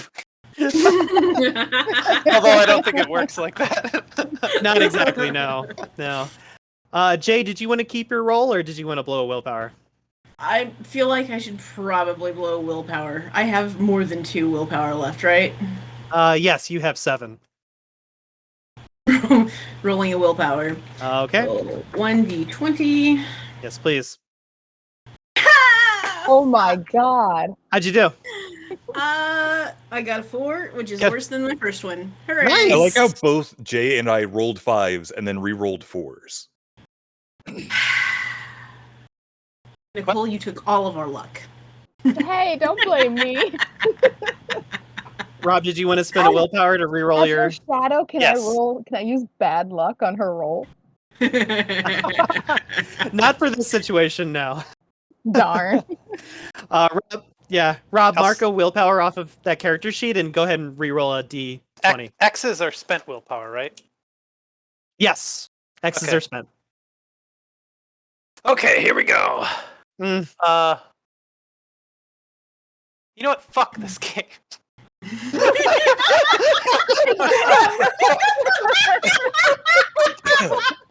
Oh my god. That's ridiculous. To be fair, I went up by 1. This is going well. Right.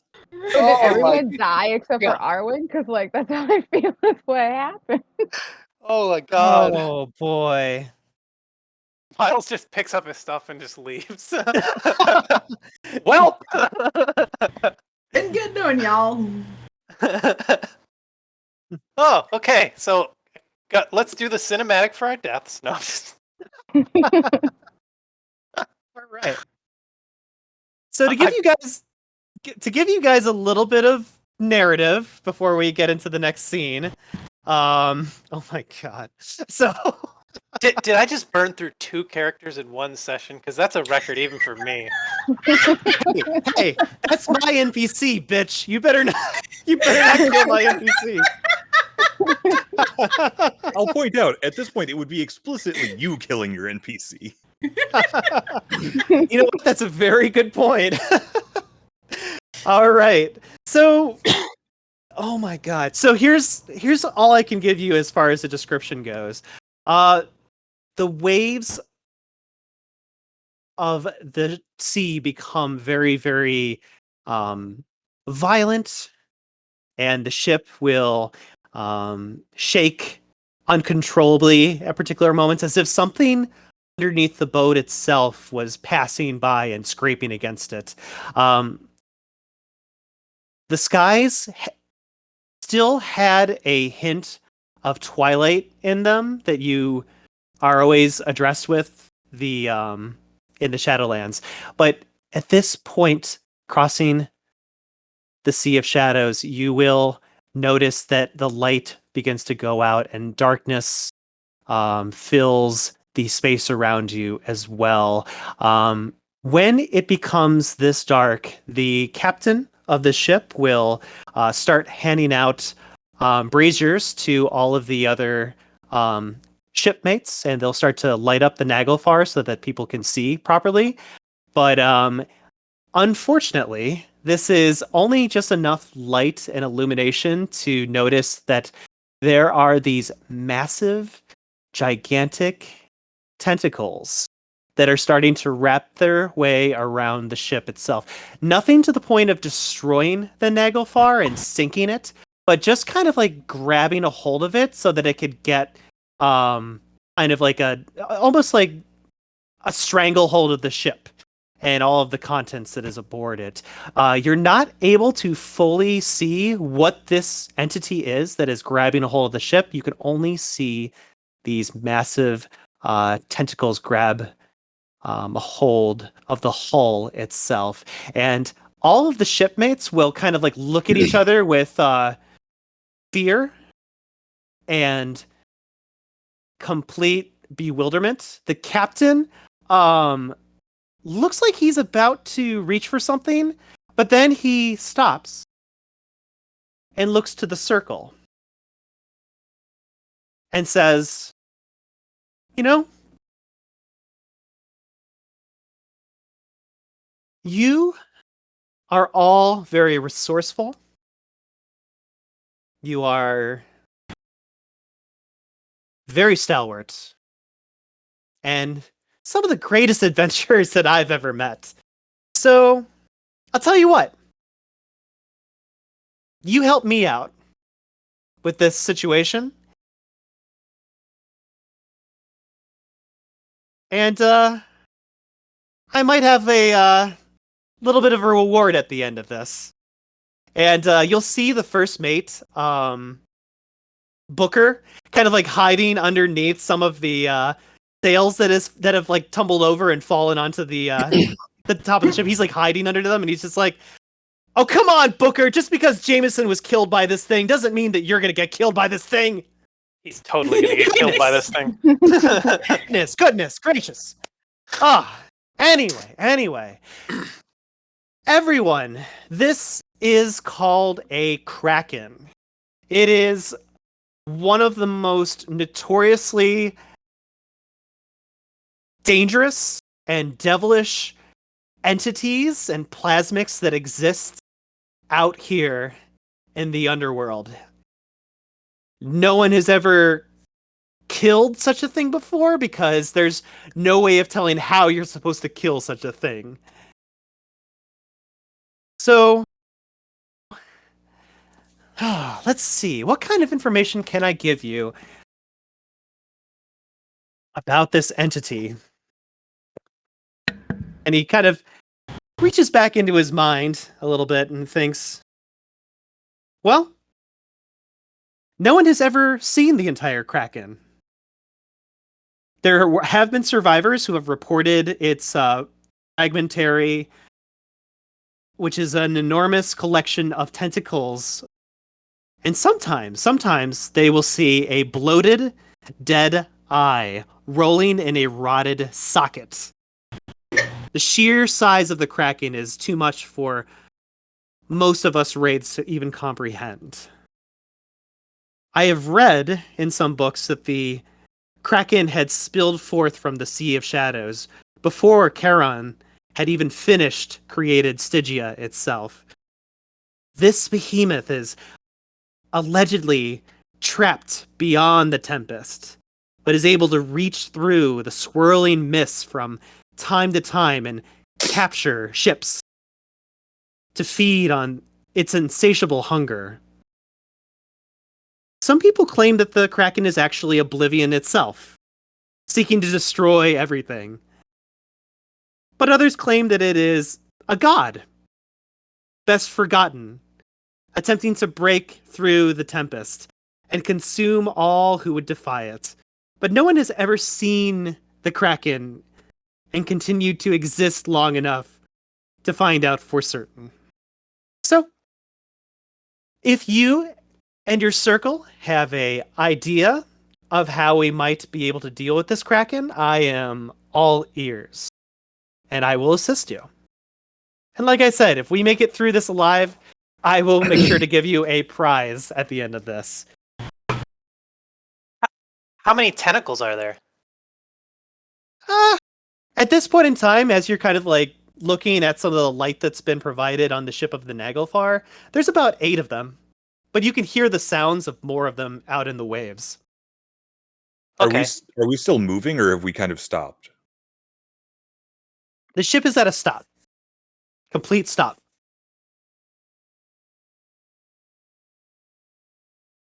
Are these, I don't know what different moliate abilities I have, but are the tentacles something you can moliate? Let me check.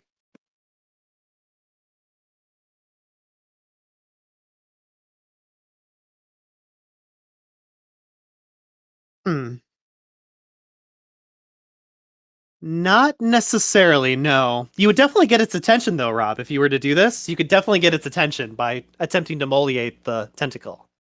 Okay. What? See, I don't know what 3 out of my 4 abilities do. Yeah. Keening, I don't think could help here, and embody I don't think is for this side of the world. Nope. Okay. Allow me to move you Oh, guys to the depending- scene as it starts to unlock itself further for everybody. Oh, that's just lovely. Yay. Mhm. Strangely, not the most disturbing thing I've seen this weekend. I'll pull out my You said Stygian. you have keening. I mean, out of character. Oh, can I say it out of character?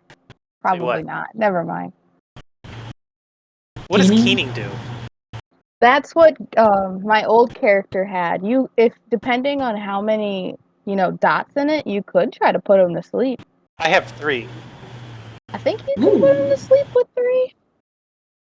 Can I try to Thanks. put Cthulhu to sleep? Can I try to He use? does sleep a lot. Can I use befuddlement on Cthulhu? I doubt it. Can Can I I put him in a seduce happy you? memory? What? First of all, we can't even see his eyes, though. Don't we have to be able to see his whatever his face is, rather than just his tentacles, to be able to affect him in that way? Or am I wrong? Not It would with be keening. It would be best if you could get closer to the actual source instead of just looking at it from the stern of the ship. And Rob, I'm working on getting your NPC on there with the rest of the crew. Okay. And once you're done And I with need that, to. oh good. I also need to reactivate you, Rob. What's up?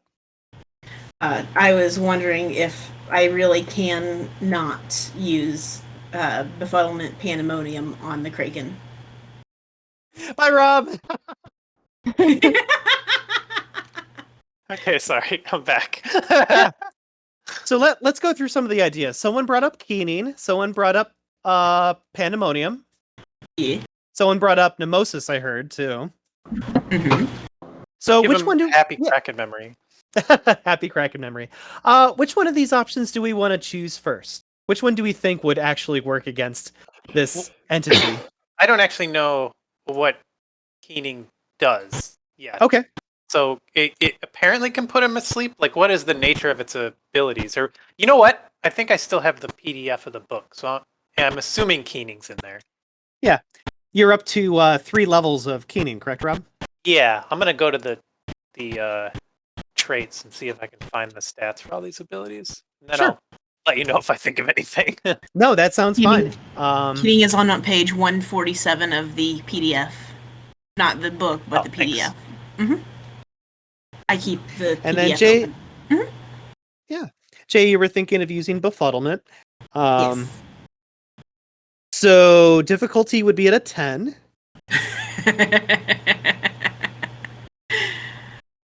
Well, And I'm just checking my stats for this beautiful creature.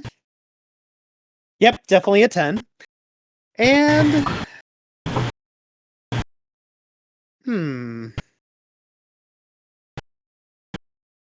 you would need multiple successes to befuddle it well enough to let go of the ship.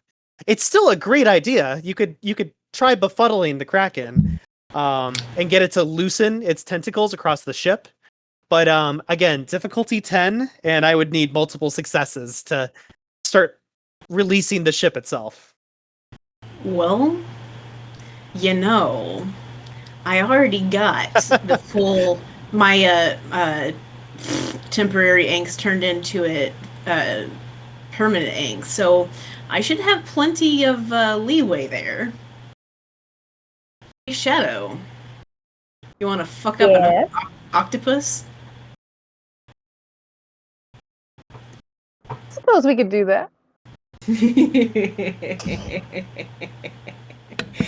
What are you looking for? Hold on, I'm seeing how much I can offer you. I want as absolute much as you can give me, because right now I think the options are make the Kraken sleep or die, or confuse the Kraken or die. If my thing is correct, I think I can offer you a maximum of 8. So let me refresh my thing. You can offer a character a maximum of 5 shadow dice in this Never game. mind. 5. There you go. 5.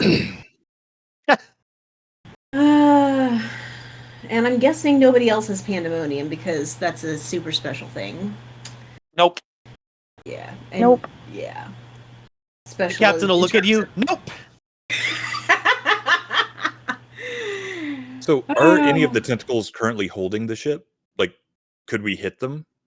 Yeah. Yes. Yeah, you could, there are 8 tentacles that are wrapped around the ship right now. You could attempt to hit one of them. Okay. What if I touch one of the tentacles? Would my difficulty level go down? No. Damn. Okay, well, let's see. Can only go 5, but I'm gonna go ahead and do it. So 5 shadow dice, and what was the roll for the befuddlement, pandemonium? Intelligence plus pandemonium, difficulty Okay. 10. Okay. So intelligence is 4, pandemonium is 3. So that's 7 plus 5 is 12. So here we go. Let's give this a shot. Dear God, please give me 10s. Oh, 12 D10. Good thing this isn't in real life because I've rolled that before. So your shadow gets a temporary point of angst, but that one also cancels out your successful 10. Yep. I got nothing, and I'm assuming that either I don't get to try again, or is there a possibility of trying again? Because 10 is the max difficulty level already. It is. The creature, when you do this, when you attempt this power on it, it will begin to stir and look very, very like you'll see the darkened eye will slowly kind of like almost like a lighthouse, like that slow light making its way over the fog. You'll see that the eye has slowly turned its gaze towards you to see what you're going to do next and see if you attempt to do something against it. It definitely has honed in on the fact that you did this. you were attempting to affect it. Well, can I try again? Yes, you may. Shadow? Oh, good. Can I make a suggestion for you? Absolutely. You can blow a point of willpower at the beginning of your turn to get an automatic success into your performance that you're doing. Oh, absolutely. I am definitely going to roll or use an automatic success for willpower. Okay. And then And- it sounds like you're speaking to your shadow again. Shadow, another 5 dice. Yeah, All yeah, right. I suppose- offer it. I don't suppose I could create a fetter for this thing using Splice Strand. No, you could not. Okay. All right. So, am I still rolling the 12 again, or am I rolling 11 because one is an automatic success? One is an automatic success, but you still get to spend your dice pool that you did last time. Cool. All right. So, one automatic successes, so long as I don't get more than 1, I'll at least survive. 12 D10. Dear God, please. Well, I still get 1 success. Okay. Did you Because roll I any? I rolled 1 so that my shadow does still get 1 temporary angst. Okay. Got it.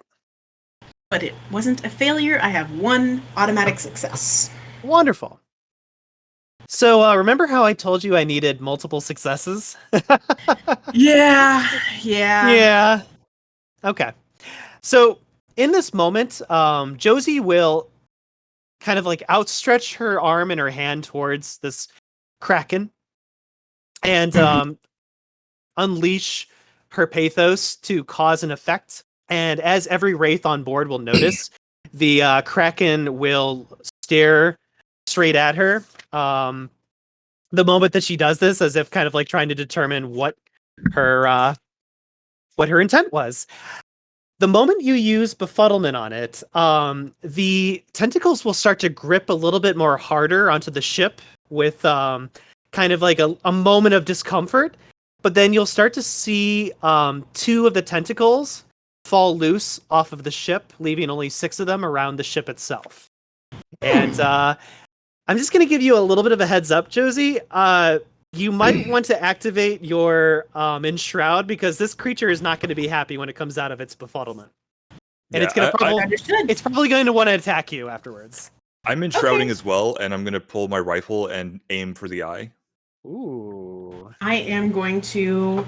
By which I mean I'm spending a round to aim. Okay. To get Wait, bonus before you damage. do that, I really wanted to do Arcana ability. I don't know if you really want to attack for. Oh, I'm not attacking. I'm literally Okay. just aiming, and I'm cloaked. All right. So what is my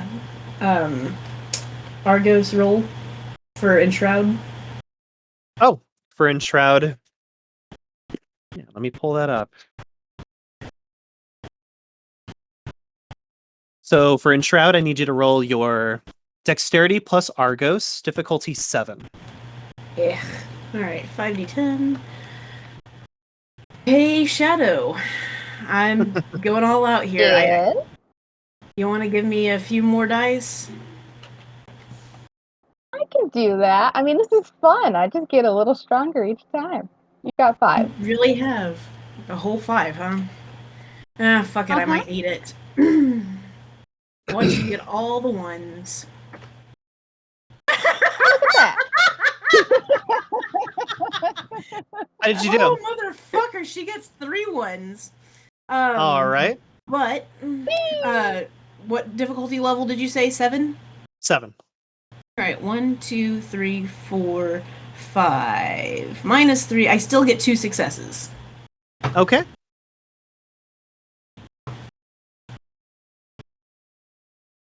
Let me see if I can perceive you.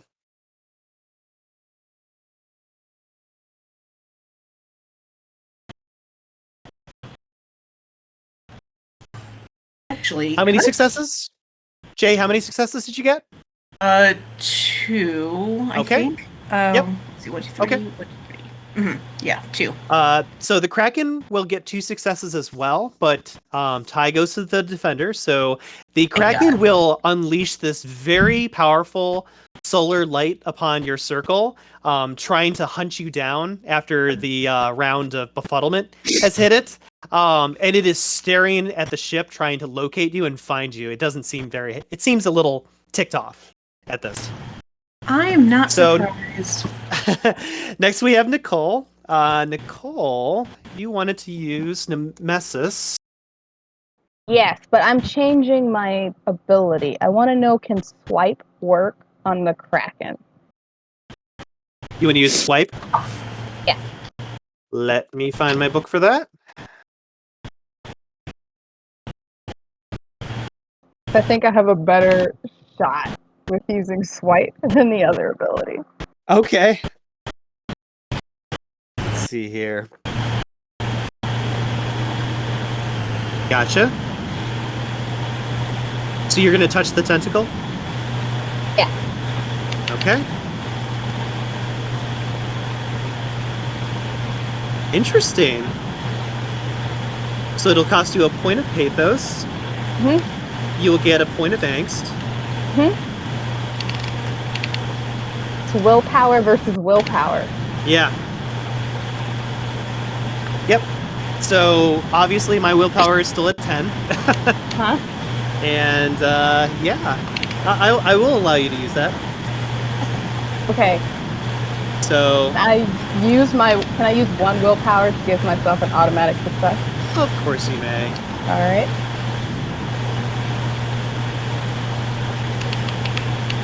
All right. 1 second.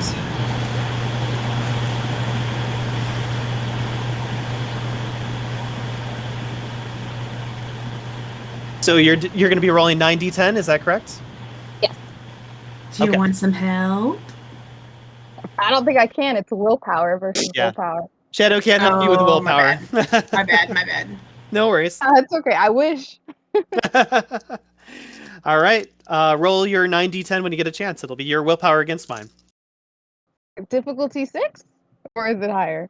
Difficulty is a 10. Oh, it's still a 10. Oh, Yeah. fuck. Yeah, Okay. it's a difficulty 10. I got one success. Okay. With my automatic success. Oh, you have an automatic success too, right? So it's just the one. Okay. So I rolled 2 10s. Are you kidding? The Kraken does not look very happy about this. Wait, because it says if I lose, nothing happens, right? Let me check. That's a very good question. Picked it because it said if I lose, it doesn't realize I did it. We're going to check. That's a very good question. All right.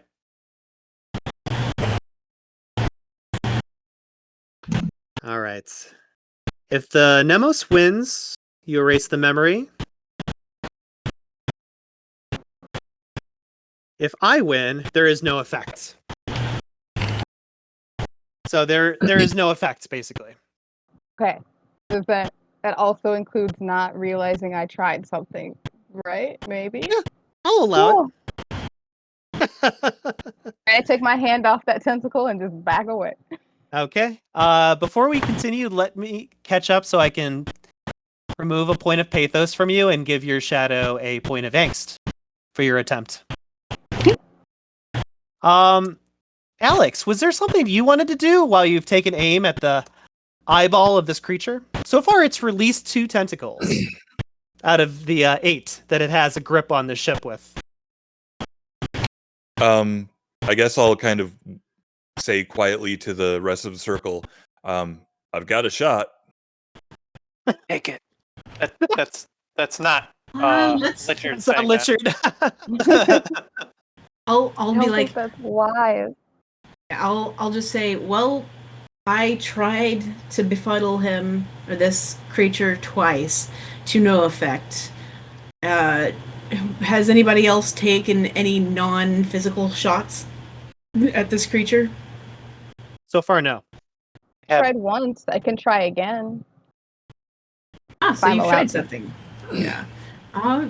Yeah, like right Be now, my guess. right now Bronson Okay. is just kind of like crouched down by the railing of the ship with his rifle like aimed. He's just like, say when. Richard, do you have any options for non-physical combat to possibly get this thing to back off? Unfortunately, no. No, because I think I don't know what you were talking about with keening to make something fall asleep. This is out of character. Dirge? Like Dirge Okay. or It was Um, looking at ballad. ballad. Gotcha. Keening. So Dirge. Art allows a wraith to catalyze. Blah blah blah. Ballad. Wraith may inspire height of. See, but it mentions other wraiths. Does this ability apply to something like a kraken? This is not a wraith, no. I mean, I guess ultimately it comes down to the wraith may inspire higher Wait. emotions: serenity, joy, mirth, loyalty, love, inspiration, vigor, faith, forth. How many dots in keening do you have? 3. So you have Muse. This art allows the wraith to make a suggestion into the subject's subconscious. Mm-hmm. So you could totally use Muse to make the Kraken decide that there's something that we definitely don't have anything interesting for it. I'm going to use Muse, this is out of character, to get the Kraken to just take the first mate and leave. That is glorious. So mean. Oh my god. That is hilarious. Can I attempt to muse to get the Kraken to look elsewhere for better prey, perhaps? Like I hate to insult the captain's boat, but can I make the Kraken think that, you know what, this is a really kind of a shitty boat. I could do better than this. You do have at least 2 pathos, though, right? Yes. Mhm. Okay, because it does cost 2 pathos, so wanted to verify. Is this a reasonable thing to? Yeah. Yeah. Make the Kraken say, I'll find something better than this. This isn't worth my time. Rob, your shadow will speak up and say, that's a really clever idea. I'm willing to help you out too. Okay, what do you? It scares me that Myles is my shadow. But what do you? What do you have in mind? How does 5 sound? So let's see. I would be rolling manipulation plus keening. I feel like I always take 5, but I am going to take the 5. Okay. I like to live on the edge. Difficulty 10. What? Difficulty 10. It is my willpower. You're right. It is a Kraken. I forgot. Oh. Yeah, that's not it. You know what? I took the roll. Low willpower, take an automatic success. Yes. Yes. So mark a willpower off your sheet, Rob, and also mark 2 pathos off your sheet. Do I need a certain threshold of willpower to get this thing? To succeed on Muse against the creature? Yeah. Let me take a look.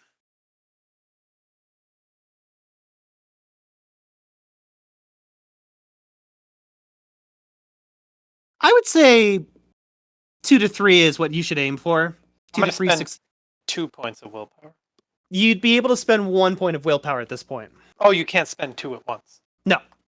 Okay. You can spend 1. Okay, then I'm going to spend 1. I X'd it out. I X'd out the pathos. I'm rolling manipulation plus keening, which is 6 plus 5 for a total of 11. Here we go. Difficulty 10. Yep. 11 d20s, right? I'm just joking. Wow! Woo! Holy shit! So 2 successes in all because I have a 1. Okay. The shadow gets 1 dot of inks. Yeah. So, Rob, you will notice that 2 more tentacles will remove themselves from the ship, leaving 4 still holding the ship. One of those tentacles that releases will grab the first mate, and you'll hear him scream, "No!" And the captain will say, "God damn it, I gotta hire another one!" Might I suggest you pay them after the trip next time? Well, he wasn't. Oh, trust me, he hadn't gotten paid yet. No, very good. No!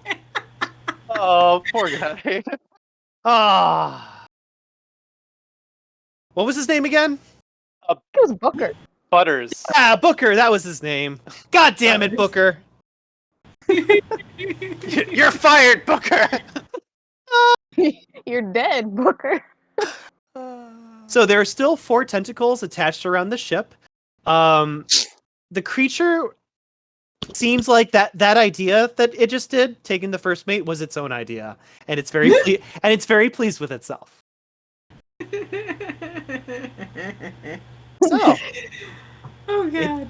so you've got half the tentacles removed. What do we want to do now? Can I try one more time since he's a little distracted with his first mate to try befuddlement one more time? Yes. Since I'm also, enshrouded. Alright, Shadow, can I do another 5 or is that more awfulness? I mean, as long as you don't give me 5 ones, I think you're good. Woo! Yeah, I can offer you 5. Good. Sure. Alright, well, fuck it. Another 12. 12 D10. How much willpower do I have left? Let's see. Do. One of these days it'll be fast. Probably not. Yeah, I'm gonna go ahead and blow another willpower Okay. for an automatic success. Done. This will be your last point of pathos, by the way, Jay. Oh fuck. Yeah, Well- just a heads up. Well, this is it, guys. If I don't do it this time, I have no more befuddlement left in me, because that bastard Bronson drank the goddamn pathos wine. Yes, he did. I can give you pathos if needed. Oh, I might need it. Anyway, here goes nothing. Wow, Wow, All thank right, well, you. it was nice knowing y'all. I'm just gonna go and die now. Holy crap. This I would like party to is say- cursed. That Arwen Yikes. is not standing next to Josie when any of this is happening, so Everyone move aside. Probably a good decision. 1 second. I We need must- to abandon Oh, all I'm hope. I'm rolling in sacrifice. character. You must sacrifice Josie to the Kraken. It is the I'm only going to- way. I'm gonna be like, oh fuck, that hurt, and then I'm going to I'm going to give my mask to Richard because, goddamn it, Richard, you're the only one that can roll worth a shit. Wait, what? What mask? wait, I use bad luck. Oh, do you? Do you? I'll use it. I use both bad luck to make her reroll 2. I mean, it's hopefully you get 2 successes and it cancels that one out. I don't know. I'm just trying to make it so you don't die. Myles, is that acceptable? I need to give me 1 second. I need to look at her shadow guide. Okay. Okay. You can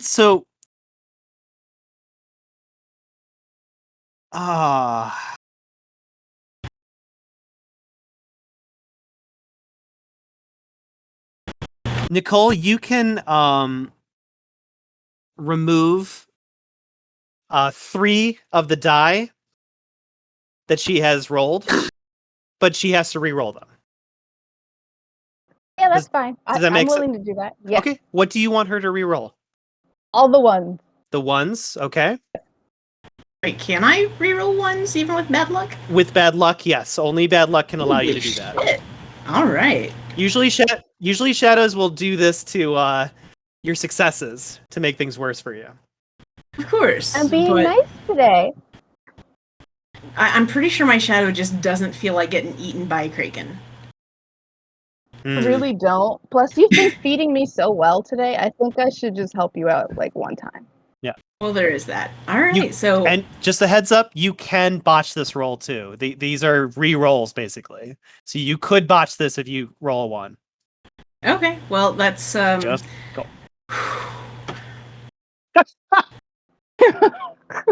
well. On the upside, I now only have 1, and so it's not a botch; it's just a failure. Hmm. Because Okay. I did have the automatic success, thank God.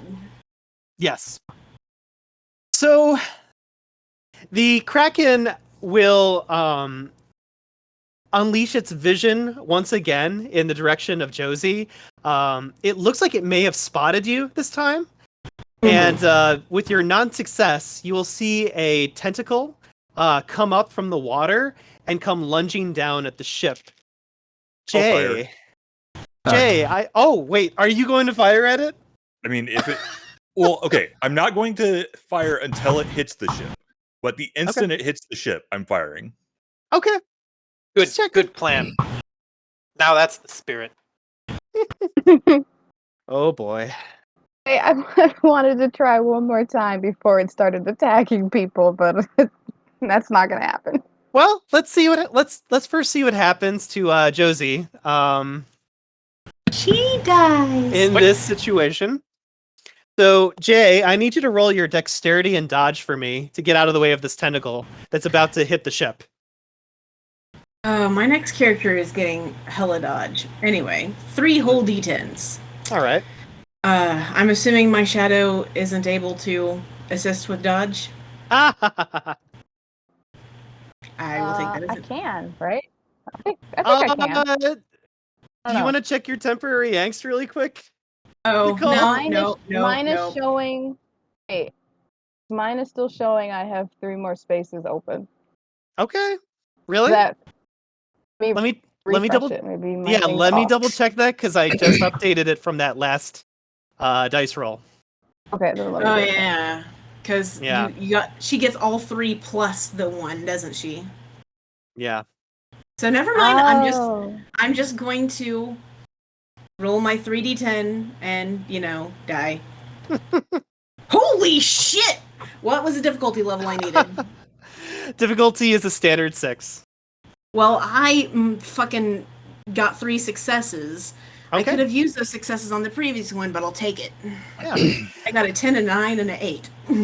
So, Alex, you will see your circle mate, Josie, leap valiantly out of the way as soon as the tentacle comes down. The tentacle doesn't do any damage to the ship. It looks like it's just wrapping itself around again. It was hoping to grab a hold of Josie, just like it did the first mate earlier, but is unsuccessful. So Okay. instead of 4 tentacles, you guys now have 5 tentacles on the ship. And that Okay. that Kraken really, really wants Josie.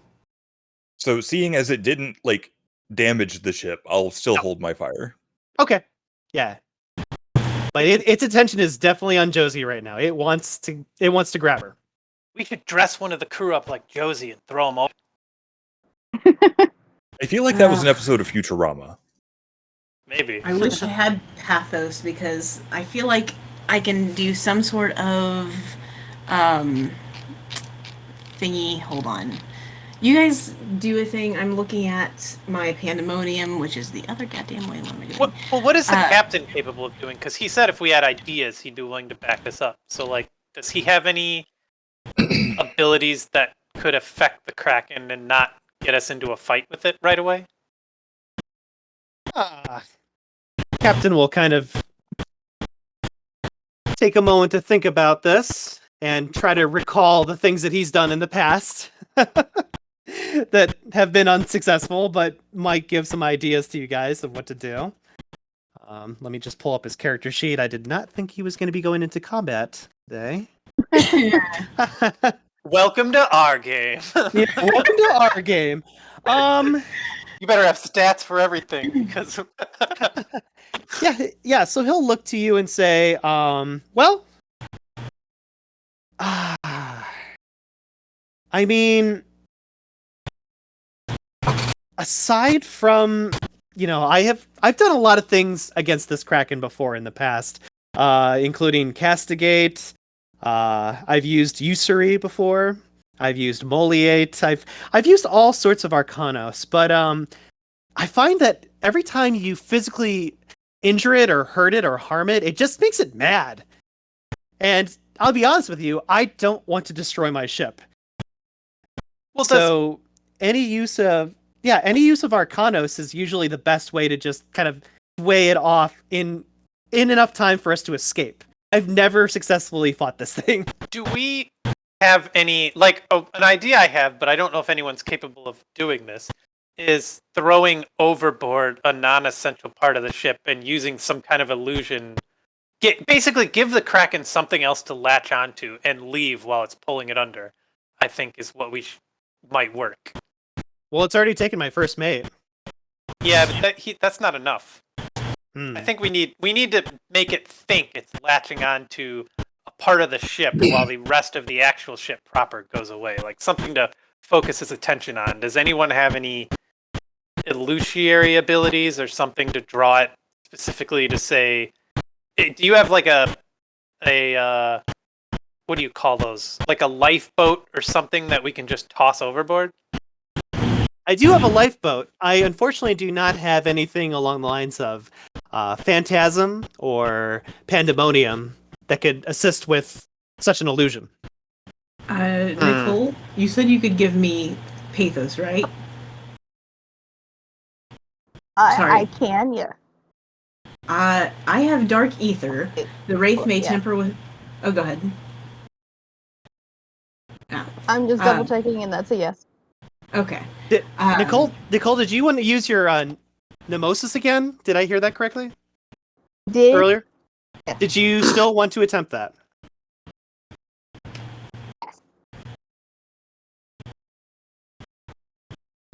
You cut out. I Did didn't you say hear something, Nicole? Yeah, I didn't hear her either. Oh. I said yes. Can you hear me? Okay. Yes. Yeah, Yeah. I can hear you now. Yeah. So that'll be you're still at 9d10, correct? So that'll be your 9d10 versus my 10. Difficulty 10. And my willpower. Let me double check that real quick.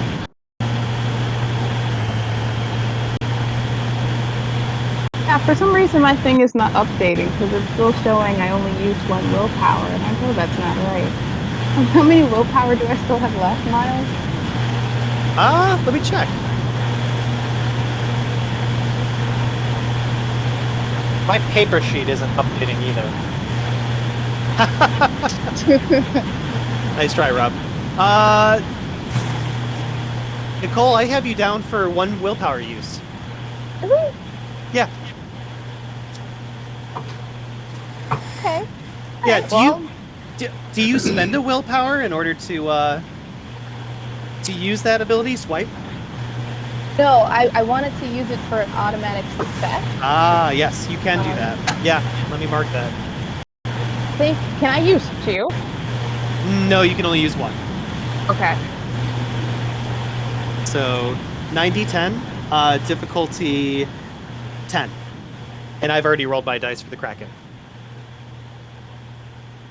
Oh, 1. How'd you do? I still got 1 success. Okay. The Kraken got 3 successes. Oh, ridiculous. And so the Kraken will kind of look in your direction, and it looks like the Kraken has a new target of interest. Oh, wait, no, wait. Oh, That's No. right. Your power doesn't have an effect on me. Yes, correct. So never mind. I'm still looking for Josie. So, if Arwen can give me 2 pathos, I can use Dark Ether. The Wraith may tamper with the weather or light conditions in a small area. She may radically change the temperature, summon mist and darkness, modify the humidity, or even invoke a glow against St. Elmo's fire. System, the player declares the effect she wants and rolls intelligence plus pandemonium. The number of successes defines the degree and duration of the change in the environment. 5 successes calls up enough turbulence, if desired, to inflict 1 health or corpus levels of damage on beings in the vicinity. This is rare, blah blah blah. The art costs 2 pathos to invoke. In addition, if Dark Ether is used as an attack, it gives the user a point of angst.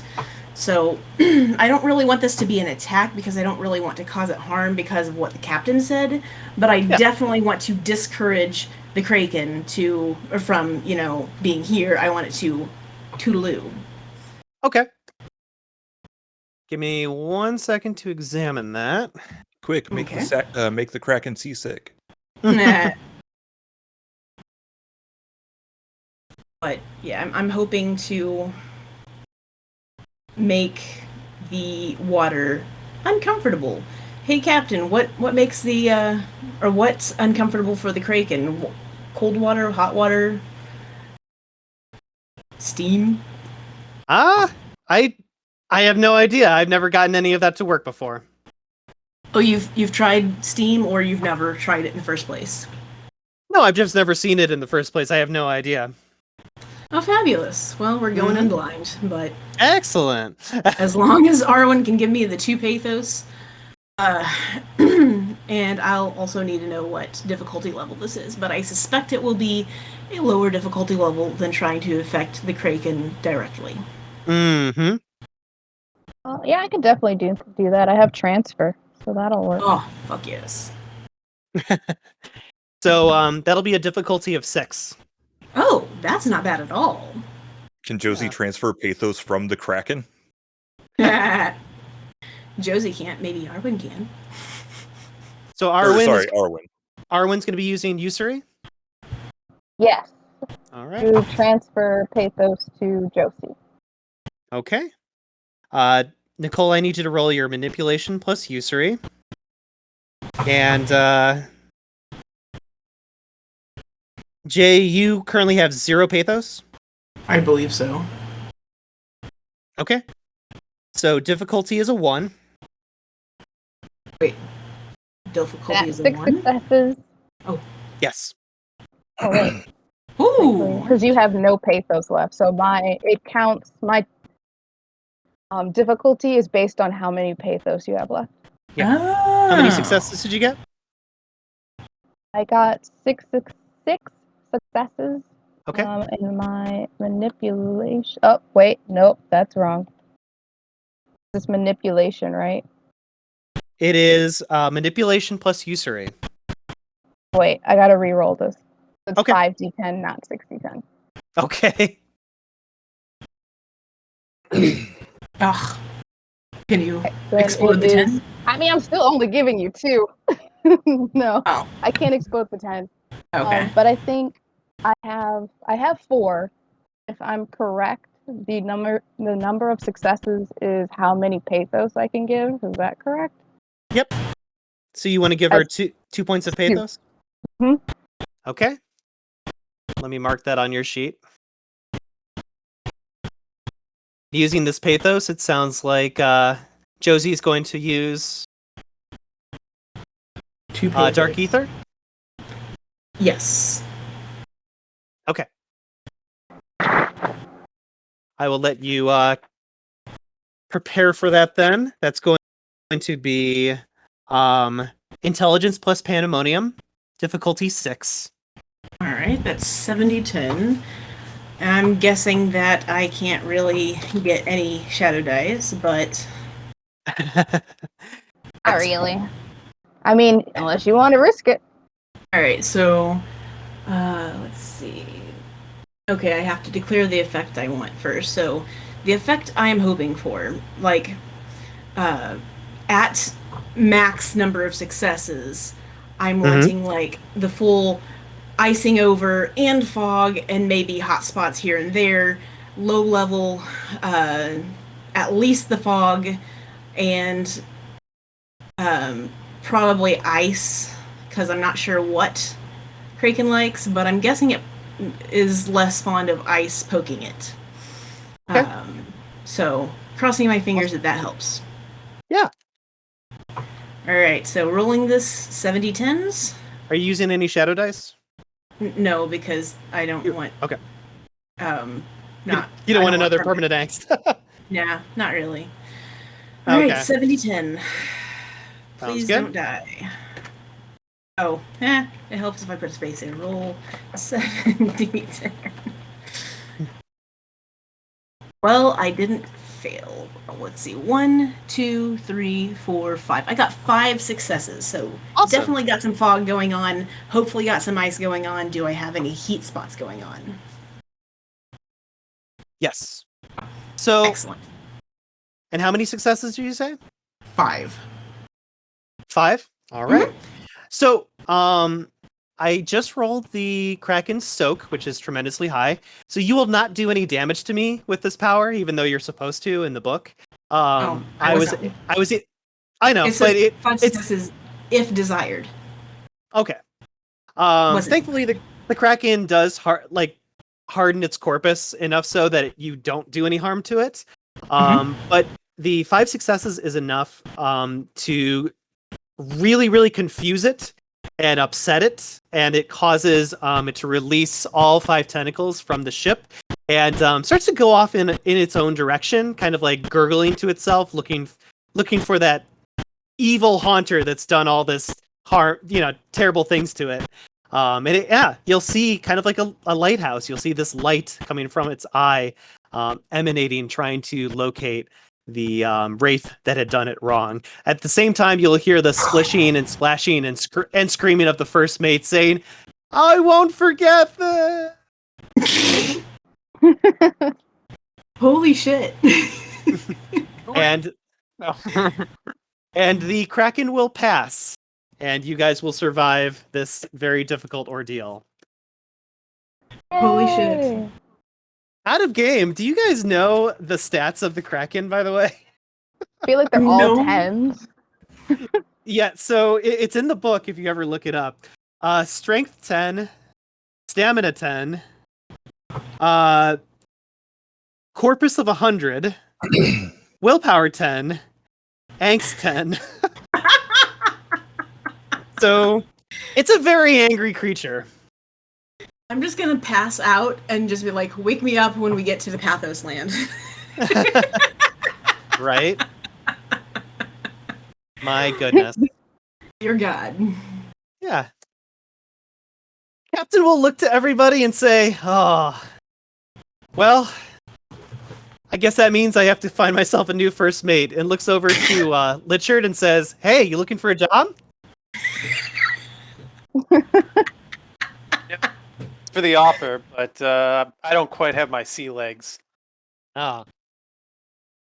Besides, Well, I hear the turnover rate is astronomical. Well, thank you for helping us ward off that creature.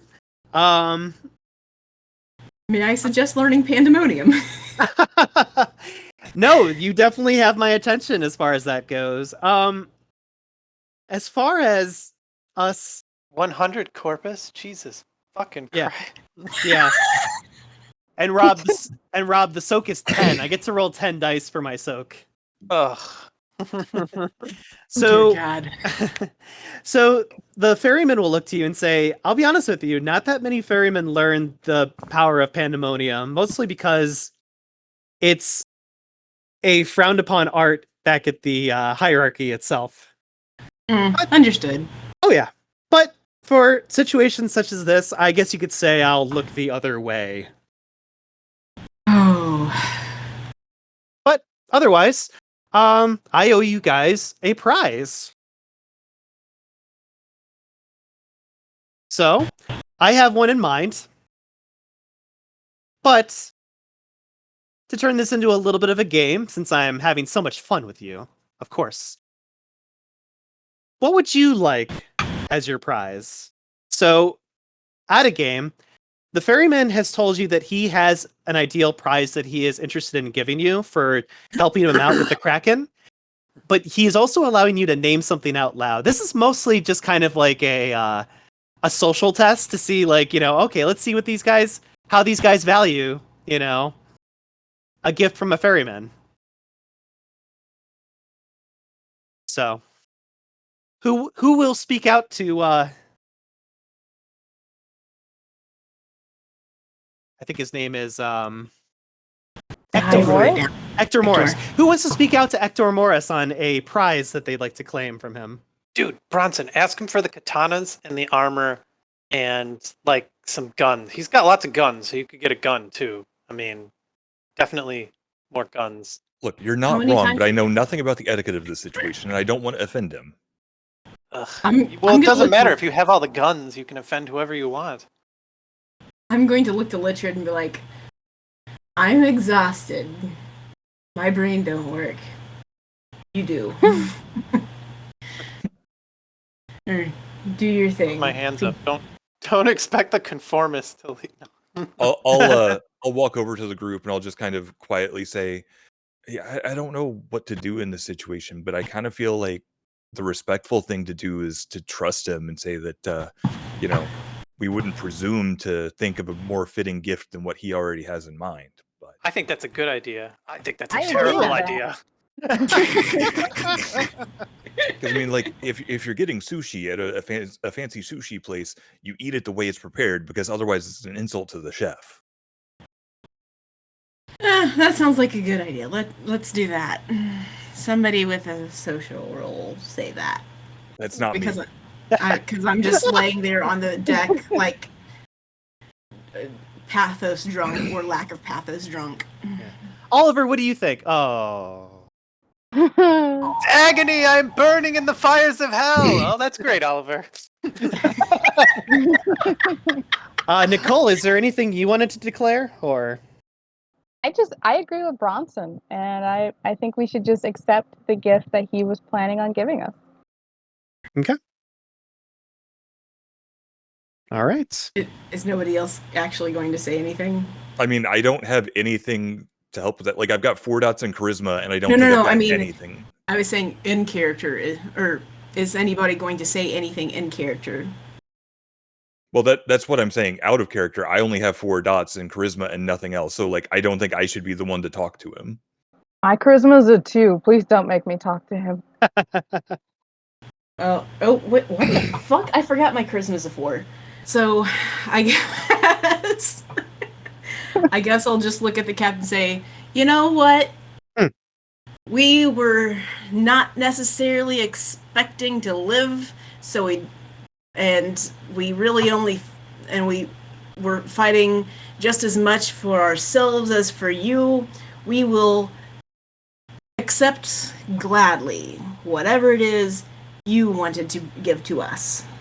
And then Bronson will kind of pipe up and say, After all, you've always been a square dealer with us, and you probably know best. I have. Well, out of curiosity, what do you think I was going to give you? You can tell that Oh man. he's trying to turn this into a little bit of a game and isn't going to let you do the whole like gray area answer where it's like, well, whatever you give us. He's actually looking for a little bit of like Guidance. yeah, or just a little bit of play between him and your circle. So he kind of asks you, what do you think I would have given you? Guns. Lots of guns. Hopefully money. Money? That's a good answer. And see, here Awesome. I was thinking about, even more passage aboard your fine vessel. Or, some of that dope armor downstairs. But, that's beside the point. Okay. Yeah. Honestly, I wasn't sure, but my guess would be something either money or a favor, because then I'm just not sure. Also, I have no pathos. My brain is dead. No worries. So, A favor from a ferryman is a valuable thing indeed. Precisely. he nods at Lichard. He's like, very good, very good. I like the tongue on this one. So, here's what I'll do for you. One, I'm willing to pay for a set of armor for Mr. Is it Bronson? Yes, it is. Yeah, I'll buy you a piece of armor down there. That's, I think, if I remember correctly, estimated around 200 oboli. Holy shit. Yes, that is what Sato had said. Yeah, I'll buy that for you. Thank Very you. generous of you. That's incredibly generous of you, sir. Of course. Secondary, you might have noticed that you guys didn't pay your fare when you got on the ship with me. Oh, whoops. Don't worry about it. I'm going to look past it just this time, because obviously my ship would still not be floating without your help at this moment. Excellent. So, We appreciate that. yeah, We do. allow me to omit your normal ferry payment. Just don't you dare tell any other wraiths that you got a free ferryman ride from me. Otherwise, I will find you. Our lips are zipped. Excellent. Yep. Duly noted. And lastly, I'm a very seaworthy type of ferryman. I do a lot of exploration, and I love trading in information with all the passengers that I pick up on board. And, sometimes pieces of that information can slip out when it's not supposed to, and it finds its way in the ears of people that it's not supposed to either. So, out of game, if anyone wants to make this ferryman their contact, they may do so, but you need to spend the experience points to do so. But that is now a current option to have a ferryman as one of your contacts. Hell yes. I am so upset that I spent all of my experience before a game. So upset that I'm dead right now.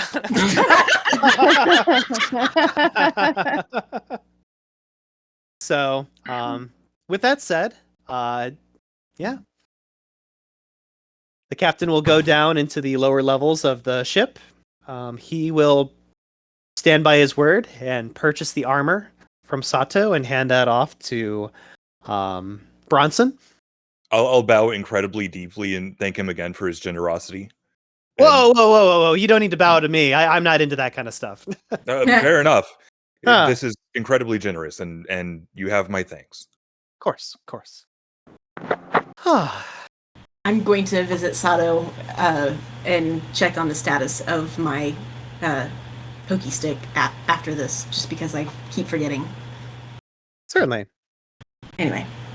I'm going to put the armor on. I'm assuming that I can put it on without undressing necessarily. Yes, you can put it on top of what you're already wearing right now. Yeah, then I'll also go down below and like as I wear the armor and kind of get a feel for how it moves and everything, I'll go back down and talk to Sato and say, "You were not joking about the fine craftsmanship of this piece of armor." Huh. Oh, I thought the captain purchased that for himself. I didn't realize he was giving it away. It was a kingly gift, to be sure.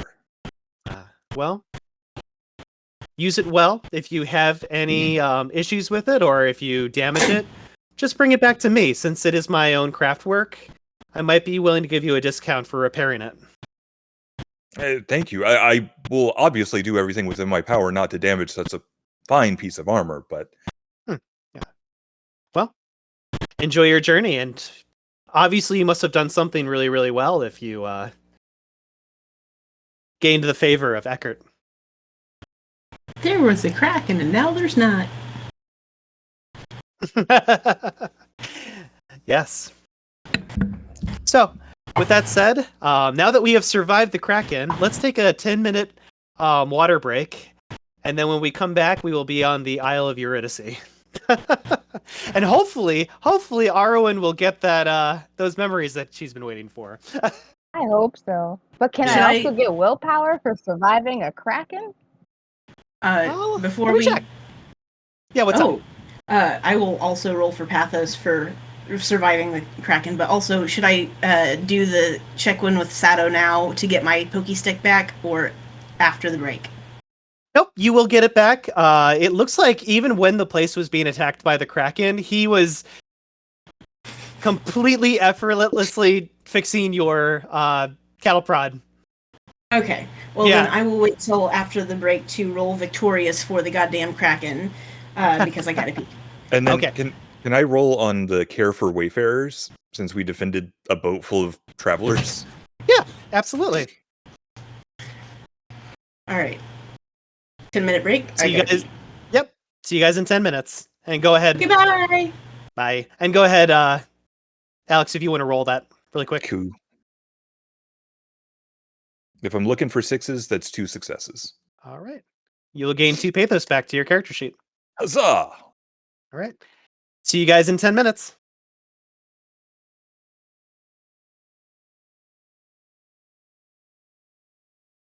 Hello, everyone. Hello. Howdy, howdy. Welcome back. Welcome back to Eurydice. I hope you enjoyed your travels. Well, Wasn't boring, I can say that. Yeah. As you Myles, guys- I have my stick repaired, right? You have your what? My cow prod. Yes, it has been Okay. repaired and given back to you. Okay, just checking. Now you can go. Yeah. No worries. Sorry. So as you guys re-enter the temple that you're very, very familiar with, you'll start to notice some small little details that are different. For one, Tracker, the renegade, has returned. Seems like he's having just a small, distant conversation with Peter. And then up to the northeast, there are 2 characters who seem to be enjoying themselves at the wine table, enjoying the very fine vintage. Jay and Nicole, I need you to roll your straight up intelligence. All right, 40-10. Even if we know who it is. Yes. I can explode that 10, right? Because I have 4 intelligence. Yes, you may. Hooray! Not so hooray, but at least it's not a botch because it doesn't count. Okay. How'd you difficulty do, level Nicole? 6. Yep, standard 6. How'd you do, Nicole? 2 successes. Did you say 2? 2. 2? Okay. Obviously, you recognize immediately the Wraith who is standing to the upper corner is Hialva, the Mnemos, your mentor. It appears that she has made her way out to Eurydice and has decided to grace her presence at this very moment. For Jay, you will also immediately notice someone who is standing over there as well. Ironically, this character's name is Zufan Jext, the Haunter. They seem to have this ebony-looking snake wrapped around their body. and just kind of like has its own personality of its own as it kind of like gazes and stares at everybody. But yeah, this haunter just seems to be hanging out there. This is your mentor, by the way. Ah, okay. Yeah. And yeah, just some important notices for you guys as you enter the Eye of Eurydice.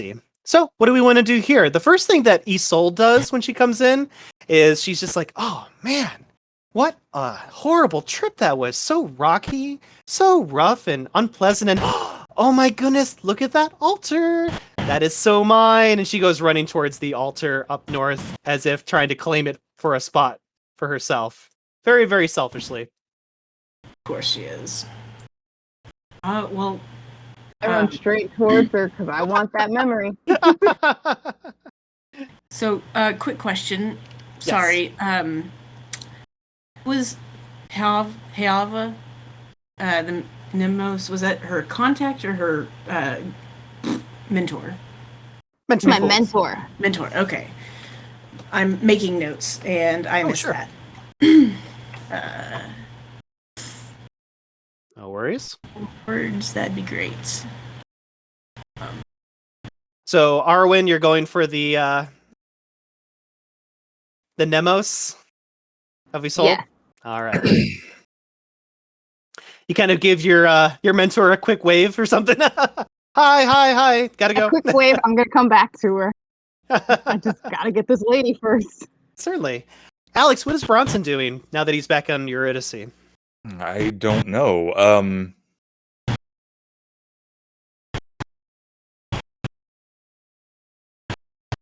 I mean, I guess I'll kind of follow them. I'll just kind of keep to myself and listen in. You'll hear Peter kind of shout towards you and go, "Oh, sure, don't say hi to me. I get it." I'll like look around and like, "Oh, there you are," and I'll just kind of start walking over to him. Oh, I'm just gonna be like, bitch, you don't have the pathos wine, and, walk towards the pathos wine. Oh, that hurts. It really does. I don't give a fuck.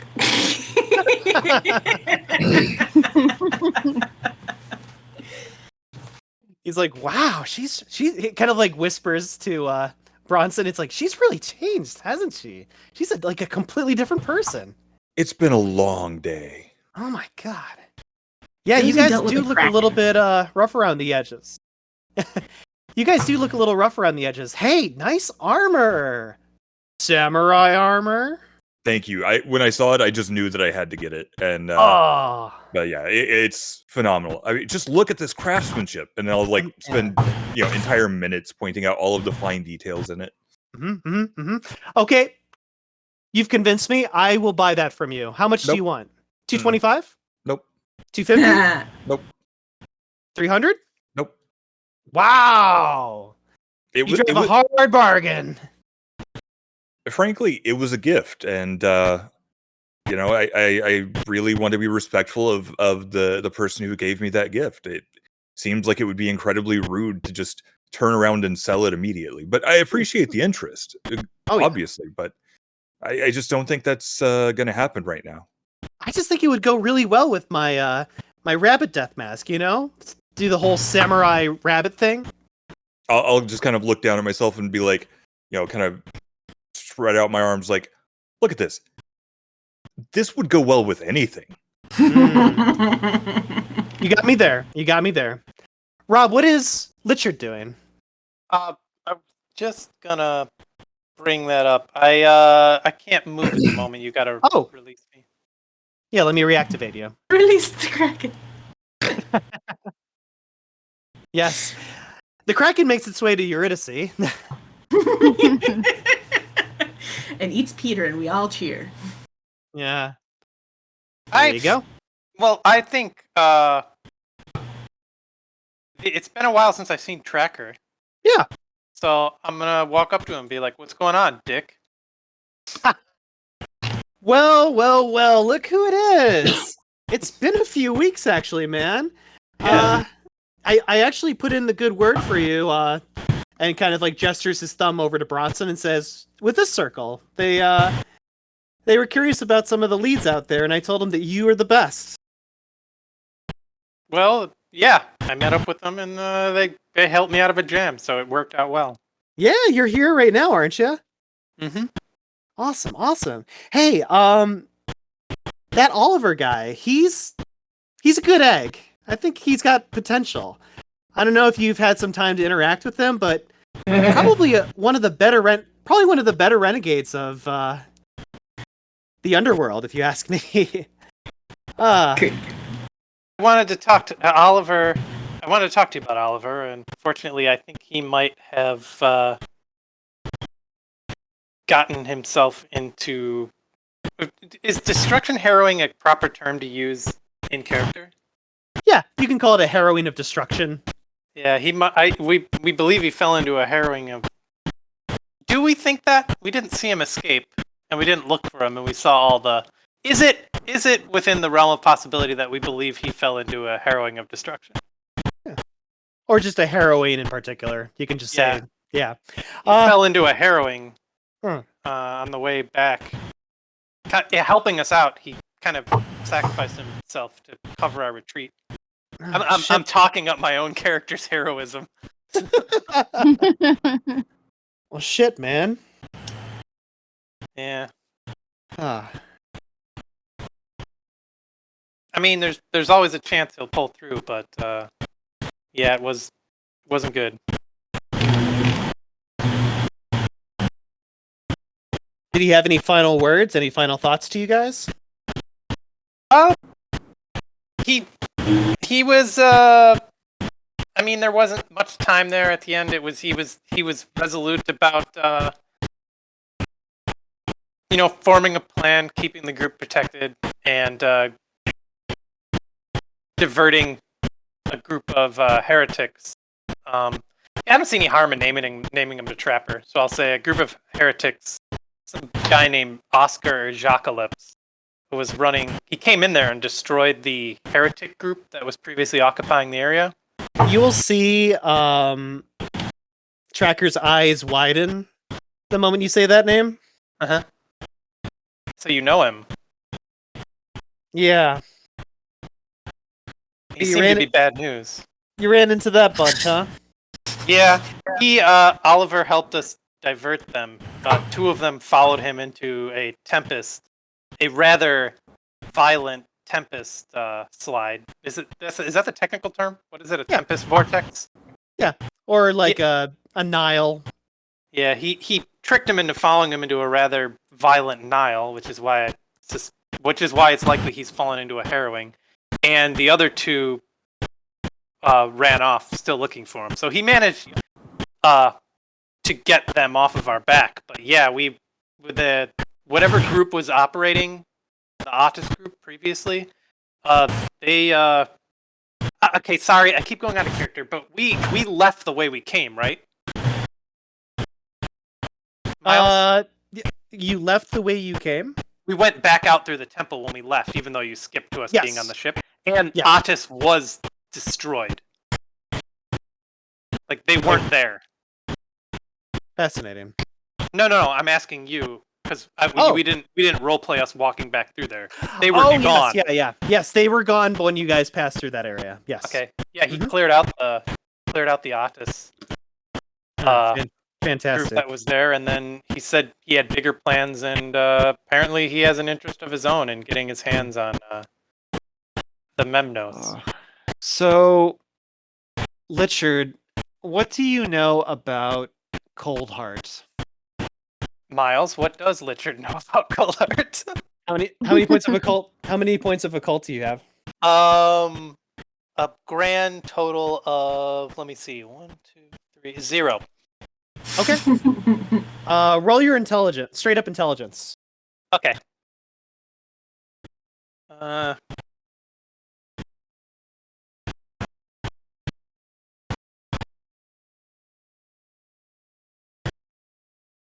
That's assuming it's a 6. That's 0 successes. Okay.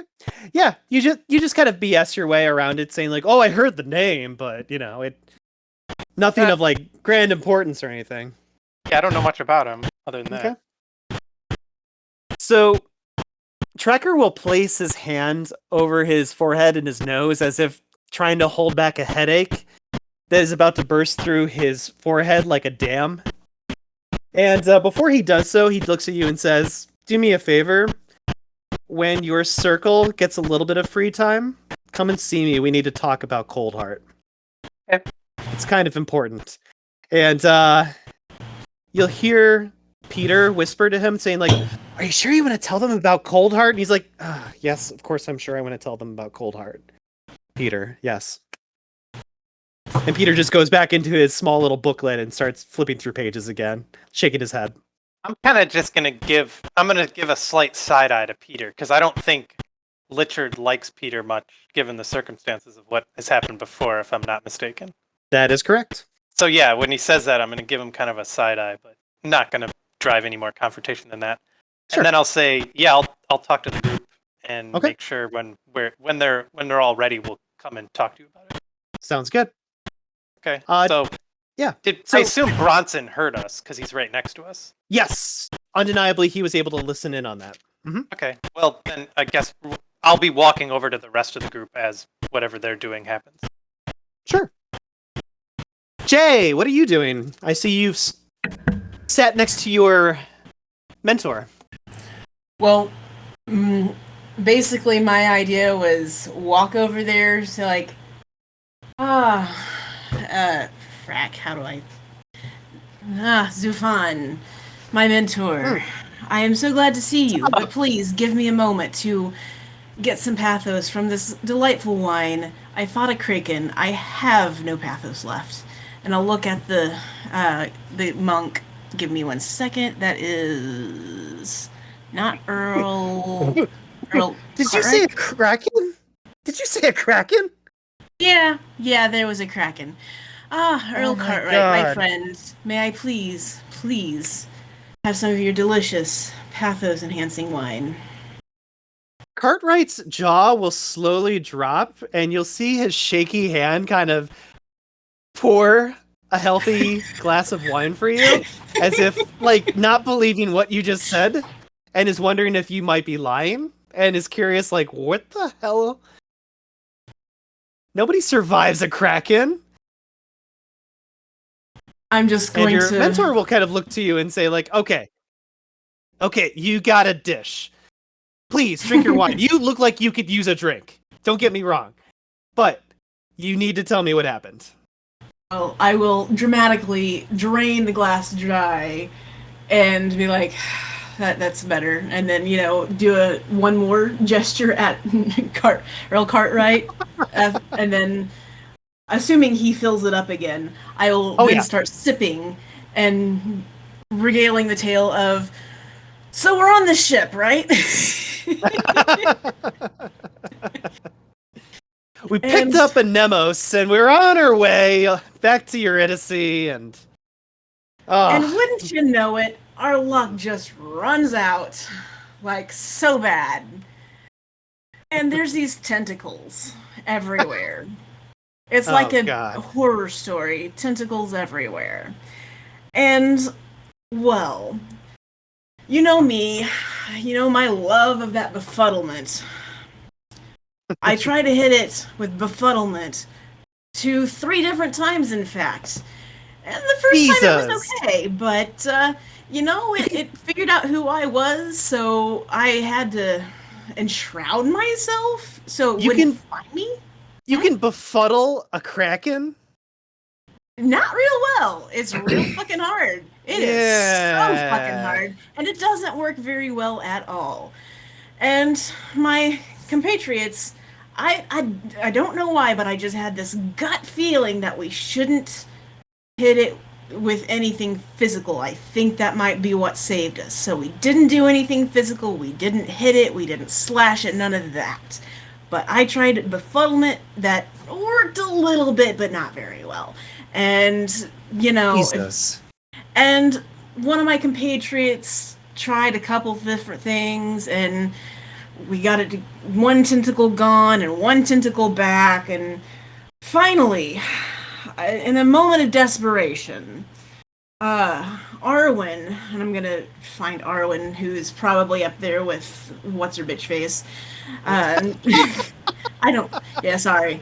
I'm just pointing at her there. She got Arwen. I was completely out of pathos, but Arwen was able to give me a couple pathos, and wouldn't you know it, that one skill, the one I never thought I'd use, but that dark ether, I never thought I'd use it because, it's more for effect, but It is. in a moment of desperation and a moment of, well, what else do I have to lose? I used that dark ether. And by God, my desperation must have come out because it worked. That Kraken just did not want to be right near us. The fog and the ice and the hot spots, and it just didn't like that. So it finally, the last tendrils of its creepy ass arms and tentacles disappeared. And from there on out, mostly it was like I was drunk. I don't remember a whole lot. I just knew we were safe. And here we are. And then I'm assuming I've done with that glass of pathos wine. I was just about to say, Jay, Josie looks down at her glass of wine and it has mysteriously disappeared during that story. She doesn't know where it went. So I'm pointing at asking for more from Earl Cartwright, and I'm assuming that he's more than happy to. Oh yeah, he's very invested in this.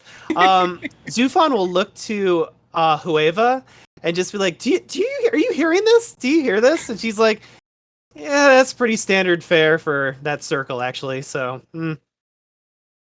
Oh, and this after we lost one of our circle members. Got another one back, but we found a new one, so. Not super happy we lost the old one, but the new one's pretty okay too. Yeah. Nicole, you will approach Isolde as this story is being told off in the corner. Isolde appears to be a little bit more kind of relaxed, sitting at the altar at this point. Like she's kind of the center of attention and of all importance in this moment. And she'll look to you and be like, come, approach, Miss Arwen. I have much to speak with you about. That sounded pretty badass, didn't it? It sure did. And I'll just move forward. So glad you think so too. So, we're transferring some memories over to you, are we? That's the plan. Before I hand mine over, how far are you along? You've been in contact with 2, I think, people who have had memories. Hold on, let me check my notes. I've got I can check the notes on here. Hold on, because I know we got Argus. Meaning, yeah, we met 2 people so far. I see. You are the 3rd. Well, you got to admit, I am the prettiest of the Nemoi that you've probably encountered, right? So far. Low bar is low. Yeah, well, that is honestly, you are correct. You are. Oh, well, thank you. Thank you. I appreciate that. So, when you're ready, take my hand and close your eyes. Take the hand. Okay. Cutting it off. Wow, she's in a hurry. So, Arwen will concentrate and focus as best she can in this moment, and will find herself slipping back into that very familiar memory palace that she's traveled to more than once at this point. And again, there's the blank Stygian steel door at the foot of the stairs, arrow loops providing openings along the walls. But there's also moments of featureless black voids, the stairs curving up in a circle several hundred feet in diameter. Each floor seems to possess another Stygian steel door emblazoned with different sigils, which are the symbols of the arcani that exist in the underworld. As you are starting to make yourself comfortable with the uncertain sounds like rodents scurrying, something bubbling, metal plates slamming together, you'll focus your attention on these doors, and two of them will become apparent to you. One of them possesses the symbol of castigation. This is the door of Castigate. The second door has the sigil of fatalism. So, the fatalism door. Which one of these two would you like to explore first and open up, Arwen? Fatalism. Fatalism. Open up the door, walk through into this absolutely all white light that surrounds you and penetrates your soul, and after a moment you start to see a drama or play go in front of you, and when this happens you start to look at your fingers and your hands, and you start to feel your earrings on your face, and you can't help but notice, oh my goodness, you are suddenly Isolde, the Baroness, in this moment, in this scene. When this happens, you will make your way outside this area that appears to be very similar to the shoreside or the mountainous crag of the Isle of Eurydice itself. And as she walks there, across the beach, she will notice a very familiar looking form at the end of one of these beaches. It is Charon. And Charon sits on an outcropping of rock somewhere while the tempest is still blowing. It's some time before the third great maelstrom that is about to occur. The sea is lapping around the rock and moves with a slow, viscous rhythm. And the dark clouds overhead aren't anywhere close to being storm clouds. But as you kind of glimpse a little bit closer, you start to notice a Mediterranean woman of unguessable age who sits next to Charon. Without making any dice rolls, you immediately identify this as Lady Fate herself. You don't know why, but you feel very familiar to her presence. And you'll see Lady Fate sit next to Charon. One arm around him, tears track down her cheeks. Her forehead bears a death mark whose shape constantly drifts and evolves, passing through all the Legion's marks in return. Charon concludes some kind of quiet speech that he's having with her. Already that something seems to be underway. And as your memory starts to click in, as the Baroness Isolde comes a little bit closer to this conversation, she'll make out the words of Charon saying, "And after that, I return and pass away again. That's it?" The woman, the Lady of Fate, nods. It is. It's not the story you would have chosen, nor the story I would have chosen for you. Fate does not offer us the choice. All I ever wanted was to be reunited with my husband. And that won't happen for a long, long time yet. After a moment's silence, Charon stands up and turns to survey the endless sea. Well then, all I can do is make the most of what fate gives me. Let it be an existence worth remembering when I'm gone. And with that, Lady Isolde will accidentally kick up one of the rocks near the shoreline where she's standing, and immediately the vision of Charon and Lady Fate will immediately turn to her, kind of like in a horror movie almost, where all of a sudden the characters in the memory just are staring right at you. So, Nicole, I need you to roll 9d10 for me. All right.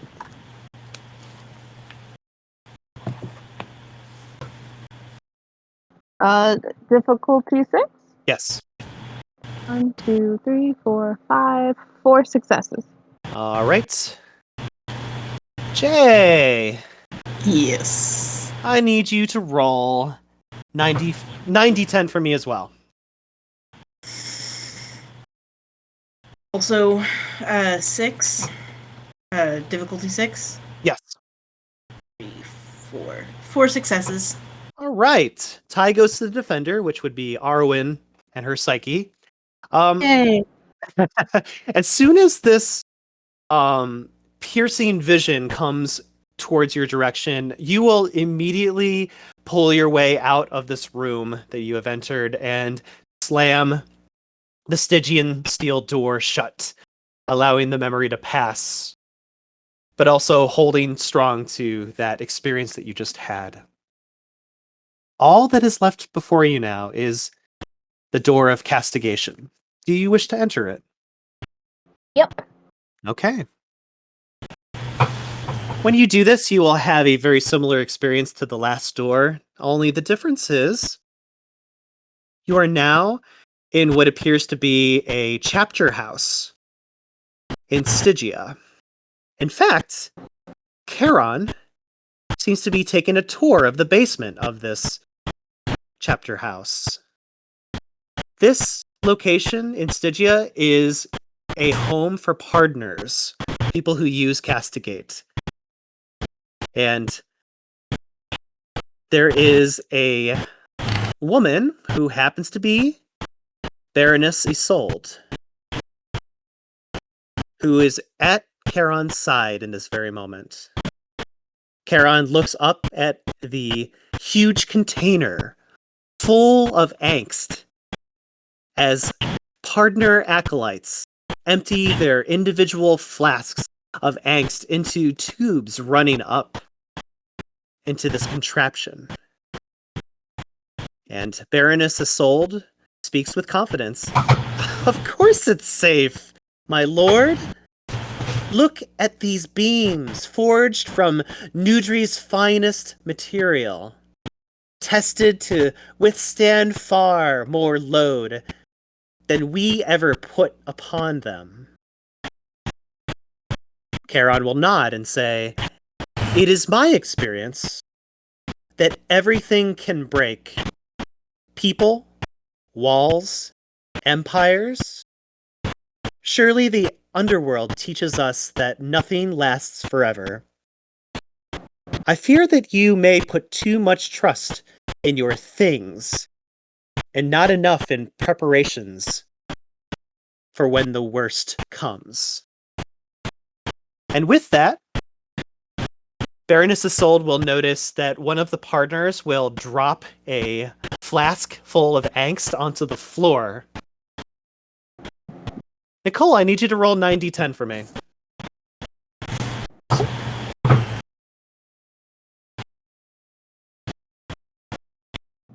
Okay. 1, 2, 3, 4.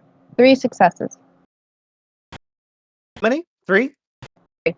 All right. Jay, I need you to roll 9d10 as well. Please botch. You said 6, right? Difficulty 6? Difficulty 6. 1, 2,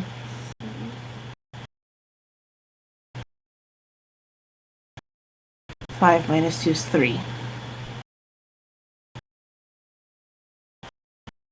So 3 successes? Yep. Okay.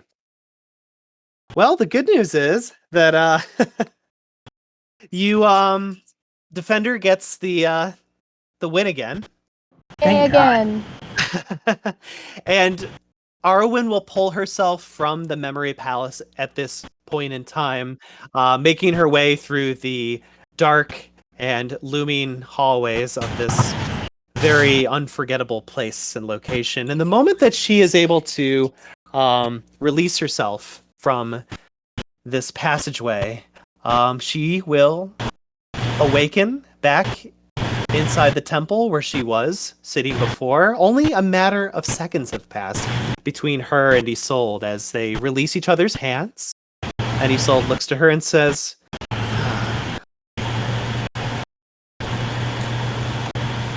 any questions about any of that, Arwen? Questions? Yeah.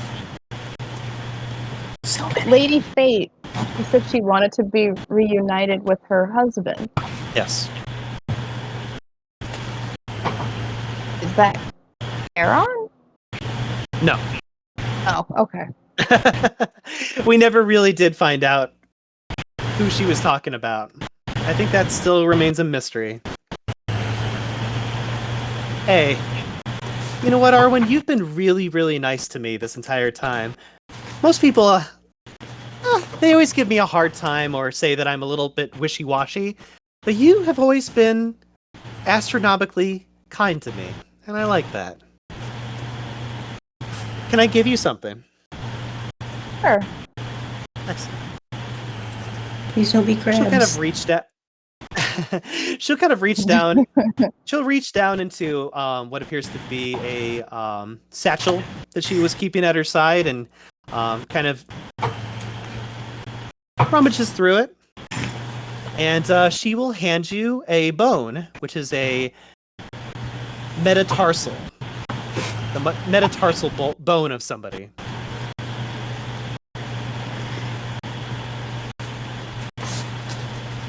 So, this belongs to another Nemoi. Her name is, well, Junko Kirigi. Junko Kirigi.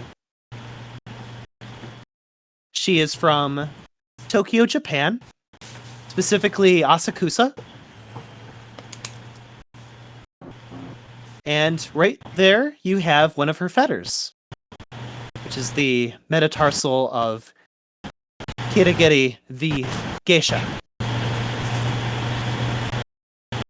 So, I hope this will help you find another one of our fellow brethren out there. Will you accept this? I do. Thank you. I really appreciate this. I appreciate your kindness.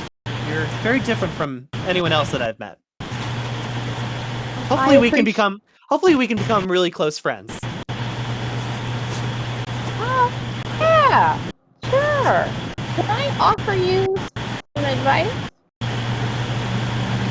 No one offers me advice. You've got to be joking. Well, as potential friends, right? Just want to give you a little advice. All right, what's the advice? It better be good. Well, one of the other Minoi that was carrying the memories of Charon kind of had their final death on this altar. Mm-hmm.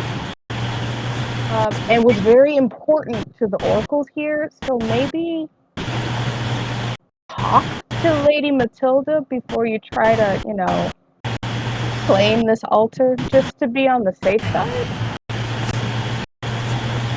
That's some pretty solid advice. Maybe I'll do just that. Sounds good. And I'll just give her a nod, and I'll start going to my mentor over here. Sounds good. Alex, what are you doing? Bronson is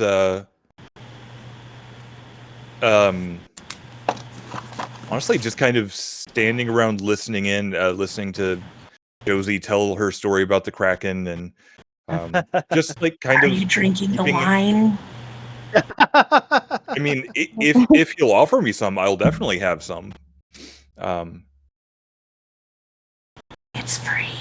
So I mean, like, And- I guess we'll step up to the bar and say, Cartwright, just like a drug dealer that he is, will easily hand you some wine. Drink all of it. How is the last?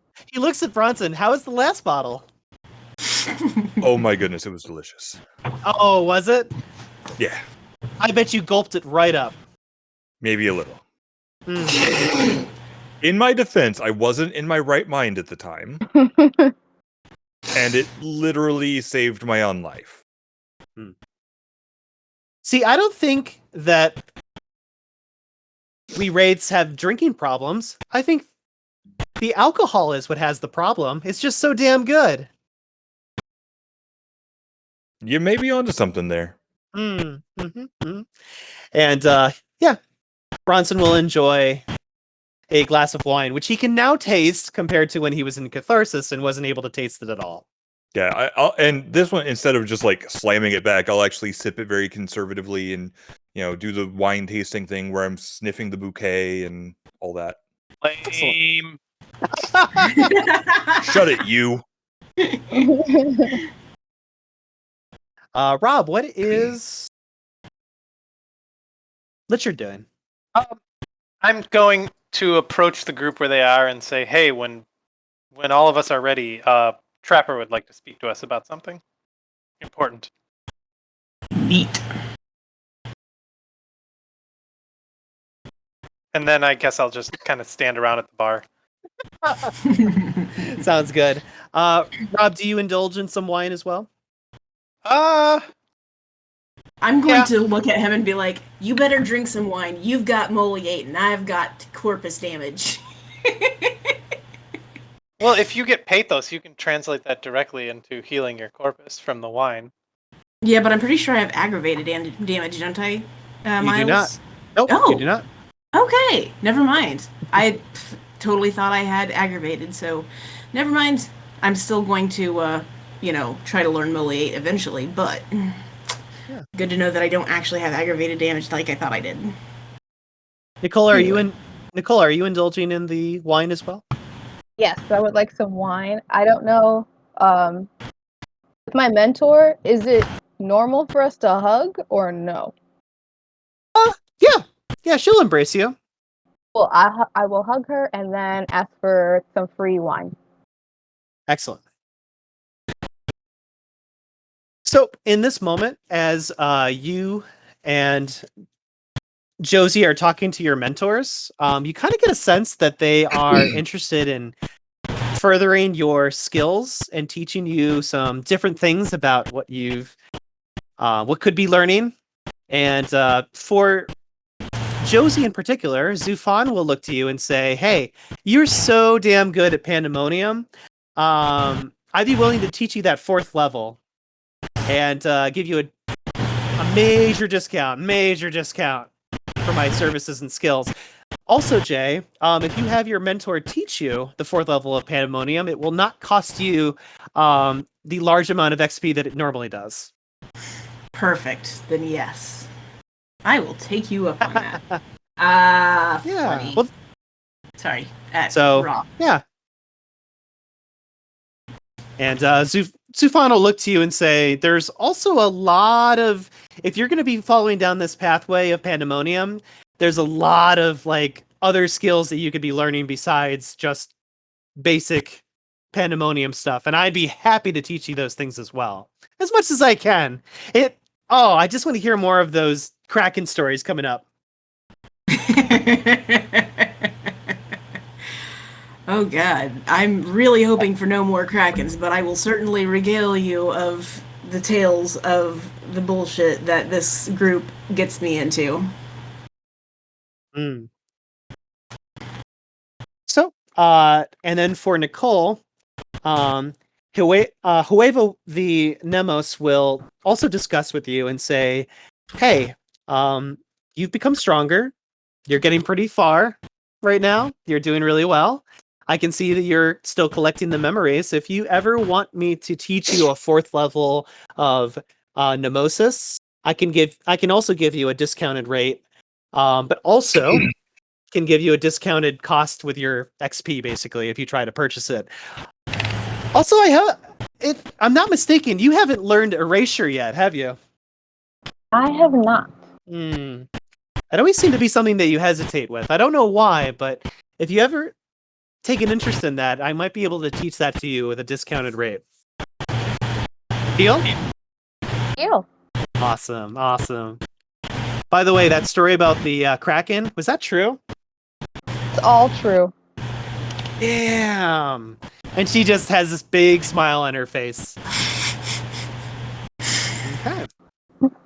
So once everyone has recovered their pathos and taken some time to recover their corpus as well in conjunction, Cartwright will have a big smile on his face and say, like, so does anyone want to buy a bottle? Take it with you. Pretty helpful stuff. God, I'd love to, but I have a whole 6 now.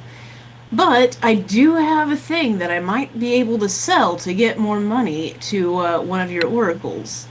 Who do you think would be most interested in buying... give me a sec while I find the name of it. Who do you think would be most interested in purchasing Divination Knucklebones? Interesting. Definitely Lady Matilda. He'll take a look at the Knucklebones and go, definitely Lady Matilda is into that. Alright. Well, do you guys mind if I take a brief pause to talk to Lady Matilda, and I'll be back in a few? Not at all. Cartwright will look to Bronson. Bronson, buddy! You want to buy a bottle of wine? How much? 10 obli. Same price. You should buy it. Bitch, you better buy one to replace the one you guzzled. Yeah, that's what I'm sitting here thinking, like, well, I did kind of shank the last one. And you're gonna shank this one too. It was that good, huh? I mean, I guess. Like I said, I wasn't in full control of my faculties at the time, but it was necessary. Yeah, I guess I'll go ahead and pick up another bottle. A wise decision, my friend. Good call. Hopefully I can make this one last a little bit longer. I hope so too. All right. Because I'm not as young as I used to be. You hand him 10 obli, and he will hand you a full bottle of wine. Your shadow is immediately enticed by this. I'm immediately going to hand it to well, I guess Josie isn't here. I'll hand it to Arwen and say... Don't do that. Don't do that. I'll say, Arwen, you saw what happened to the last one I had. You hold on to this for me. Alright. I'm gonna... I still want to, like... I don't know if it's worth it. I'm not going to. It's funny if I trick of the light, she drops it. Oh, God. Straighting up murder. So rude. Right there. Because Shadow, not because Bronson, obviously. So Matilda will look over to Josie, and it looks like she's coming out of a very deep meditative state, and will very delicately gesture towards you with one of her hands and say, Josie, the winds of fate have brought you back to me again. What is it that I can do to assist you? Well, we have returned from our travels. Our travels were rather perilous. Given your state of deep meditation, I assume you did not hear the tale I was telling to Earl Cartwright. No, I try to exclude all sounds and stimuli when I'm meditating to myself. Well, I see Lady Isolde is right here next to me, so you should definitely ask her after we're done here about us fighting a kraken. But regardless, I do have an item that I assumed would be of most appreciativeness, or would be most appreciated by oracles. I have acquired these divination knucklebones, and seeing as none of my circle use fatalism, I assumed that you would be possibly interested in buying them, since we sadly did not make out with much in the way of money, and of course we need money to fund more travels to come back here and buy more. Of course, of course. And she looks down at the knuckle bones and kind of studies them with her hands. And after a few minutes of doing this, she'll look up at you and say, "Yes, you do carry with you some very useful tools, especially for oracles such as myself and the others. I'd be willing to give you 40 obli for these. Is that sufficient?" Out of character, can I roll to see if she's being genuine or, lowballing me, and if I should be haggling, or if this is an offer I should take? I'll give it to you. You don't need to roll for it. You can definitely tell that she is very straightforward and does not haggle. Oh, okay, perfect. That is absolutely my preferred method of doing it. Yeah. That should be sufficient for us to bankroll the majority of our needs, so I will take your offer and thank you.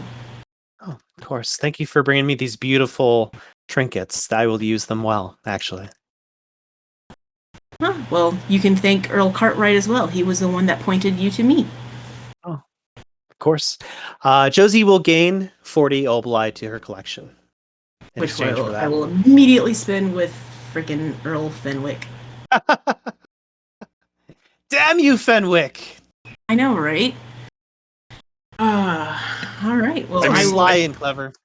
I can't be too mad at him because he's definitely saved our butts and gotten us some really great treasure. So There is that. So, Are we all ready to talk to Trapper, or do we got other stuff we need to do? well, I'm going to say my opinion is that we should go ahead and talk to Trapper first before we go back to Earl Fenwick and what's her name? Augustina? Yeah, I think. Always get as much information as we can before we start spending money. Oh, no, Parano. Thank you. Yeah, so before we talk to Earl Fenwick and Lady Parano, we should go ahead and talk to Trapper to see what he says, and then, let's see, what was her role again? Let's see. Lady Eleanor. Lady Eleanor? Okay. I could tell by the description I wrote down. Gotcha. Part-time chanteur, grumpy smoker, sarcastic? Question mark. Would you like to buy a cigarette for 40 obli? Funny. My notes say Oracle Chanteur connects to Midnight Express, connection to Ferryman Nicholas. Previous Oracle knows where we're supposed to go. So I think the order is talk to her, and then after we find out from her where we're supposed to go, then we talk to Earl, and then we talk to Paradel for Blind Box.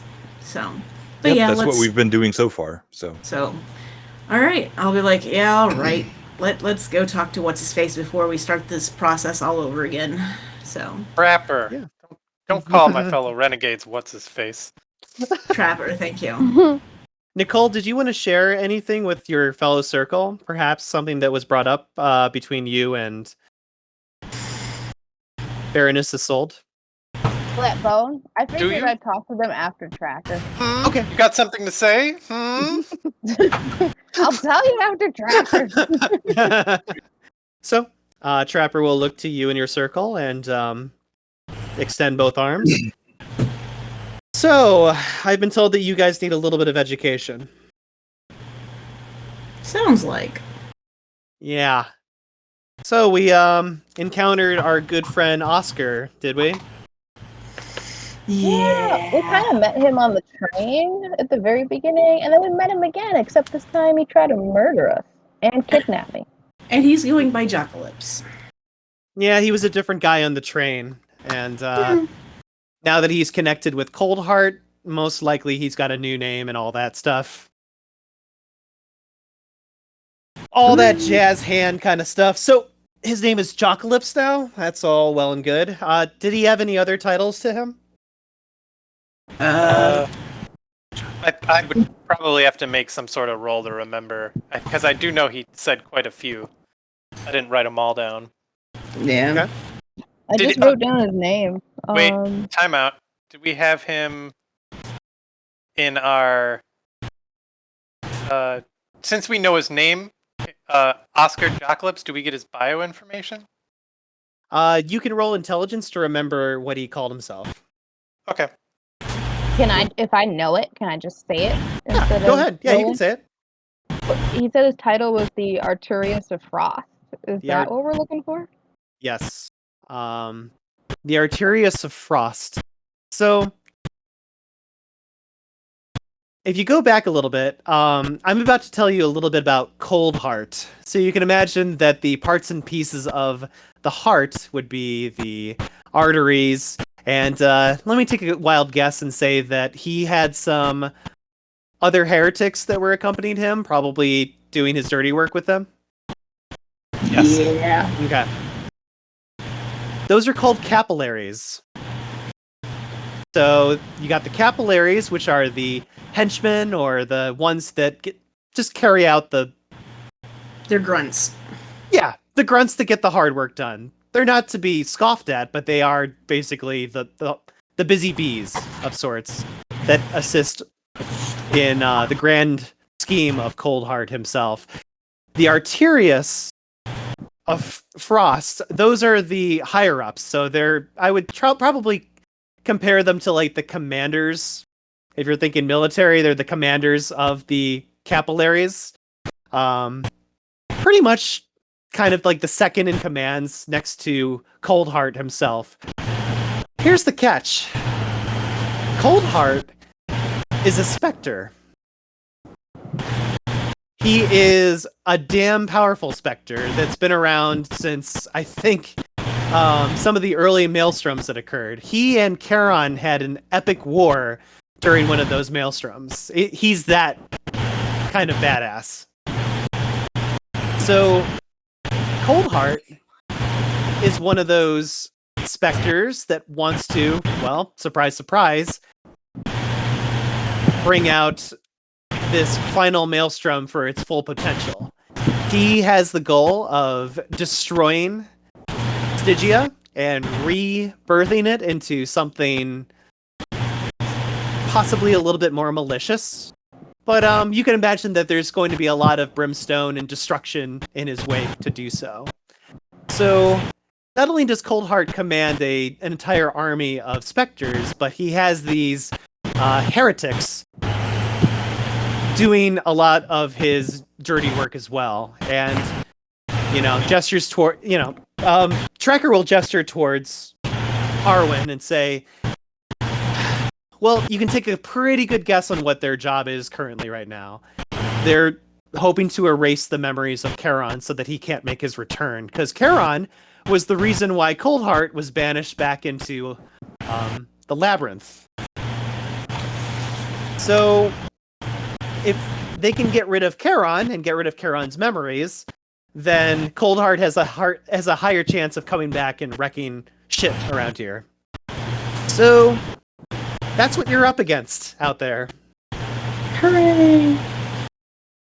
I highly recommend speaking to the oracles here at the temple before you go on any future missions. They might have some type of power using their fatalism to help ward off this opposition and maybe lead them in the wrong direction that is not the direction you're going. Thank you for that advice. We will definitely do that. Mm-hmm. So, any questions, or does that pretty much make sense to everybody? You said power to choose a different direction than Cold Heart's grunts, etc.? No, that he could, or that they might be able to misdirect Coldheart and his friends in a direction we're not going. Gotcha, Yes. misdirection. Okay. Most likely, and this is just a guess, Peter and I have been flipping through these ideas. The reason why the Arterius was able to find you is there might have been a couple of items, relics left over in the ruins back when you were doing the what was his name? The guy back in Hong Kong. I know. Lothric, was that it? Lothric? Yes. Oh yeah. Yeah. So most likely they were able to dig up something that Lothric would normally wear on his person, and they would use that item similar to life web powers. They use that to track down the Mnemos that is carrying the memories of quote unquote Lothric. So the next time you ever see, and hopefully you don't, but next time you see Oscar, you might see a ring or a pendant that he's wearing that once belonged to Lothric that he uses to track Arwen down. Oh, that's fun. Well, this is why it's important to rely on the oracles here on the island to throw them off using their powers. If they are successful at doing this, then you may not encounter Mr. Oscar and his happy little friends. You know what? I missed a golden opportunity to make you roll intelligence to remember Lothric.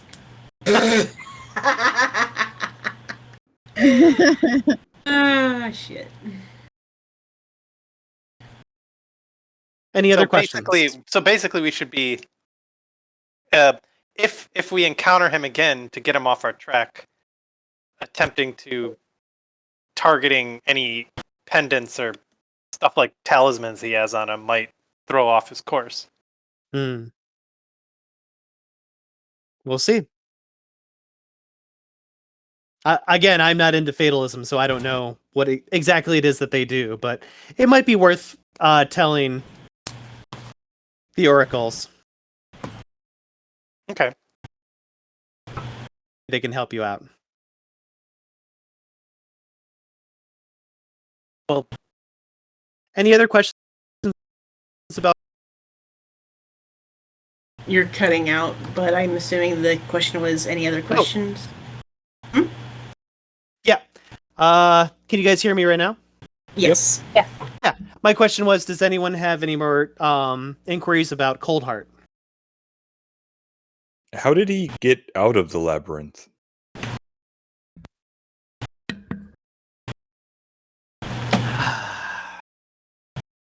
He was able to find certain conduits that allow him to exit into the well, I think the last time it was through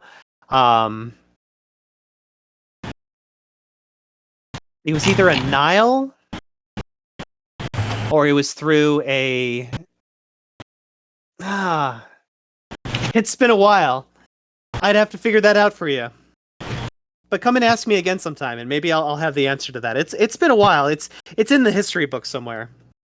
I mostly ask because if last time he was banished and then he got out, banishing him again doesn't seem like it would be especially effective. So Probably not. Did he get out recently? As far as I'm concerned, I believe Coldheart is still in the labyrinth, but he can leave anytime he wants to. Oh, okay. Yeah. Apparently he had found a way to get out if he wants to. He hasn't revealed that yet, though.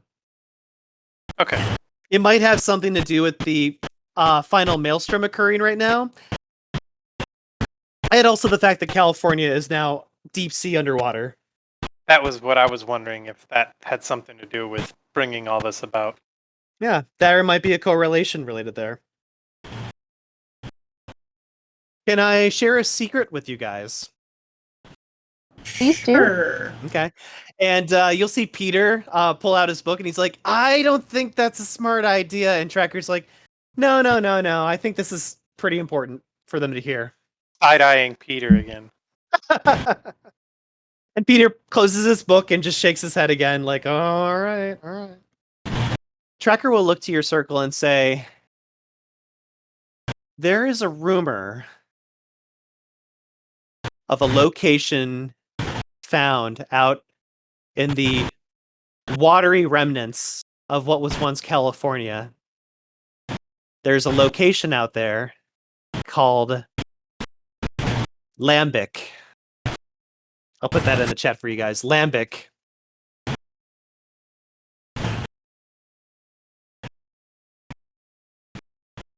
It is said to be a location that housed some of the more ancient oracles, even beyond Wraith itself. Some of these oracles are from ancient times, before the guilds had been formed.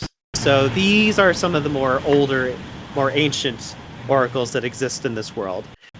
Lambic, according to legends, was a village or small town that existed deep, deep, close to the labyrinth itself. And it wasn't until everything went curvy that Lambic started from an underworld location deep within the labyrinth and made its way up to the surface after the destruction of California.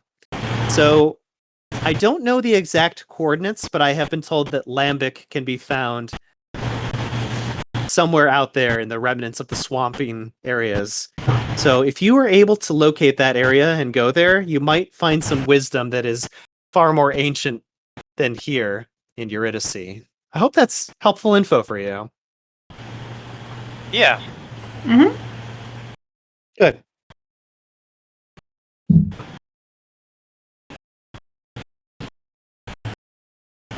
Okay. Does Arwen want to share any information with the circle? Yep. I'll pull out the bone and be like, Isolde, really interesting. Interesting enough, gave me this bone, which belongs to the next Nemoi, who is in Tokyo, Japan. It's her fetter. So I hand it to Bronson and be like, I think this is going to be useful for you. Bronson will take it, but he kind of cocks his head to the side and looks quizzically. I mean, he's wearing his death mask, so you can't really see that, but like it's clear from his body language, he's puzzled by this. I thought the next one was in Reykjavik.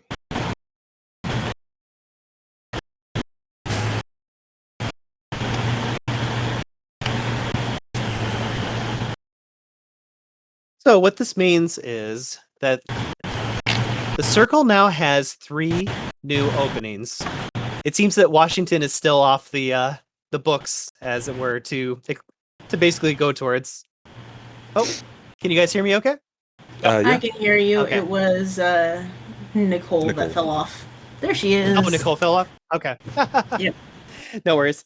So, it would appear that the circle now has 3 options. I'm not including Washington because Washington might be a separate event, but it seems like the circle at this point in time has 3 new different options that they can choose from. One of them being this new location that Arwen has brought up to the group, which is going to Tokyo, Japan, to check on this Nemoi that exists out there.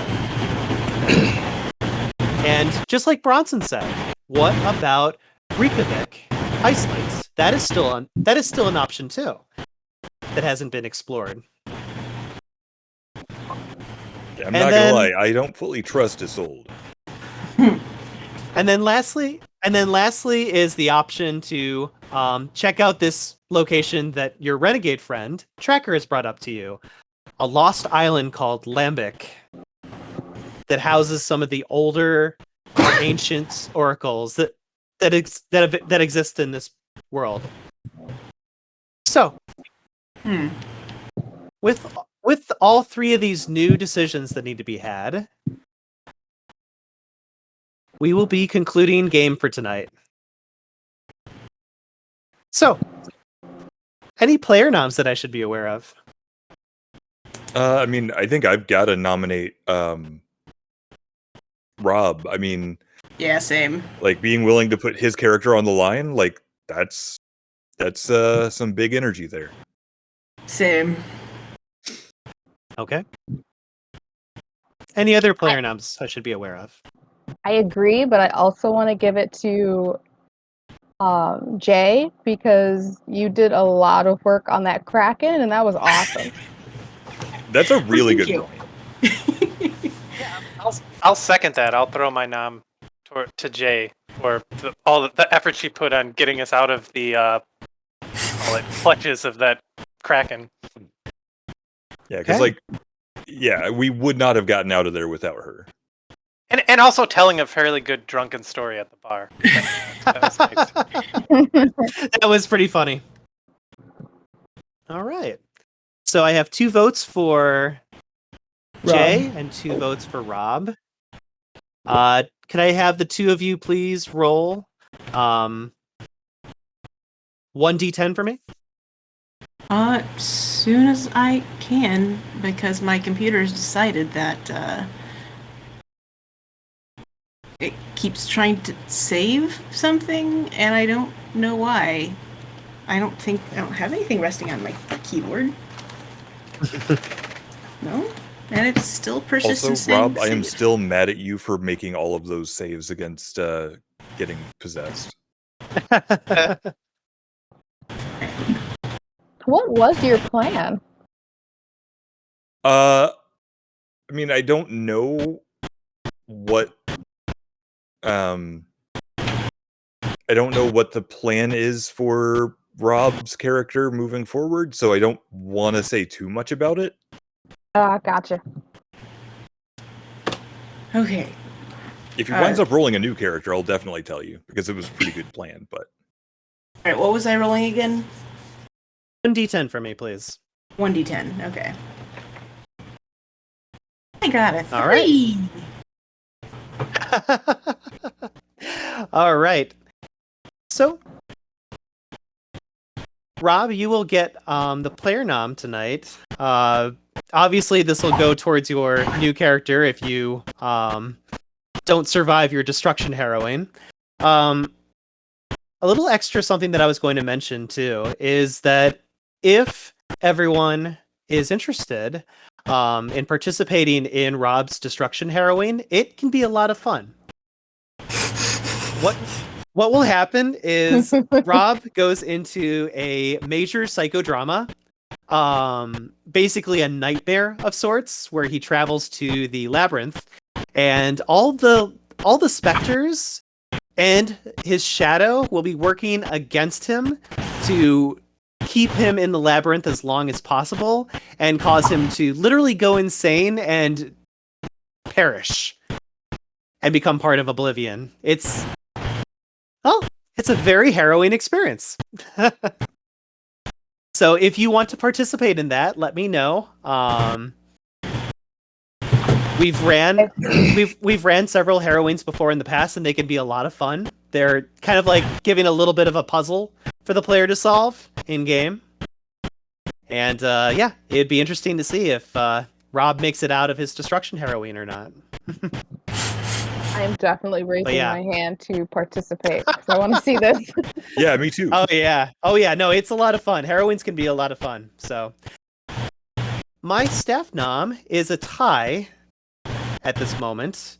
So I need Jay and I need Alex to roll 1d10 for me.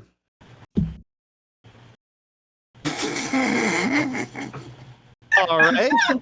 Wow. Yikes. We got some strong rollers on this team. It's like, you both rolled so bad that I'm just going to give it to someone else. Honestly, I would be fine with that. Like, I got dope armor from a fight that I did literally nothing in. So starting with the one who botched, Jay. obviously, Alex is going to get the staff nom tonight. But Jay, I just wanted to let you know that scene with the Kraken was quite phenomenal. That is a game ender for a lot of players. If you read it in the Book of Wraith, you can definitely tell that that's not something you're supposed to survive. I'm as But I shocked thought as that everybody else. Yeah, but I thought it would be a good learning experience for you guys to have a little fun with it and just use your powers to, switch things up a little bit, which you did. And I was very, very fascinated with that. And then, Alex. My goodness. So there are many reasons why you're going to get my staff nom tonight, but the key one for me was, and this was the scene that I thought was not going to go very well, but especially considering the history that this character has, but your interaction with Sato was very, very motivating for me. Rob, do you remember Sato? Yes, he Good. helped us fortify this was before the current group. He helped us fortify the previous base. Yeah. In earlier game sessions. Yeah.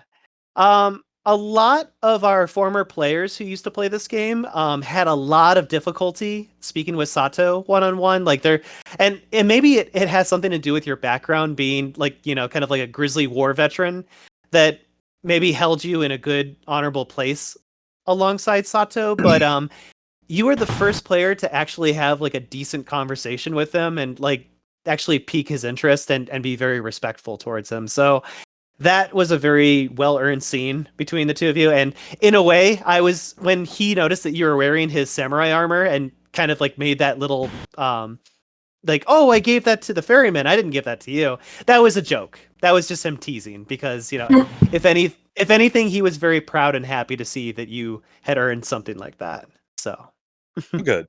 Yeah. I mean, I thought he was perfectly agreeable, so. Oh yeah. He's a very complicated character, which you guys, I'm sure, will find out in due time. Sato is one of my older characters that's been around for a very long time in the Wraith Chronicle. But yeah. Does anybody have any questions before we end the Chronicle for tonight? We got a huge mixture of many things that happened today, so. We have so many plot leads to follow. Yeah. Oh yeah. I mean, I guess now that it's over, I'll ask, and obviously don't feel pressured to answer in any way. What was the right solution to pardoning the correct man? So, yeah, Rob actually asked me about this too. The correct answer for that, you guys were so close to doing the correct thing. You had pulled the pardoner out of the ritual itself. And you had held him there. I was waiting for you guys to leave the scene and go, and kind of like what you did when you were running away from the heretics, go to another area. So I was just kind of like watching and waiting to see if you guys would actually just leave the scene altogether.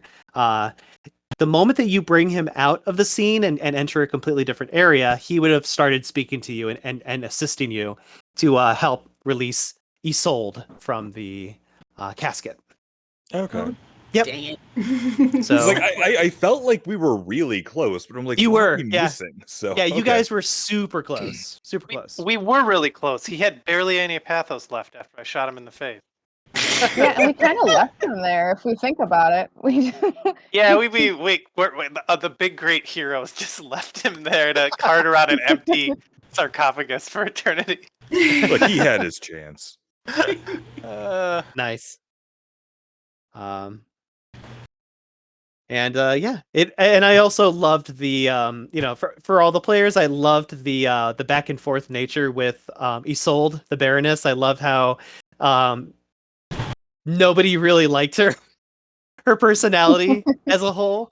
But I did like how everybody also kind of gave that opinion of like maybe we could just throw her off the ship. Yeah, I thought that was really funny that that Arwen was like, "Can we just throw her off the boat?"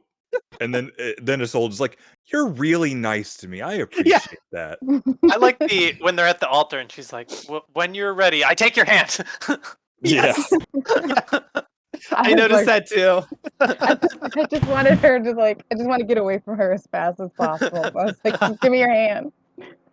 But hey, through your kindness, you got the fetter of another Nemoy that's out there. And now you can make her a contact, and you can meet her all the time. No.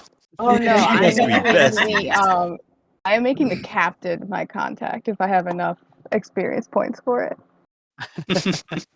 So, to give you guys a little bit of context before I wrap things up with Craig, we are actually in a really good place in game that I can allow you guys to do some side stuff. So, for example, speaking to your mentors who are here on the island is a good opportunity for you to learn some new things and try out some new things for your characters, especially at this point in time. For Mr. Bronson, you can actually, if you're interested, I know that you may not have the experience points for it. If you want, you can make what's his name? The ferryman. Can't even know my own NPC names. Captain Eckert? Captain Yes, Ector. Eckert. Thank you. Ector? Yes. Yep, Hector Morris. You can make Captain Hector Morris one of your contacts, who can also be a very good teacher, especially since he's a ferryman, and he seems to have a pretty good relationship with you guys. Obviously, you'll probably need some experience points before you buy yourself another contact, but just thought I'd bring that up to you in case that interests Yeah, you. no, if I can like Bagsy him and just kind of dibs it for when I actually have the experience, I'm definitely down for that. Oh yeah, I'm sure he'd be very interested on taking you on one of his like miniature voyages, and teach you some things along the way. Especially when you said, "Hey, I can do that. Hey, I can help with that. Hey, I can do that on the ship," and he's just like, "Oh my god." You could be his first mate. No, Yeah, you can be his first mate. no, the turnover there is insane. Exactly. But yeah, no, I absolutely want to get him as a contact like ASAP because there aren't a whole lot of things I want to spend a bunch of experience on right now, and I think it would be good to have like a mentor and a contact. Yeah. Because right now the party is my mentor, and that's terrifying to me. Side note for you, Alex, if you want a mentor, I would recommend maybe Peter McGregor. Peter can teach you fatalism. Ooh. Just a thought. Okay. Okay. I definitely want the captain as a contact, but Okay. Yeah. I'll consider Peter. I'm not sure how much I trust him, but That's fine and fair. Remember that you can always have mentors, contacts, and allies that you don't 100% trust, but you get a sense that maybe they'll be there for you when you need them the most. yeah, I think right now the bigger priority would be getting the contact. Mm-hmm. And then I'll consider getting a mentor as Bronson starts to understand more about how little he knows about this world. So to quick summarize for everybody, we'll be entering a little bit of a phase right now with Wraith where people get some personal time to develop their characters and do some learning on the side, especially now that they've had some time to rendezvous and meet up with their mentors and start making new contacts, possibly new mentors. And Rob will be going through a destruction harrowing, and it sounds like I've got some people who are interested in participating along with that. So I will be letting you guys know when the destruction harrowing will be, and we'll have Rob hopefully make it through that as Oliver. So Sounds good. have a good night, everybody. Gotcha.